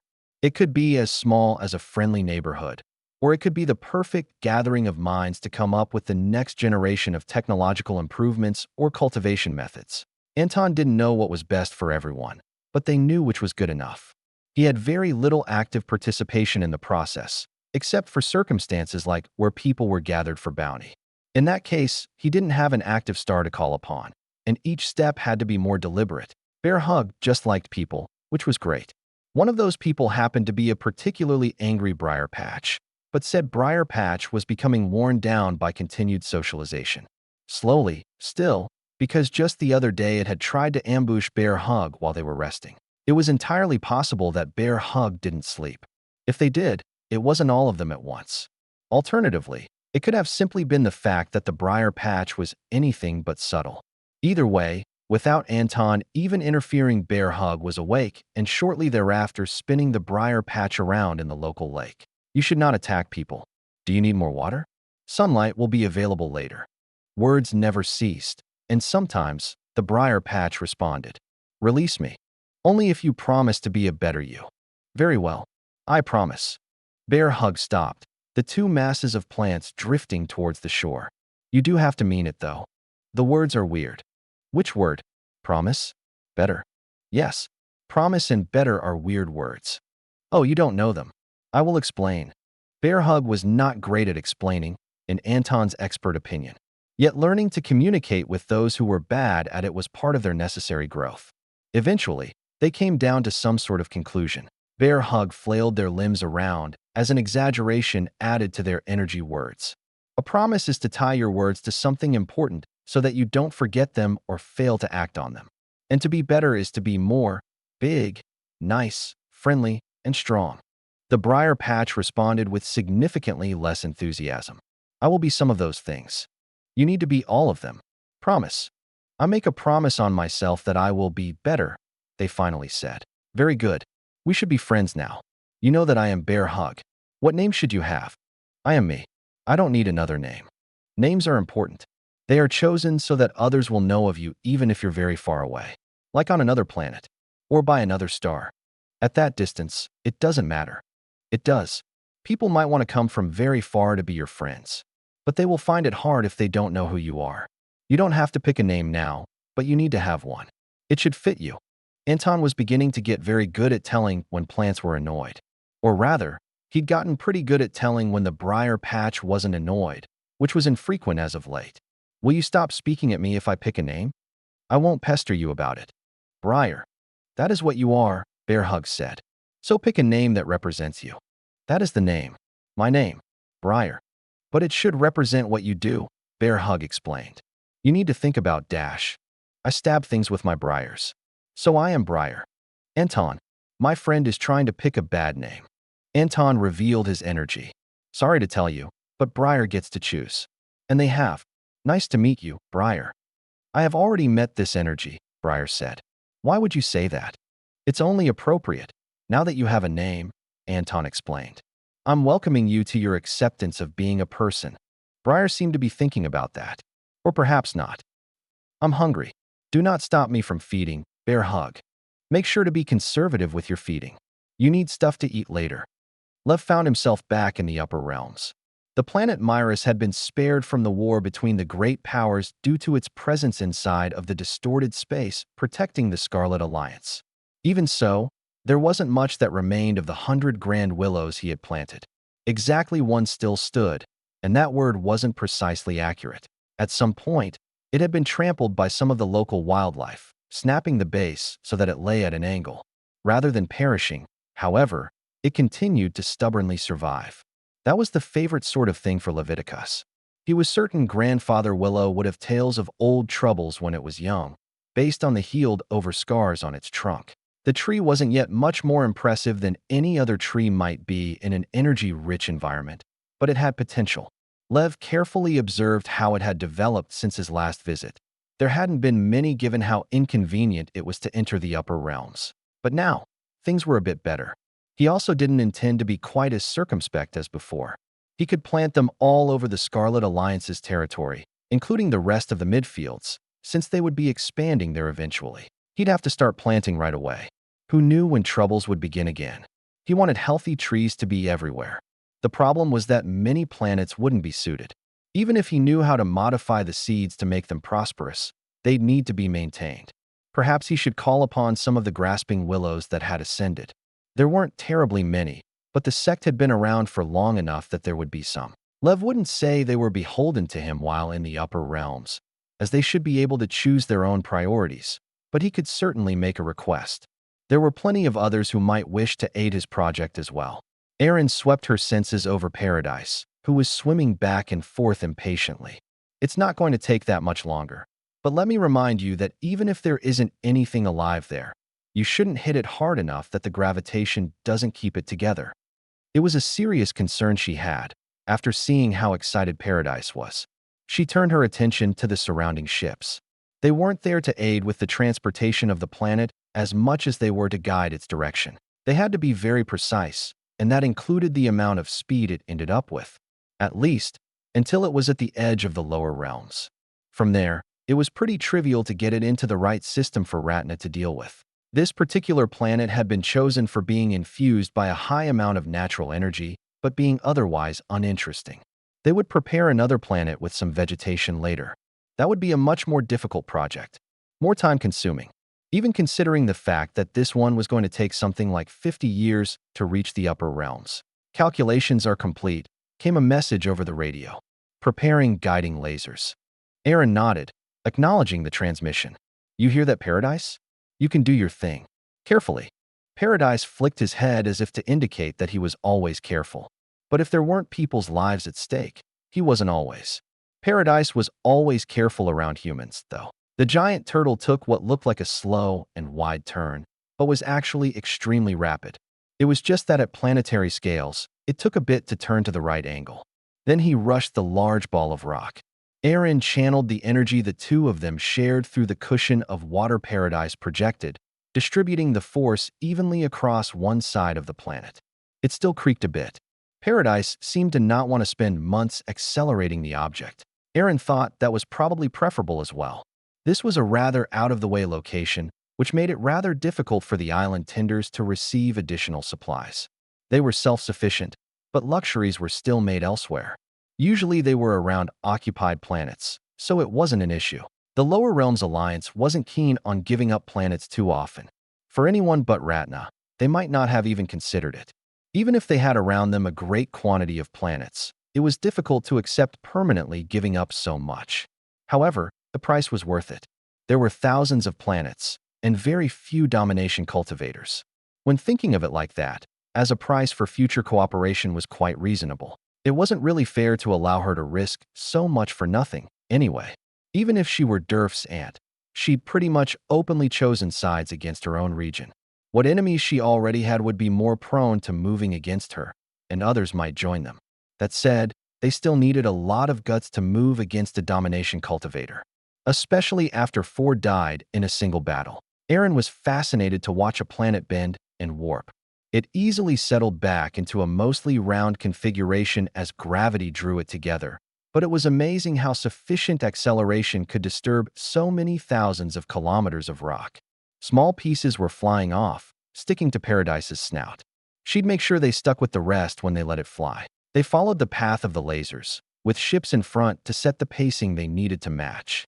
The path was carefully chosen to not cause undue gravitational influence on systems it was passing by, and obviously they didn't want it to get anywhere close to crashing into another planet or a star. The former would probably be barely noticeable but waste all their efforts, or devastating, depending on the relative velocities. The latter would be a mess that needed to be cleaned up no matter what, and would require starting the project again. Losing decades of progress, even if it wasn't active work, wasn't exactly on the top of anyone's plans for the future. So it was carefully calculated, and it would be watched.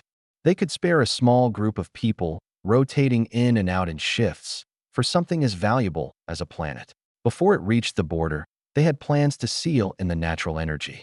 That wasn't something Aaron would have anything to do with, though. Just the pushing. Chapter 1198.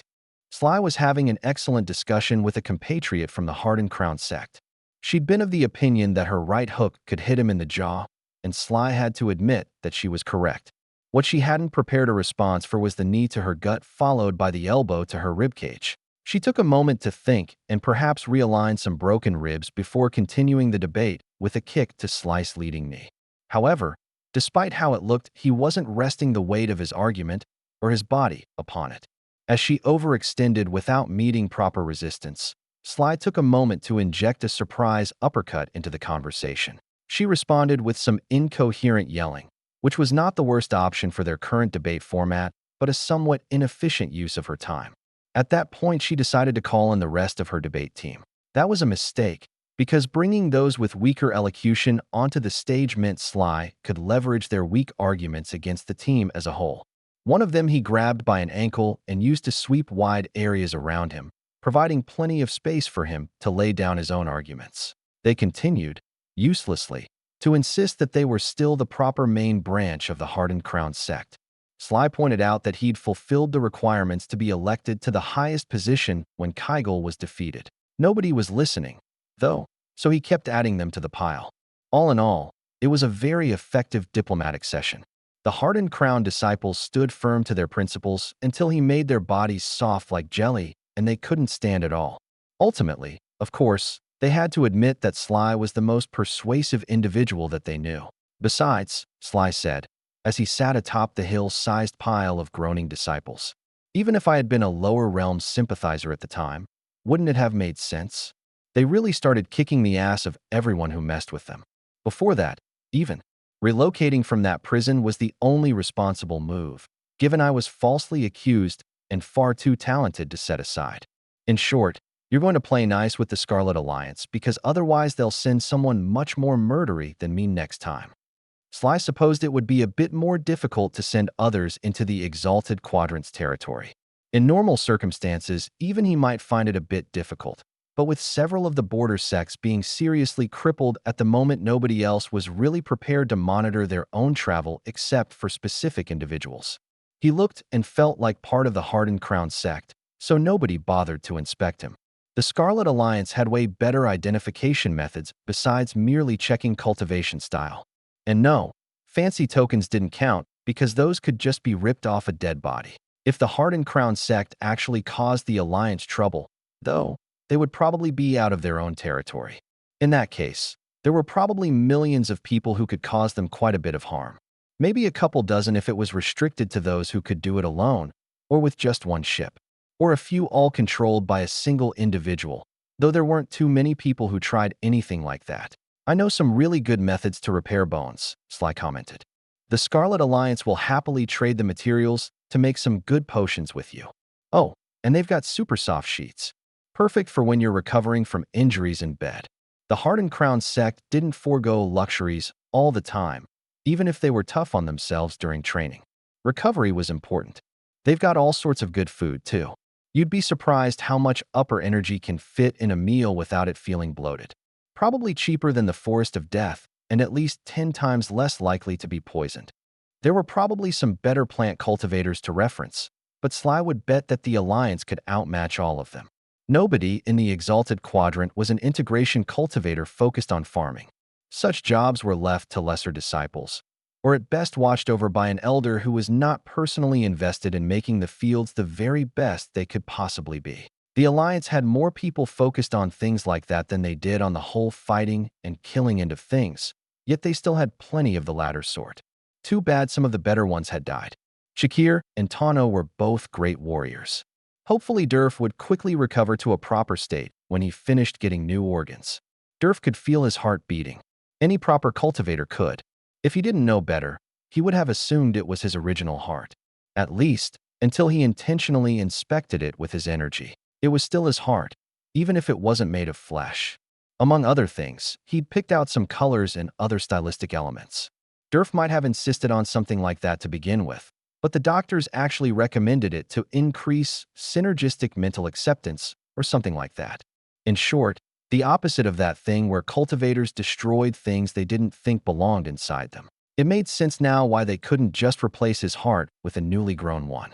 The proper state of his new heart, even if it was made from a lot of artificial things, was easily compared to the surrounding veins and arteries.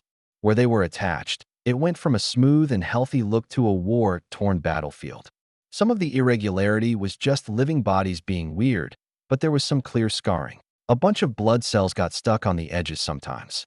His new heart changed its pace and pressure to free things up whenever that happened. There were probably a lot of other cool features, too. It was probably easier to replace a bunch of important organs one at a time than to replace his everything all at once. And there was a lot of everything. There were veins and blood vessels, muscle, bones, organs, one of which Durf had just noticed for the first time, and all sorts of things inside people. And outside people. If they wanted all organic stuff, it would be easier to just make a whole new body and scoop out his brain. Durf was pretty sure there were rules against that, since the body would probably come with a brain. Though maybe he should ask a doctor about that. His brain probably needed some fixing, too, but it was the main physical component that made humans what they were. Though cultivators also had to worry about metaphysical stuff like the dantian and meridians. If everything else was replaced, what would happen with that? Doctors must have really hard jobs. Good thing he had them to think about the hard stuff, while he could just hit things that needed to be hit. It was an efficient division of labor. Aconite paced back and forth in front of Chitty. He didn't follow her movement with his head, since he only did things like that when he was intentionally displaying his attention to others. It's not like it did him any good. You seem quite agitated for someone who is doing well, Chitty commented. Aconite's words were more on the whiny spectrum, though she still had to produce soft growls for proper diction. I have a significant opportunity that I cannot fail to take advantage of. If I am successful, I may be the first wolf to match up among the ranks of domination cultivators. Really? Chitty asked. Wouldn't your parents get there first? Humph. Consider your own age relative to your parents, Aconite commented. Ours share the same age, aside from some small number of decades. You yourself are already capable of competing with domination. So were you, Chitty pointed out. Without you, we certainly wouldn't have been successful. Aconite shook her head violently. It is not the same. Pulling a single successful trick is not a proper contest. Just because the man's filtration organs were insufficiently empowered doesn't mean I matched domination in any regard. I mainly took advantage of your negation. Fair enough, Chitty admitted. But why do you have to be first? As you mentioned, your parents lack sufficient opportunities. Perhaps if they had faced down the individual known as Titan, there might have been something. Or if father faced the flames of Caronus. Their contributions were no doubt necessary to the success of the war, but came with no promise for their short-term advancement. Right, Chitty said. But it doesn't need to be short-term. You don't need to rush. It is not a rush, Aconite said. I still have inside of myself traces of the augmented poisons of Shalach, but they will not persist forever. Should I be worried? They are merely samples, isolated and small, as my body eradicated the rest, eventually. It would not take me years to recover from any poison that didn't immediately cripple me. Right, so you're going to do something with those poisons? Perhaps, Aconite said. Certainly, that would be an opportunity. I cannot simply make more because they have been altered slightly by his energy in a permanent manner. Methods only achievable by domination, though meant to kill those who responded with energy more than their own bodies. Yeah, other domination cultivators, or anyone weaker, obviously. So, Chitty drew out the word. What do you need from me? I will help if I can. I'm not sure if you could dash, Aconite began, but stopped herself. Actually, that might be perfect. I may need you to wipe out rampaging energy within me for the safety of others. However, before that I must determine if I should construct a human anchor. Well, obviously I wouldn't expect it to be just like humans, Chitty pointed out. And there's a variety anyway. A big throne, some stellar platforms, a nebula, some sort of planet full of eggs? Whatever Shalach had. And the swarm. I'm not even sure if there is a style, except for something tangible, though at pretty much any scale. Yes. Interesting thought. I'm not quite sure what you mean by that, Chitty commented. However, Aconite already seemed to be lost deep within her head. The Lower Realms exploration project was going well. A majority of stars within 100 light-years of Alliance territory had been visited, at least briefly. They hadn't sent out actual millions of ships, though they were getting closer. The biggest hindrances weren't the total number of vessels they could create, but their maximum range. Even if they could gather energy from systems they visited, ships eventually ran into issues. Something would break, and there were only so many backup parts they could carry. Disaster was inevitable on a large enough timescale. Thus, outposts of sorts had to be established to help increase the range of ships. Known safe routes would be traversed by supply vessels, who would leave behind their payload, which could include physical needs and sometimes qualified personnel. A few years' stint away from civilization was not as hard on the mind of a cultivator as it was on those who had lived shorter lifespans. If in a high-energy environment, there was always cultivation to occupy the mind. They were still limited to a short number of years for the most part, at least for a single assignment. Those who were ultimately determined to handle the isolation well long-term could choose if they wanted to take on additional cycles. It was never necessary, because there were trillions of individuals to draw upon. Even if 1 in a million wished to try, they would have far more people than they needed. There were a few discoveries of other inhabited systems. Not surprises, especially as they reached further west towards the chaotic conglomeration. As far as they had explored, the area was clear of threats. They weren't expecting anything that could compete with assimilation or enrichment cultivators, but it was possible. Caution was warranted, though at a certain distance they simply had to avoid drawing any negative attention. Chapter 1199. The southern portion of the Scarlet Midfields was in a terrible state. The great powers had come in and taken all of the easily accessible resources with no regard for the damage it would cause. Resources, in this case, also included people. There were few individuals in the great powers who cared about anyone who was not strong enough to stop them from acting as they pleased. Timothy knew he would see many more such worlds as he pushed towards the end of the decades-long process of removing any remaining traces of their influence from the region. It wasn't long before he came to a world controlled by the forces of the Trigold cluster. Timothy had given everyone a chance.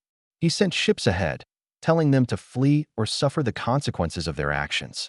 The occupying army seemed to have thought to grab just a little bit more, hollowing out mountains haphazardly or leveling old forests even as he arrived. "I see you have no respect for me," Timothy said, projecting his voice over the whole planet. That was easy enough to do even as an augmentation cultivator, let alone with his recent improvements in power. "Perhaps I will let a few of you live, as a warning." Timothy could sense the concern in the cultivators as they began to flee for their ships, but they were far too late. Timothy and the fleets with him targeted their ships first. Those who had been a bit quicker were already leaving the planet, or trying to make their way out of the system. By splitting up, they tried to make it so that they weren't targeted. There simply weren't enough of them for that, even with the presence of some of the swirling swarm. They were just lingering remnants. Perhaps Timothy should have expected their foolishness, given the fact that they hadn't fled long before he even sent a message. Either way, their ships fell, stranding most of them. Those who could fly wouldn't be faster than their ships, and would be more vulnerable alone. That was when some of them had the clever plan to try to take hostages. Not just 1 or 2, but many around the planet. Timothy couldn't process all of the individual sentences, but it was obvious they were counting on him being a bleeding heart. Some called him soft. Perhaps he was. However, "You wish to threaten the lives of these innocent people?" Timothy said. "Very well. Go ahead. But know that none of you will survive." A few of them followed through on their promise. They were going to show him they meant business. Those were the first to die, and not their hostages. Timothy's energy had already permeated the planet, and detecting hostile energy allowed him to focus his attention where it was necessary. Those who feared death practically called out to him with their souls, as they did so literally with their words. It was so much easier to reflect someone else's attacks than to make thousands of his own. The few who didn't die simply hadn't been sufficiently committed to their attacks. They wouldn't be spared, though. I told you, Timothy said. But you are fortunate. 1 in 1,000 of you will be allowed to survive and tell your tales, so that your brethren don't continue to make the same mistakes. His promise was complete by the end of the day.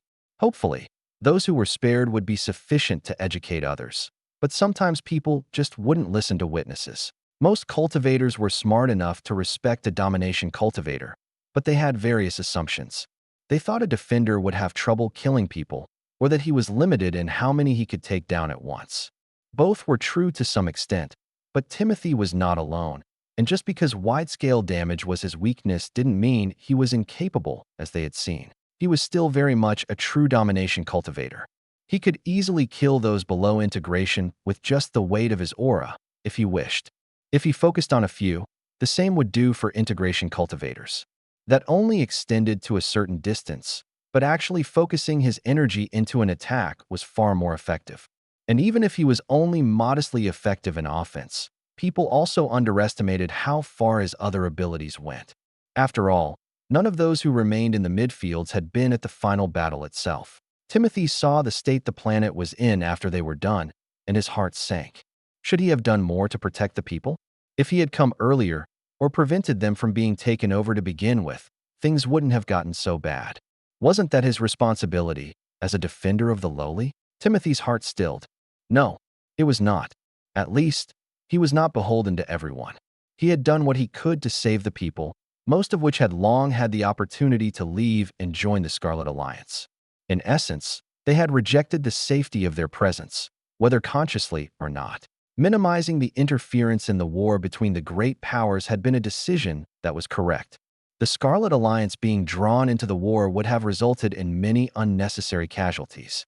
The fact that it had resulted in the war coming to them anyway didn't make it an incorrect choice. It would have been worse if the Alliance had fought outside their territory.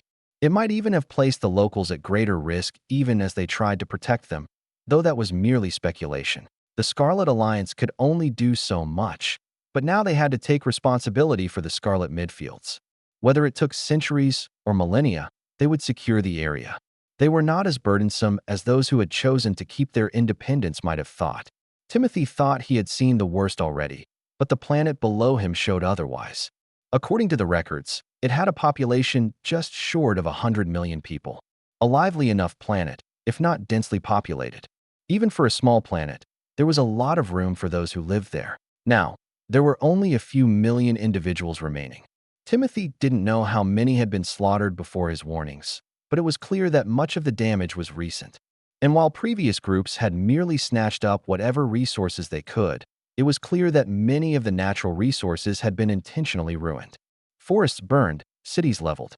For no reason at all. So that was what his small mercies had come to. Death for no reason other than pettiness. He hadn't been hunting down those who had devastated previous planets, even if they had been left with very little. The damage had already been done. Everywhere else, people had chosen to flee with what they had rather than face danger. They'd at least left people alive, which had been the whole point, to get them out while minimizing continued conflict. Here, those who survived had merely been overlooked. Find who did this. Timothy ordered his fleets.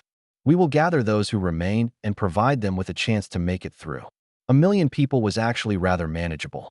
Then we will strike at those responsible. They had just come from war. Would there really be more so soon? No, it wouldn't be war at all.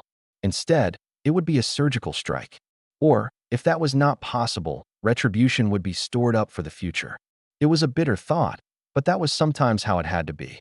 The only blessing that could be found was that the destruction had been tracked to a single sect, with the scouts managing to catch and observe some of the departing ships. The sect was the swirling swarm, of course. Very few groups had the disciples required to devastate a planet, without simply having great enough might to annihilate it in its totality. Even those sects that might technically have the numbers kept most of their disciples safe at home. This had been a group lingering far too long. Scouts returned with information. Timothy wanted to rush in, but he had to consult the council.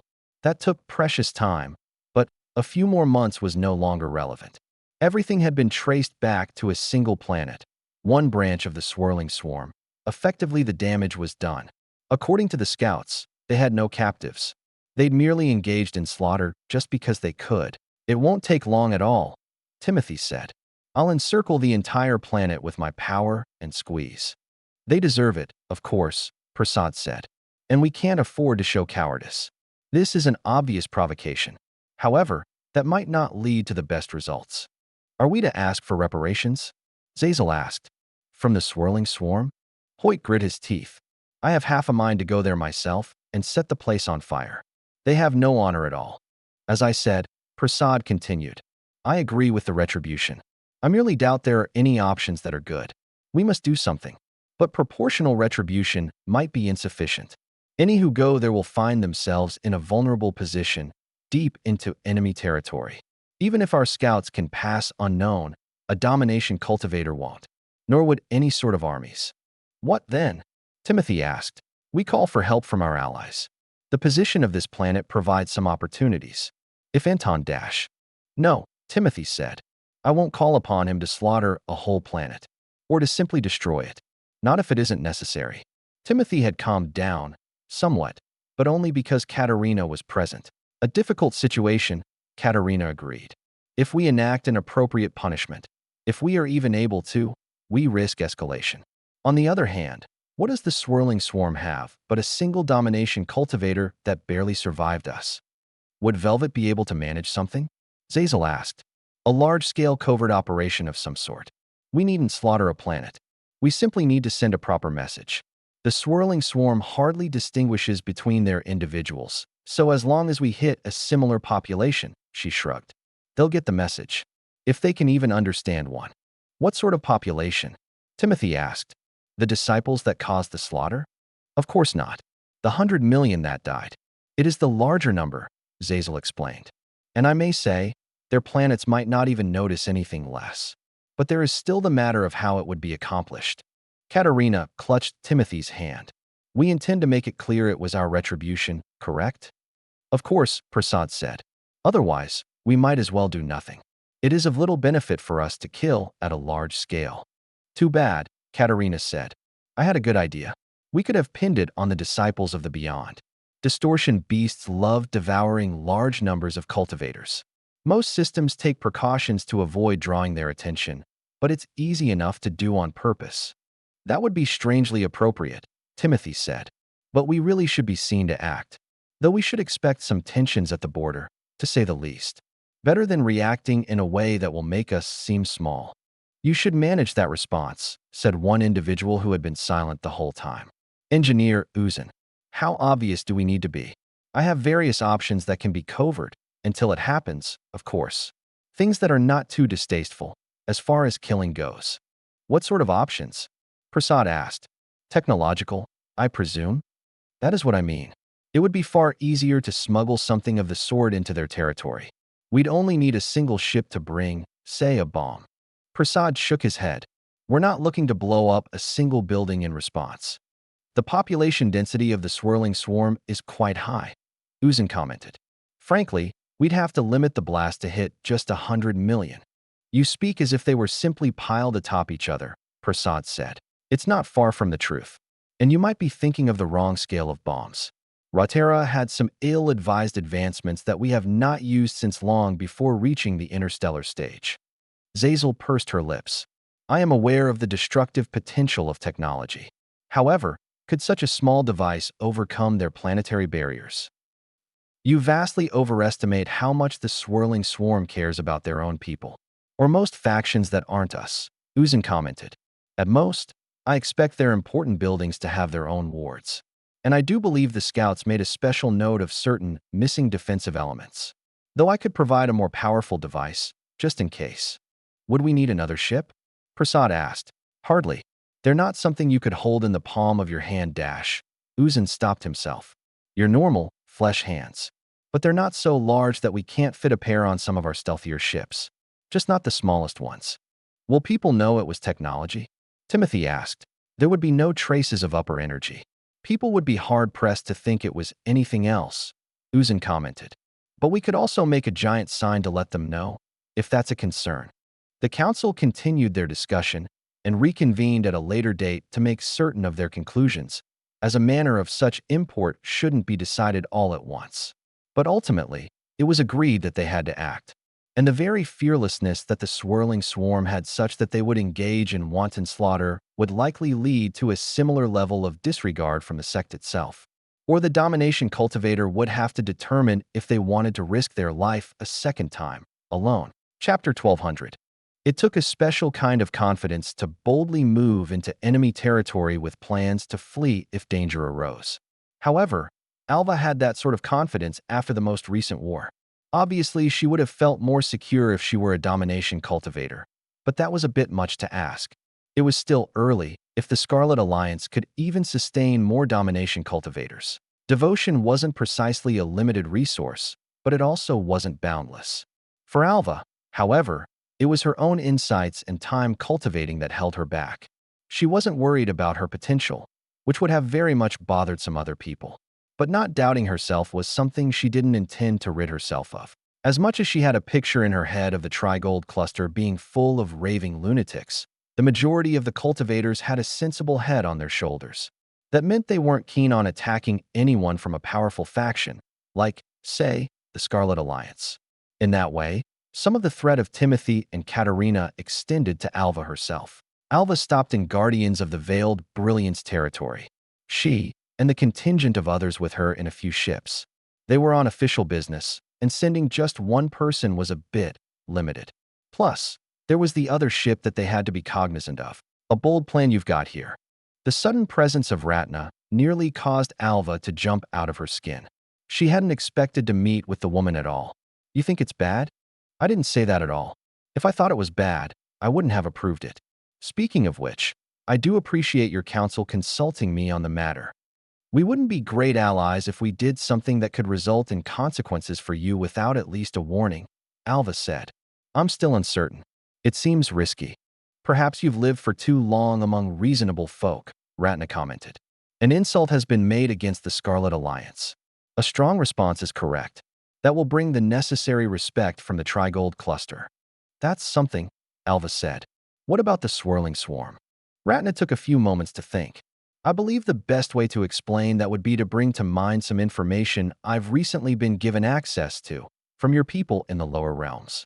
You can consider the swirling swarm like the hive minds in the unified sector. Alva made a face.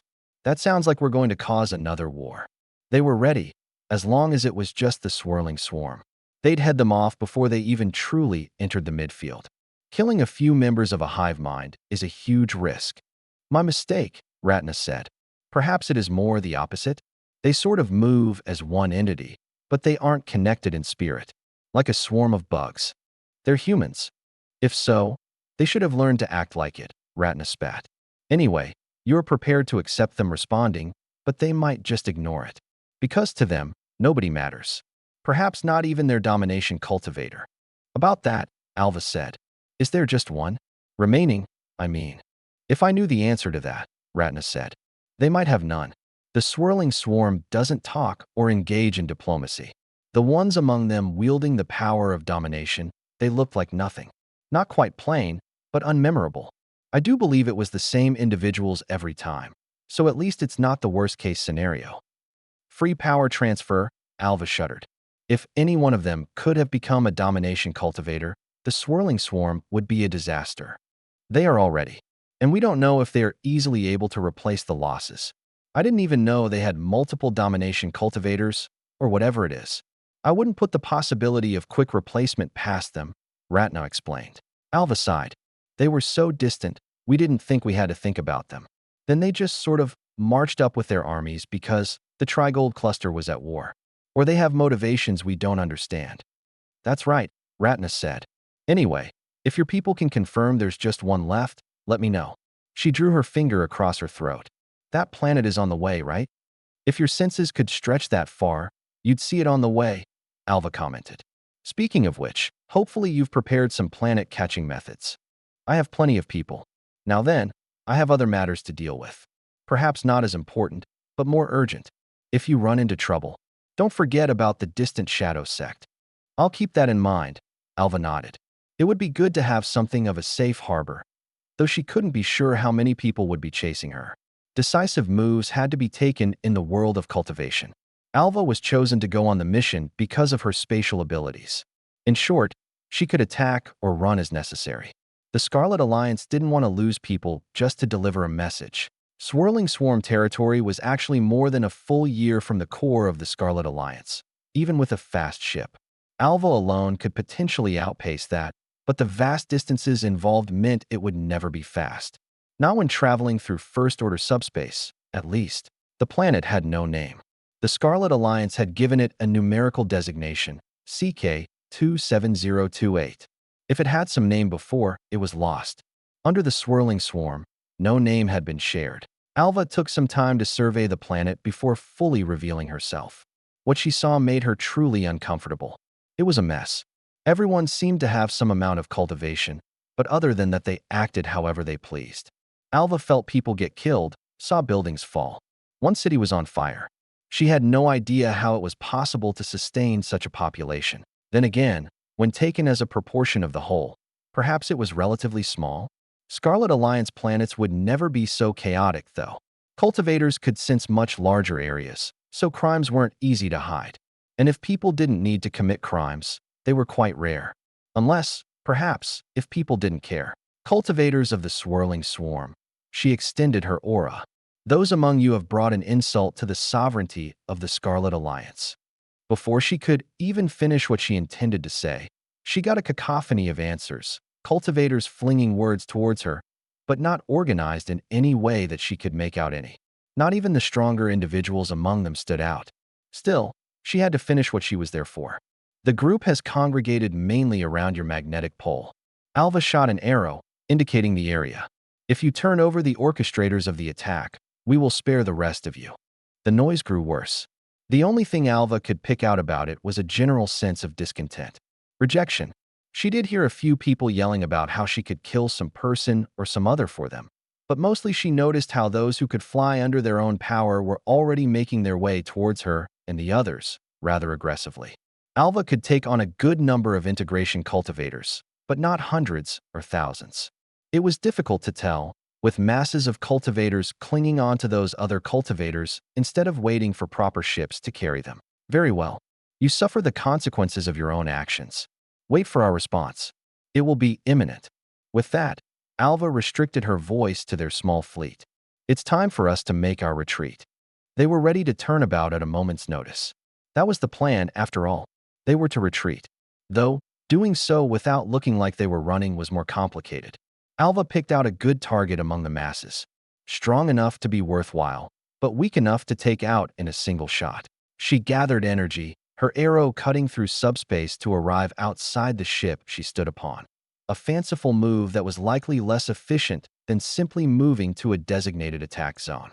However, the arrow would have had to cut through subspace to hit her target regardless, based on how many individuals were clinging to them. The arrow appeared inside her target. That was only possible because her energy overpowered them.